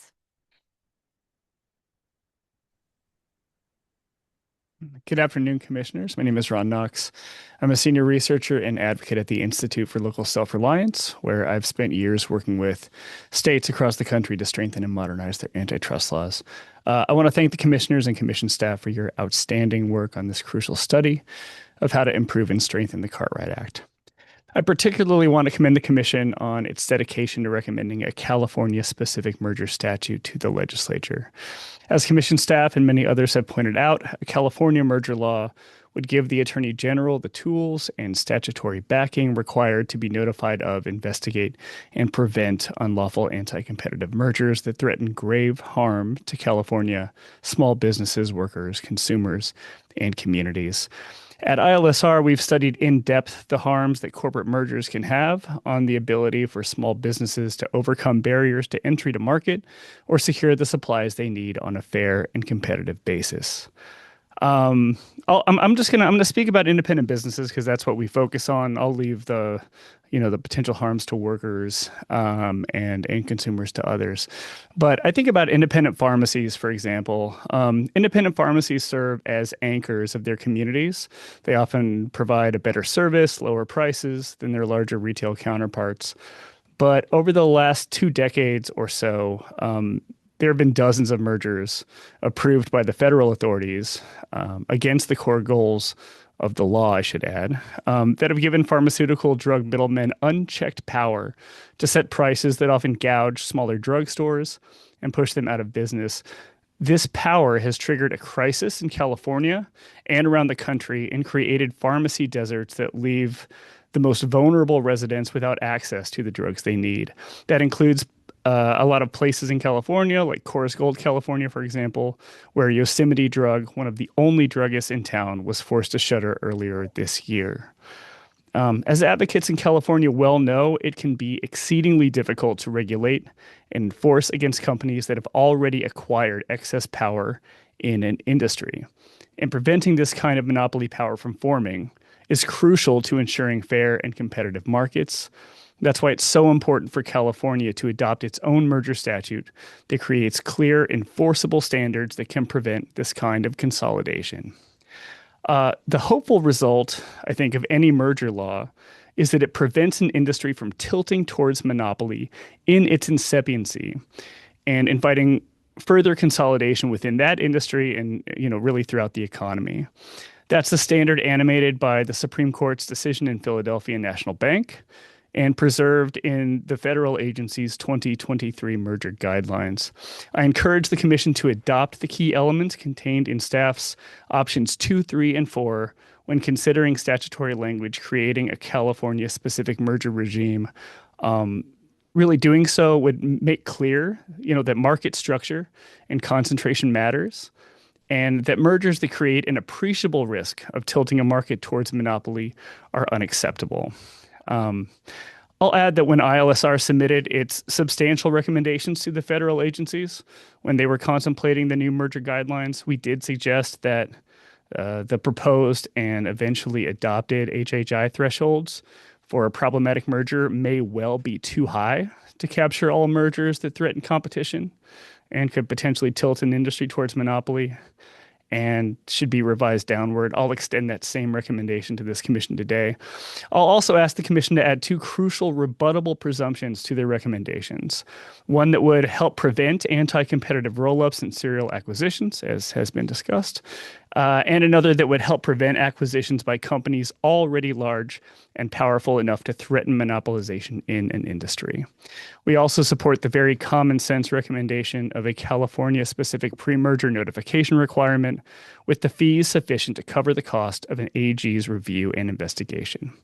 I'm happy to answer any questions you might have, and I thank you for your time and attention to this crucial issue. All right, thank you. Any questions for Mr. Knox? Seeing none, thank you. Next presenter. Lee Hepner. Good afternoon, commissioners. Thank you for enduring with this long day. I would begin by encouraging the commission to consider the wealth of information that has been submitted about mergers across healthcare, Hollywood, agriculture, and tech, all of California's iconic industries that are being stifled by a trend toward concentration, in which the proposals before you would seek to apprehend. I would characterize our groups as fundamentally aligned, and I would agree with Ms. Johnson's comments that these proposals are deeply rooted in the law and would restore the law, not replace it with a new standard. I would further agree with Mr. Ensign that only a small number of mergers are anti-competitive and that the proposals before this commission would not change that treatment. Of course, I would also argue that merger law is chronically underforced, in part because the state attorney general and members of the public do not have information about pending mergers, as do the capacity-constrained federal agencies. The fact that only 2% of mergers receive heightened scrutiny does not necessarily mean that 98% of them don't deserve that scrutiny. It is rather a figment of capacity constraints, and that is why we agree with the Uniform Law Commission's and Mr. Robbins's proposal for pre-merger notification to the state attorney general. And of course, competing businesses should be able to protect themselves against these trends towards concentration. And those businesses enjoy that right of action today, albeit without the benefit of the information that is being provided to the federal agencies. On the specific proposals, we support codification of the Philadelphia National Bank Standard, including the operationalization of that standard with codified HHI metrics as proposed by staff in option 3. We support designating the 2023 merger guidelines as persuasive authority. We support replacing the substantially lessening competition standard with the appreciable risk of lessening competition standard that is also consistent with century-old case law.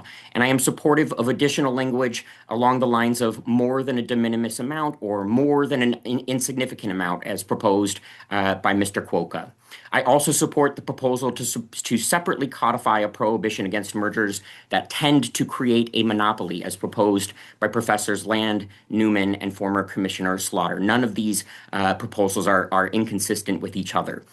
Finally, as the previous speaker noted, we've proposed 2 additional bright line presumptions of illegality. Bright line rules under the circumstances we propose merely put the burden on the acquiring party to demonstrate that their acquisitions enhance competition and advance a more fair economy. These defendants are best equipped to make that case, and these presumptions would not affect their ability to make that pro-competition case.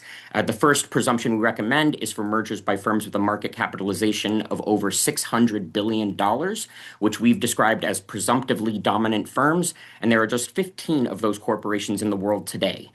Presumptive illegality of serial acquisitions is the other that we recommend, and we describe in our letter how small serial acquisitions that tend to fly under the radar have consolidated markets from comedy clubs to ad agencies, water bottles, local newspapers, and healthcare providers, veterinary agencies.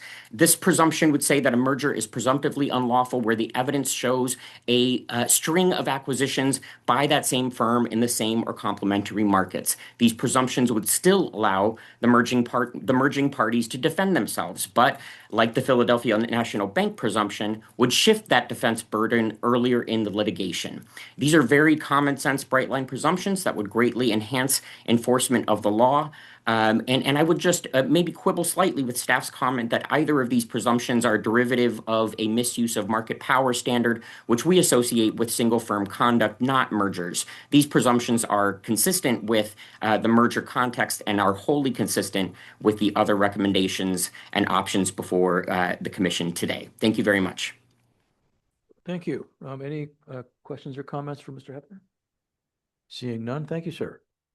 Next presenter. Abiel Garcia. Good afternoon, commissioners. Can you guys hear me? Yes. Okay. So my name is Abiel Garcia. I'm a partner at Kessel & Brantley Stockinger. I'm a former Deputy Attorney General for the California Attorney General's Office. I do both plaintiff and defense side antitrust work, and I was also an expert testifying to this commission on AI and also big tech. And I just wanted to chime in today to support the commission's work in adopting a merger law for California.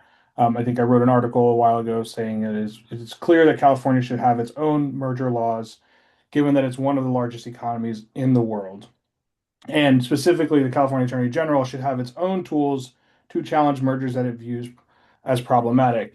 There's a couple comments earlier about California sitting beside its federal counterparts in challenging mergers, and while it can challenge mergers under the federal law in practice, if the California Attorney General would like to move against a merger that it views as problematic and the feds are either constrained by resources or are unable to join for any particular reason, courts generally will question why the federal authorities aren't there. So I think it is imperative that this commission adopt some sort of option to allow California to challenge mergers that it views as problematic. I would like to support options 2, 3, and 4. I won't sit around here and parse the language, but any of those options I think would be helpful to the California economy and would to the California perspective. There was a comment earlier about how a lot of mergers are not problematic and not anti-competitive, and I agree with that statement. So any new laws that would be coming into effect would generally not affect, I believe 97% of mergers was the number that was thrown around. The last thing I want to say is we've also heard about this fear that by allowing a different standard in California under merger law for a merger law would allow private parties to come favor our state as a place to challenge mergers. In practice, I do not believe that would be a realistic practicality because it costs a lot of money to challenge a merger. And so the idea that all of a sudden these private parties would come in to challenge mergers, I just don't think would come to fruition given the large costs necessary to bring a merger case against any one entity or two entities. Lastly, just wanted to throw my support behind Professor Land Newman's and former Commissioner Slaughter's proposal, as I think that would be a unique and creative way to address nascent competitor and serial acquisitions that may fly under the radar of HSR filings. Thank you. Thank you. Any questions or comments for Mr. Garcia? Seeing none, thank you. Next presenter. Bryn O'Neill. Hello again. I'm Bryn O'Neill, Regulatory Policy Specialist with the California Nurses Association, a labor union representing over 100,000 registered nurses across California. So as outlined in more detail in the letter that we signed with a bunch of other groups and clarified in Lee Hepner's comments, we support key elements of options 2, 3, and 4. We also support several additional changes. I'm just going to highlight a couple quick points out of all that today. So CNA supports codifying the 2023 merger guidelines of the U.S. Department of Justice and FTC as persuasive authority as part of option 2. So these guidelines help, among other things, or help with a clear understanding of current antitrust law, including the importance of labor market theories of harm that can account for harm to workers in a merger review.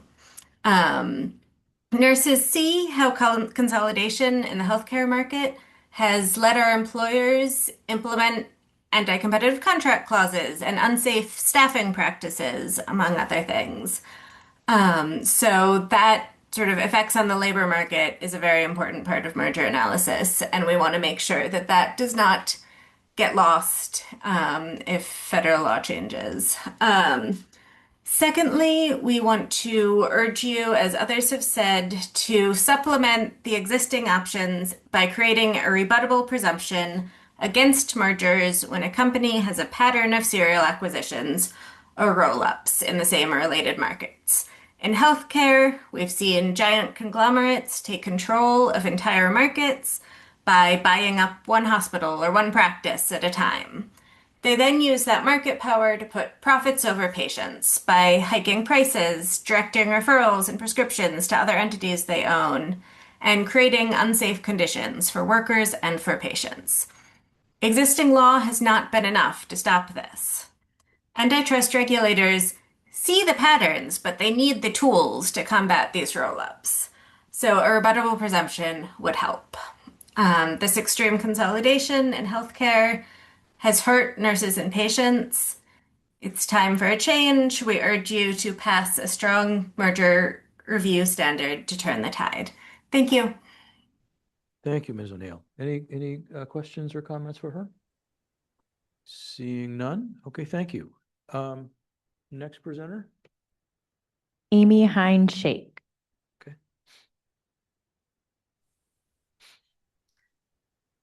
Good afternoon, Honorable Chair Simpson and members. My name is Amy Hine-Scheik with Wildcat Consulting on behalf of UDW AFSCME Local 3930, which represents 220,000 in-home supportive services and family child care providers throughout California. As you can imagine, our IHSS members provide services for disabled and elderly populations throughout California, and we do care very deeply about affordable pharmaceuticals, their medications, and our clients' medications, as well as their access to quality, patient-forward healthcare that cares about them. This is very important to us and to our members. On the topic of mergers and acquisitions, UDW AFSCME Local 3930, IHSS workers and caregivers support key components of options 2, 3, and 4, and we believe a few targeted additions would make them even stronger. First, we recommend creating a rebuttable presumption against mergers when a company has a pattern of serial acquisitions or roll-ups in the same or related markets. This helps address consolidation strategies that quietly build market power. Second, we support a rebuttable presumption of illegality for acquisitions by extremely large dominant firms, specifically those with market caps over $600 billion. This aligns with earlier discussions about limiting the ability of already dominant companies to grow through acquisition. Finally, we recommend requiring certain companies doing significant business in California to provide pre-merger notification to the state with a fee structure to support the Attorney General's review. This complements ongoing legislative efforts and would give California better tools to evaluate deals that may harm competition. Together, these additions would strengthen options 2 through 4 by providing crystal clear triggers, stronger enforcement tools, and better visibility into mergers that would increase concentration in California's markets. Thank you very much for your time and attention to this important matter. Thank you. Any questions for this presenter? Seeing none, thank you. And next. Jennifer Suh. Okay. Good afternoon. My name is Jennifer Suh, and I'm a senior research and policy analyst speaking on behalf of the Writers Guild of America West, a labor union that represents more than 10,000 writers of movies, television, and streaming series. I just want to commend the commission and staff for your work on antitrust reform in California, particularly now as it relates to mergers and acquisitions. In addition to the 2 letters the Writers Guild has submitted for the record, we're pleased to address the Commission today about the state of consolidation in the media and entertainment industry and share our recommendations in this contemplation of merger provision reform. Like many in Hollywood, the Guild is deeply concerned about the sale of Warner Brothers Discovery. The entertainment industry is already heavily concentrated. It's dominated by a handful of powerful firms that produce and then distribute content on their vertically integrated networks and streaming services.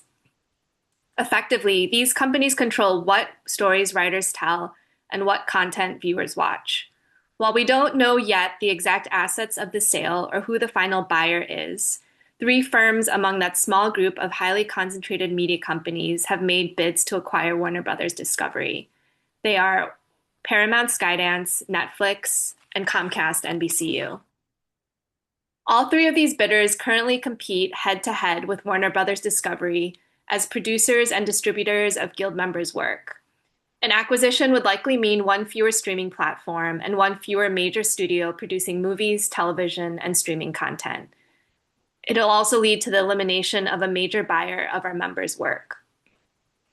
Any of these potential transactions would be detrimental for competition in our industry, making it easier for the combined firm to exercise increased leverage by decreasing content input, leading to fewer jobs for workers in the entertainment industry, and undermining the diversity of American storytelling.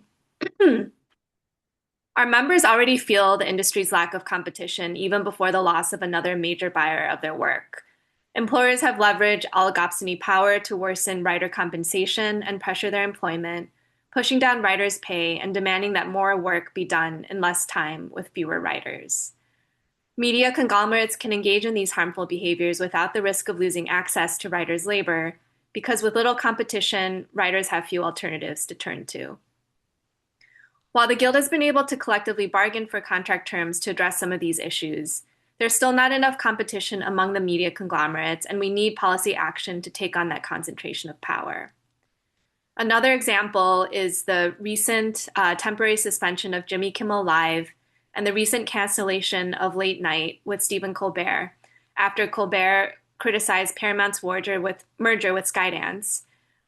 We witnessed firsthand how enormous power in the hands of a few media companies can pose serious harms not only to workers, consumers, and competitors, but also to free speech and the diversity of viewpoints. For these reasons, the Writers Guild of America West believes that we need significant strengthening of state antitrust law, and is captured in many of the reforms recommended by CLRC staff in Memorandum 2025-31 on mergers and acquisitions. Today, California lacks explicit statutory grounding in state law to challenge mergers. Enhancing California's antitrust law would enable state enforcers to effectively and efficiently try antitrust cases in state court and allow California judges to develop stronger legal standards, particularly around the incipiency standard. We urge the Commission to adopt a broadly applicable merger statute that incorporates options 2, 3, and 4. In closing, we thank the Commissioners and CLRC staff for your attention to this critical review of antitrust law in California, and we urge you to take advantage of this timely opportunity to lead the nation in much-needed reform, to modernize competition policy so it applies to today's economy, to protect workers from lower wages, to protect consumers from higher prices, and to protect access to diverse and creative content in the media by ensuring competition in the media and entertainment markets. We look forward to further engagement on the topic. Thank you for your time. Thank you. Any questions for Ms. So? Hearing none. Thank you. We have 2 more? We have 5 more. Okay.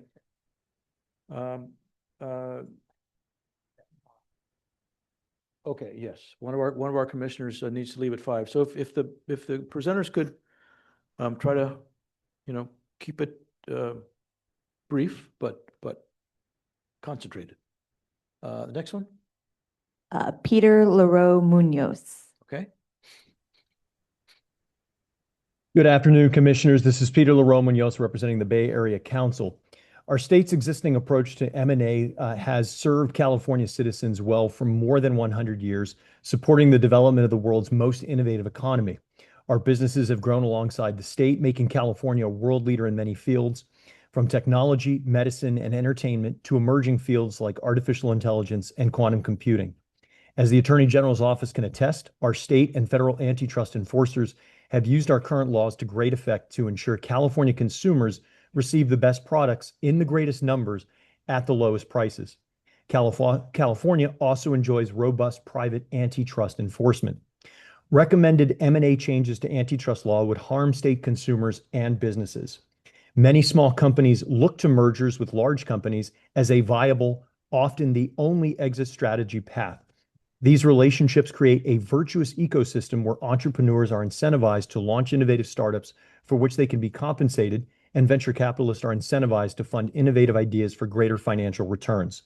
Consumers also benefit by having access to more dynamic products and services. A state-specific M&A regime would halt the cycle of our innovation ecosystem and undermine our continued global leadership and technology.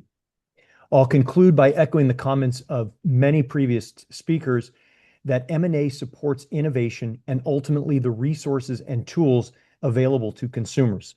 Consistency with federal merger and acquisitions law is appropriate for the state of California.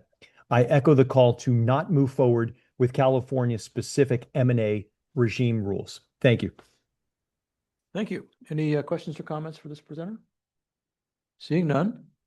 Who we got next? Donnie Tedessa. Okay.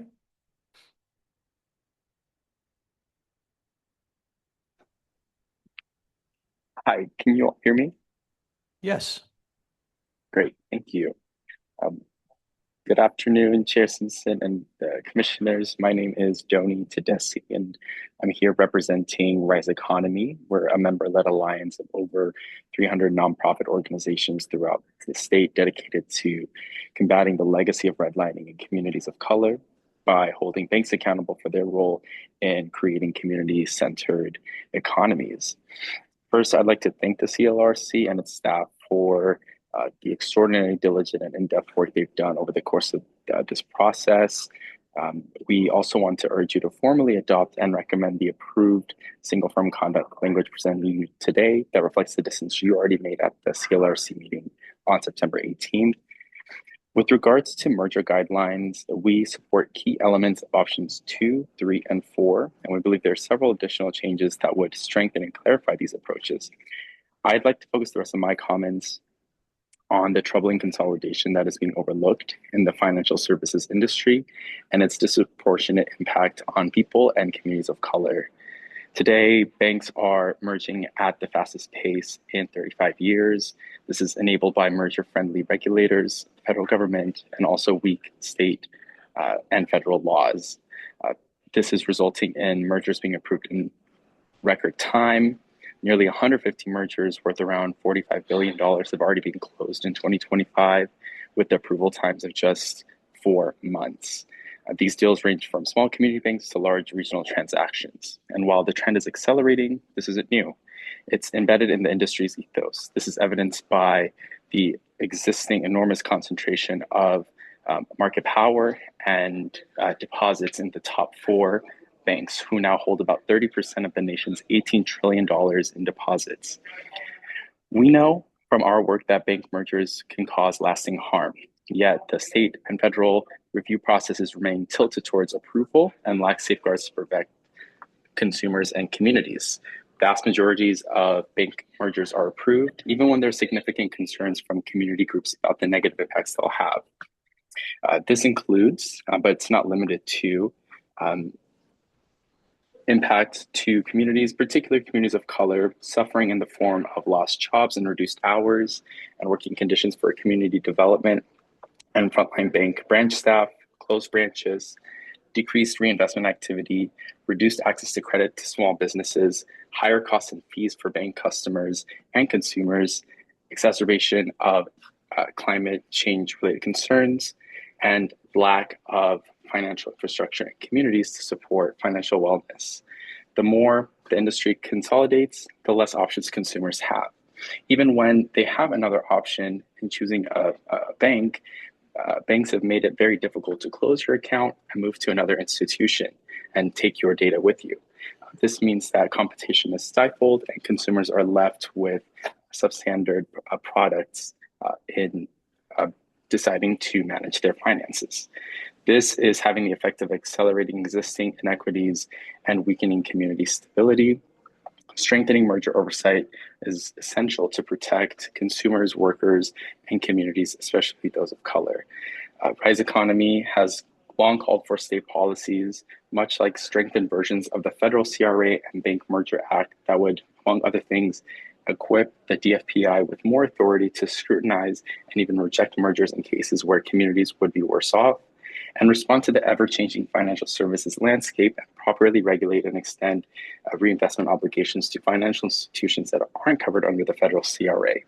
This is in particular important because another troubling trend in mergers and acquisitions in this industry is credit unions acquiring CRA-regulated banks, effectively removing their reinvestment obligation, as in they're lending investments to communities and communities of color, and removing that kind of activity from the capital ecosystem. This is a trend that's accelerating, whereas 10 years ago, credit unions acquired only a handful of small banks annually. Now they're buying institutions worth hundreds of millions of dollars. Our laws are not equipped to meet with this moment, and we urge the CLRC to consider state-level policies that properly manage this proliferation of consolidation in the financial services industry. Thank you. Great, thank you. Any questions or concerns? Questions or comments? Hearing none, thank you. So there's 4 more? 3 more? Okay. Next, please. Bianca Blomquist. All right. Hi there. Now, good evening. Bianca Blomquist, California Director for Small Business Majority. On the merger standards, Small Business Majority emphatically supports key components of options 2, 3, and 4. And we'd like to see a rebuttable presumption against mergers engaging in roll-ups. We'd like to see a rebuttable presumption of illegality for acquisitions by extremely dominant firms, and we support the state's pre-merger notification requirement paired with a fee structure for effective AG review. Thank you again for your transparency, professionalism, goodwill, inclusivity, and for the opportunity for us to weigh in with you today on behalf of authentic California small business owners across the Golden State. And we wish you all, the commission and folks participating, a happy and healthy holiday season. Thank you. Thank you for your comments and for your brevity. Any comments or questions for this presenter? No, thank you so much. Next, please. Robert Hurrell. Hi, good afternoon, Chair Simpson, commissioners and staff. Robert Hurrell. I'm the executive director of the Consumer Federation of California. To be brief, I would like to echo the comments of many others who preceded me in terms of sections 2, 3, and 4 with some additional enhancements, modifications, whether it be appreciable risk, this tend to create a monopoly, or some of the bright line rules and presumptions. 600 billion and up was mentioned. Serial acquisitions or a string of acquisitions, roll-ups, I heard it just called by Bianca. We're supportive of all that. We want to thank again all of you. Honestly, y'all are killing it when it comes to looking at this antitrust, taking the resolution from the legislature of a few years ago very seriously and really digging in. And so I want to thank all the commissioners and the staff for all the work that's gone into this. California is the 4th largest economy in the world. We don't print our own money. We don't have our own foreign policy, but we really ought to have a closer look at many of these mergers and acquisitions because of the deleterious effects that some of them are having on consumers, which is obviously what the Consumer Federation of California focuses on. I just want to briefly, by way of closing, kind of deal with this sort of 97% of the mergers must be fine. I refer to that as the Lance Armstrong argument, where he said for years, I've never tested negative. And then when ultimately the truth came out, he had actually been running a doping regime that everyone on his team had to participate in. So I want to be very careful to just say, gee, because this hasn't been stopped, that means it's okay.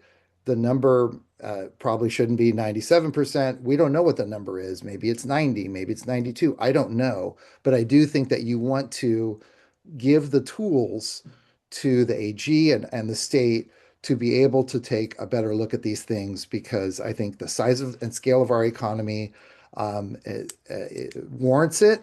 And doing that does not make one anti-innovation. I feel like that's an intellectually lazy argument that we tend to hear far too often. So with that, I would agree with Bianca. Wish you all happy holidays. I appreciate all the work you've done. I know there's more to come, but thank you again. Thank you, Robert. And last presenter, I think? Yes, Mona Masri. Thank you. Good afternoon. My name is Mona Masri, again, speaking on behalf of Economic Security California Action. I will also be brief. Again, I just want to thank you and the commission again for all of your incredible work on these critical antitrust issues. And I won't reiterate the impactful comments of all of my colleagues, but I will encourage the commission to recommend that California does adopt its own merger statute that would help protect consumers, workers, and the communities most harmed by corporate consolidation. And as previously mentioned by Lee Hepner, and the letter that he wrote for AELP that many of, including ESCA and many of our colleagues signed on to, we support options 2, 3, and 4 in the commission's merger reform proposal, and the additional recommendations that were proposed in the letter, including creating a rebuttable presumption that a merger is illegal where there's a history of serial acquisitions or roll-ups in the same or adjacent markets, to create a rebuttable presumption of illegality for acquisitions by presumptively dominant firms with market caps of greater than 600 billion, and requiring state pre-merger notification for firms with sufficient business in the state, consistent with the Uniform Law Commission's model legislation, and a fee-based cost recovery mechanism that will cover the anticipated costs to the AG's office. We believe that together these options will give California clear, legally sound tools that are rooted in decades of federal precedent to prevent harmful mergers before damage is done. Thank you very much. Thank you. Any questions for this presenter? Seeing none, thank you so much. Okay. Okay, folks, where would you like to go from here? We have 4 options in front of us. You've heard from presenters on various sides of the economic and political spectrum. What thoughts do you have on, Stephanie, anything more we should? Yeah, I just wanted to say that was a lot to absorb. Yes, it was a lot to That was a lot to yes. absorb, so it's perfectly fine. I mean, it would be great if you could sort of narrow things down for staff, but if you can't, we're perfectly happy to come back to this point and let you absorb more of what you heard. And rewatch the video on YouTube in your spare time. Either way is fine. I would say we had the meeting notice till 5. Right. So we probably should We're gonna- wrap we're gonna up by lose- 5. Lose on it. By 5, By yeah, 5, by okay. 5, yeah. Um, So it depends yeah, on where yeah, people okay, are I at wonder and how where you your feel. capacity is at. I do have a suggestion for staff. There were some presenters that proposed not merging, but consolidating some of the options. So that's what I would think might work here. Instead of 4 options, maybe consolidating to 2 based upon the comments and some kind of wordsmithing. I can't remember the exact recommendations, but that would be where I'm headed so that we don't have so many choices next time. We can just focus on 2. Okay. Sharon, Yeah. it's David Hebner. Just a question to make sure I read the material correctly. Is my understanding correct that option 3 is actually a consolidation of options 1 and 2 with something additional added on top? That 2 bills on 1 and 3 bills on 2? I'll let Sarah answer. I would say option 1 was intended to stand on its own as the federal counterpart. So if the commission would like to move that over, that would remain sort of a standalone. Options 2 and 3 are similar to each other in as much as they build upon option 1. The major differences between 2 and 3 are that 3 codifies a specific provision of the federal, the 23 federal merger guidelines, and option 2 endorses it as a persuasive authority. So just to add to that, so I would characterize option 1, unless Sarah tells me I'm wrong, in this mergers and acquisitions language is similar to option 1 in the single firm conduct provisions that the commission considered before, really sort of parroting federal law, potentially importing some of the concerns that folks have expressed about federal case law and precedent. And so the commission decided not to go down that path on single firm conduct. Maybe you want to go down the same path here and eliminate option 1, but that's totally up to you based on what you've heard. We're happy to draft it any way you like. Yeah, I was going to propose a motion to eliminate option 1 for precisely that reason, in the same way that we decide not to stick with pure federal law on single firm conduct. I don't think we should stick with the pure federal position on option 1. I have my reservations about option 4, but there seemed to be a great deal of commentary that people are looking for us to try to pick the best from 2, 3, and 4. So I wouldn't propose eliminating option 4, although I have personal concerns about option 4. But I think I'm comfortable with the concept of just stopping work on 1 or considering 1 and moving forward with trying to wordsmith 2, 3, and 4. But again, my personal preference, I have some concerns about 4.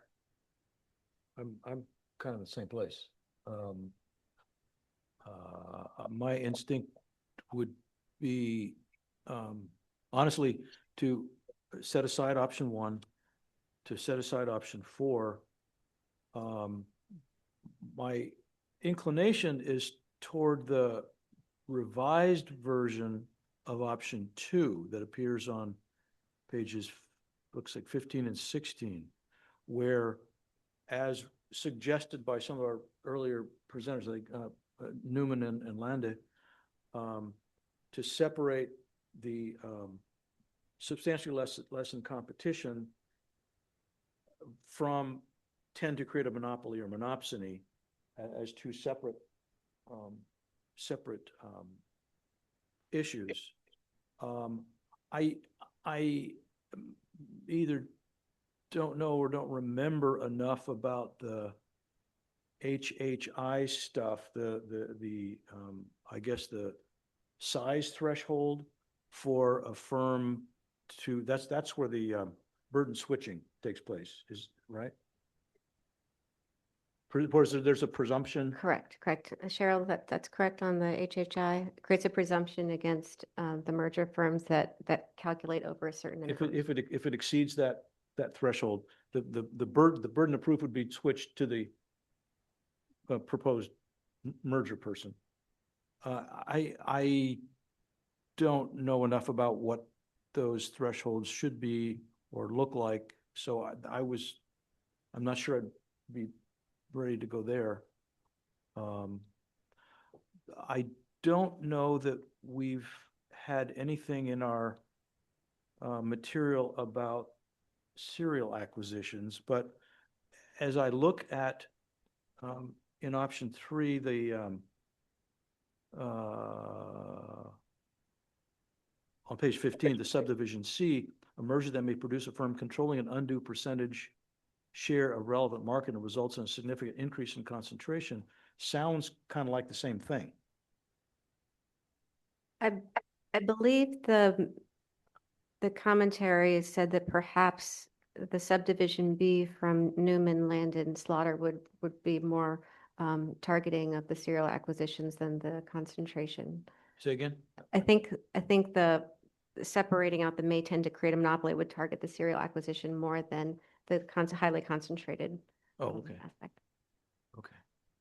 May I just offer a clarification? I think option 2 has a separation of the tend to less, may lessen competition and tend to create a monopoly, but it also has the presumption of Philadelphia National Bank in general terms. And that is not based on the size of the company, but rather on how highly concentrated the industry. Right. And that's very different from a presumption that's based on the size of the merging parties. Chair, if I might, my current views align closely with yours and Commissioner King's.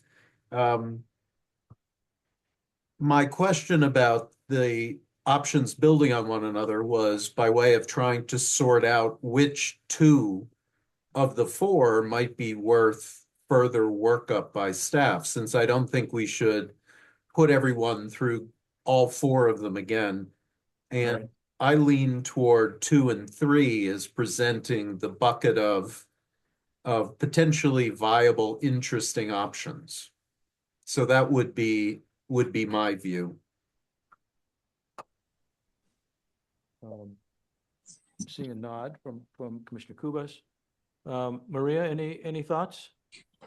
Yeah, I echo what David just said. As long as I understand correctly, that option 2 includes separating the 2 clauses, like Mr. Coca, is it Lande? I'm sorry, I don't have the names in front of me now. But that those 2 clauses are separated, because that made a lot of sense to me. Right. And in the memo, in Sarah's memo, there's a proposed revision of option 2 on page 15 and to the top of 16 that does that. Okay. That was what I was kind of looking at as well. Yeah, makes sense. But just to clarify, it's my understanding is that I can't remember who was talking about it, but that this language would not make changes in the likelihood of negative effects, because it still says may be substantially to lessen competition, and it still says it also says maybe to tend to create a monopoly. So it uses the same likelihood language as current law, correct? That is my understanding. Okay. And so that might be something that if we wanted to talk about it whether to change the likelihood suggestion as one of the presenters suggested, or to leave that consistent with current law, but separate the two sort of prongs. To clarify Yeah. for SAP, did you want to integrate the use of appreciable risk in these as well? Well, that's the how bad a negative effect it is, right? It's, or no, is it? That's the second part. Okay, that's the second. So are you, maybe the way it's drafted now is consistent with the Sherman Act, right? Maybe. And the alternative suggested by some of our presenters earlier was, rather than say maybe, there's an appreciable risk of. It seems to me that would be sort of like the other option as a change in policy. Do we want to make a change in the likelihood or someone's view of the likelihood of a negative effect? And then if so, do we also want to say how bad an effect it would be? Appreciable risk of substantially lessening competition or materially lessening competition. Those things were in there as well. So And again, to just to reframe, were we to keep the same language, there is still the option, as mentioned by Commissioner B earlier, to tie that to the expressions of purpose and jurisprudence that were worked on earlier as well. The expressions from the single firm contract. Oh, yeah. Proposal, Right. and I think The in reason cover we're doing memo- this in the first place. Yeah, we in the cover memo to the tentative recommendation, we indicated that when the time is right for the commission's decisions on merger and acquisitions, that the commission also consider incorporating the purpose statement and the judicial guidance statements, and we can include that in the next memo. So that could take care of some of the concern about bringing too much federal law along with any similar language. Okay. Maybe the place to start to see if we can get a consensus is, should we, for the time being, set aside options 1 and 4? And then concentrate on 2 and 3? Just for clarification, does that mean you do not want us to do any further analysis on appreciable risk? That's an option 4, right? Oh. I mean, we could do 2 and 3 plus a little appreciable risk. Does that make sense, Sarah? Essentially, adding 2 and 3 together would be adding the HHI provisions to what you're looking at on page 15 and 16. Okay. Yeah, as much as I disliked option 4 personally, I did find persuasive that many of our commentators wanted to pursue 2, 3, and 4. So maybe I need to revisit what was so special about 4 that intrigued, I think, half of our commentators that they wanted us to look at 4 still. So perhaps just to move things along, I could make a motion to eliminate 1. And I think we can just do this by consensus. Okay. I don't think we need a motion at this point because you're not adopting language. Right. I think direction to staff is fine to save Okay. a minute of time. Is there objection to setting aside option 1 for now? And hearing none. And the things we'd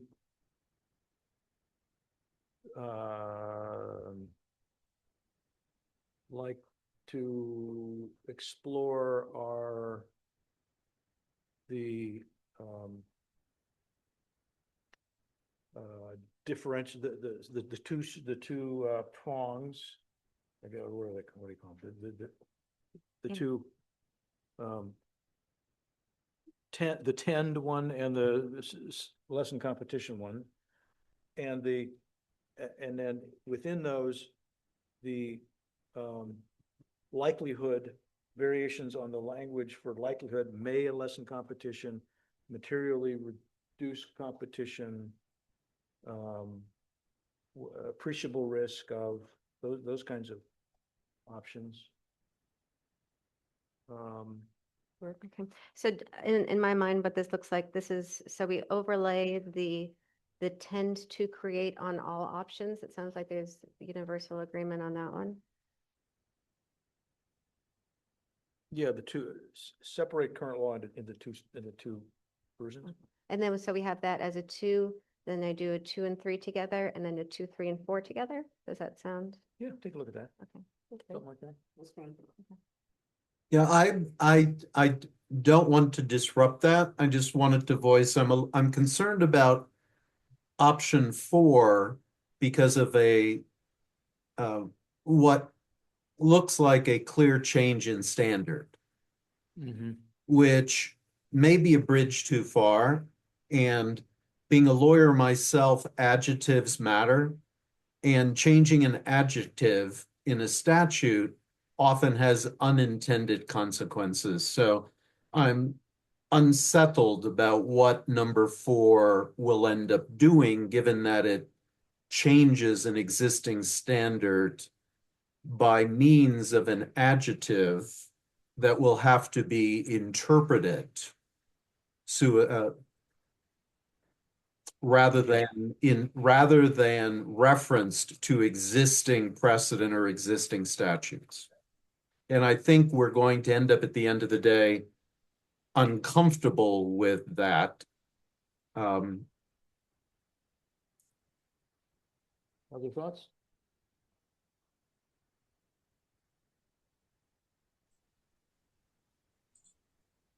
I suspect you're correct. But let's see what it looks like in the next memo. Okay. What? Oh, yeah, Maria? Oh, I was just going to say I'd be comfortable looking at 2 and 3, kind of where we started, and separating the clauses and leaving 4 out. But I'm also willing to go along with keeping 4 in the mix if others want that. But I would prefer 2 and 3. Is that okay? All right, so we'll set aside 1, and we'll kind of try to get a little more sense of the distinctions and what the implications are of 2, 3, and 4, or some combination of those. Okay. All right. Anything else for the good of the body? Is this adequate? It's adequate direction for staff? direction. We can work with it. And Okay. yeah, we'll take a really close look at the appreciable risk and consider its viability and Got it. advise accordingly. Okay. We'll provide more information on HHI. Yeah. Yes. Yeah, okay. All right. Sounds good. Anything else that we need to do other than? All right. Without objection, we are adjourned. Thank you.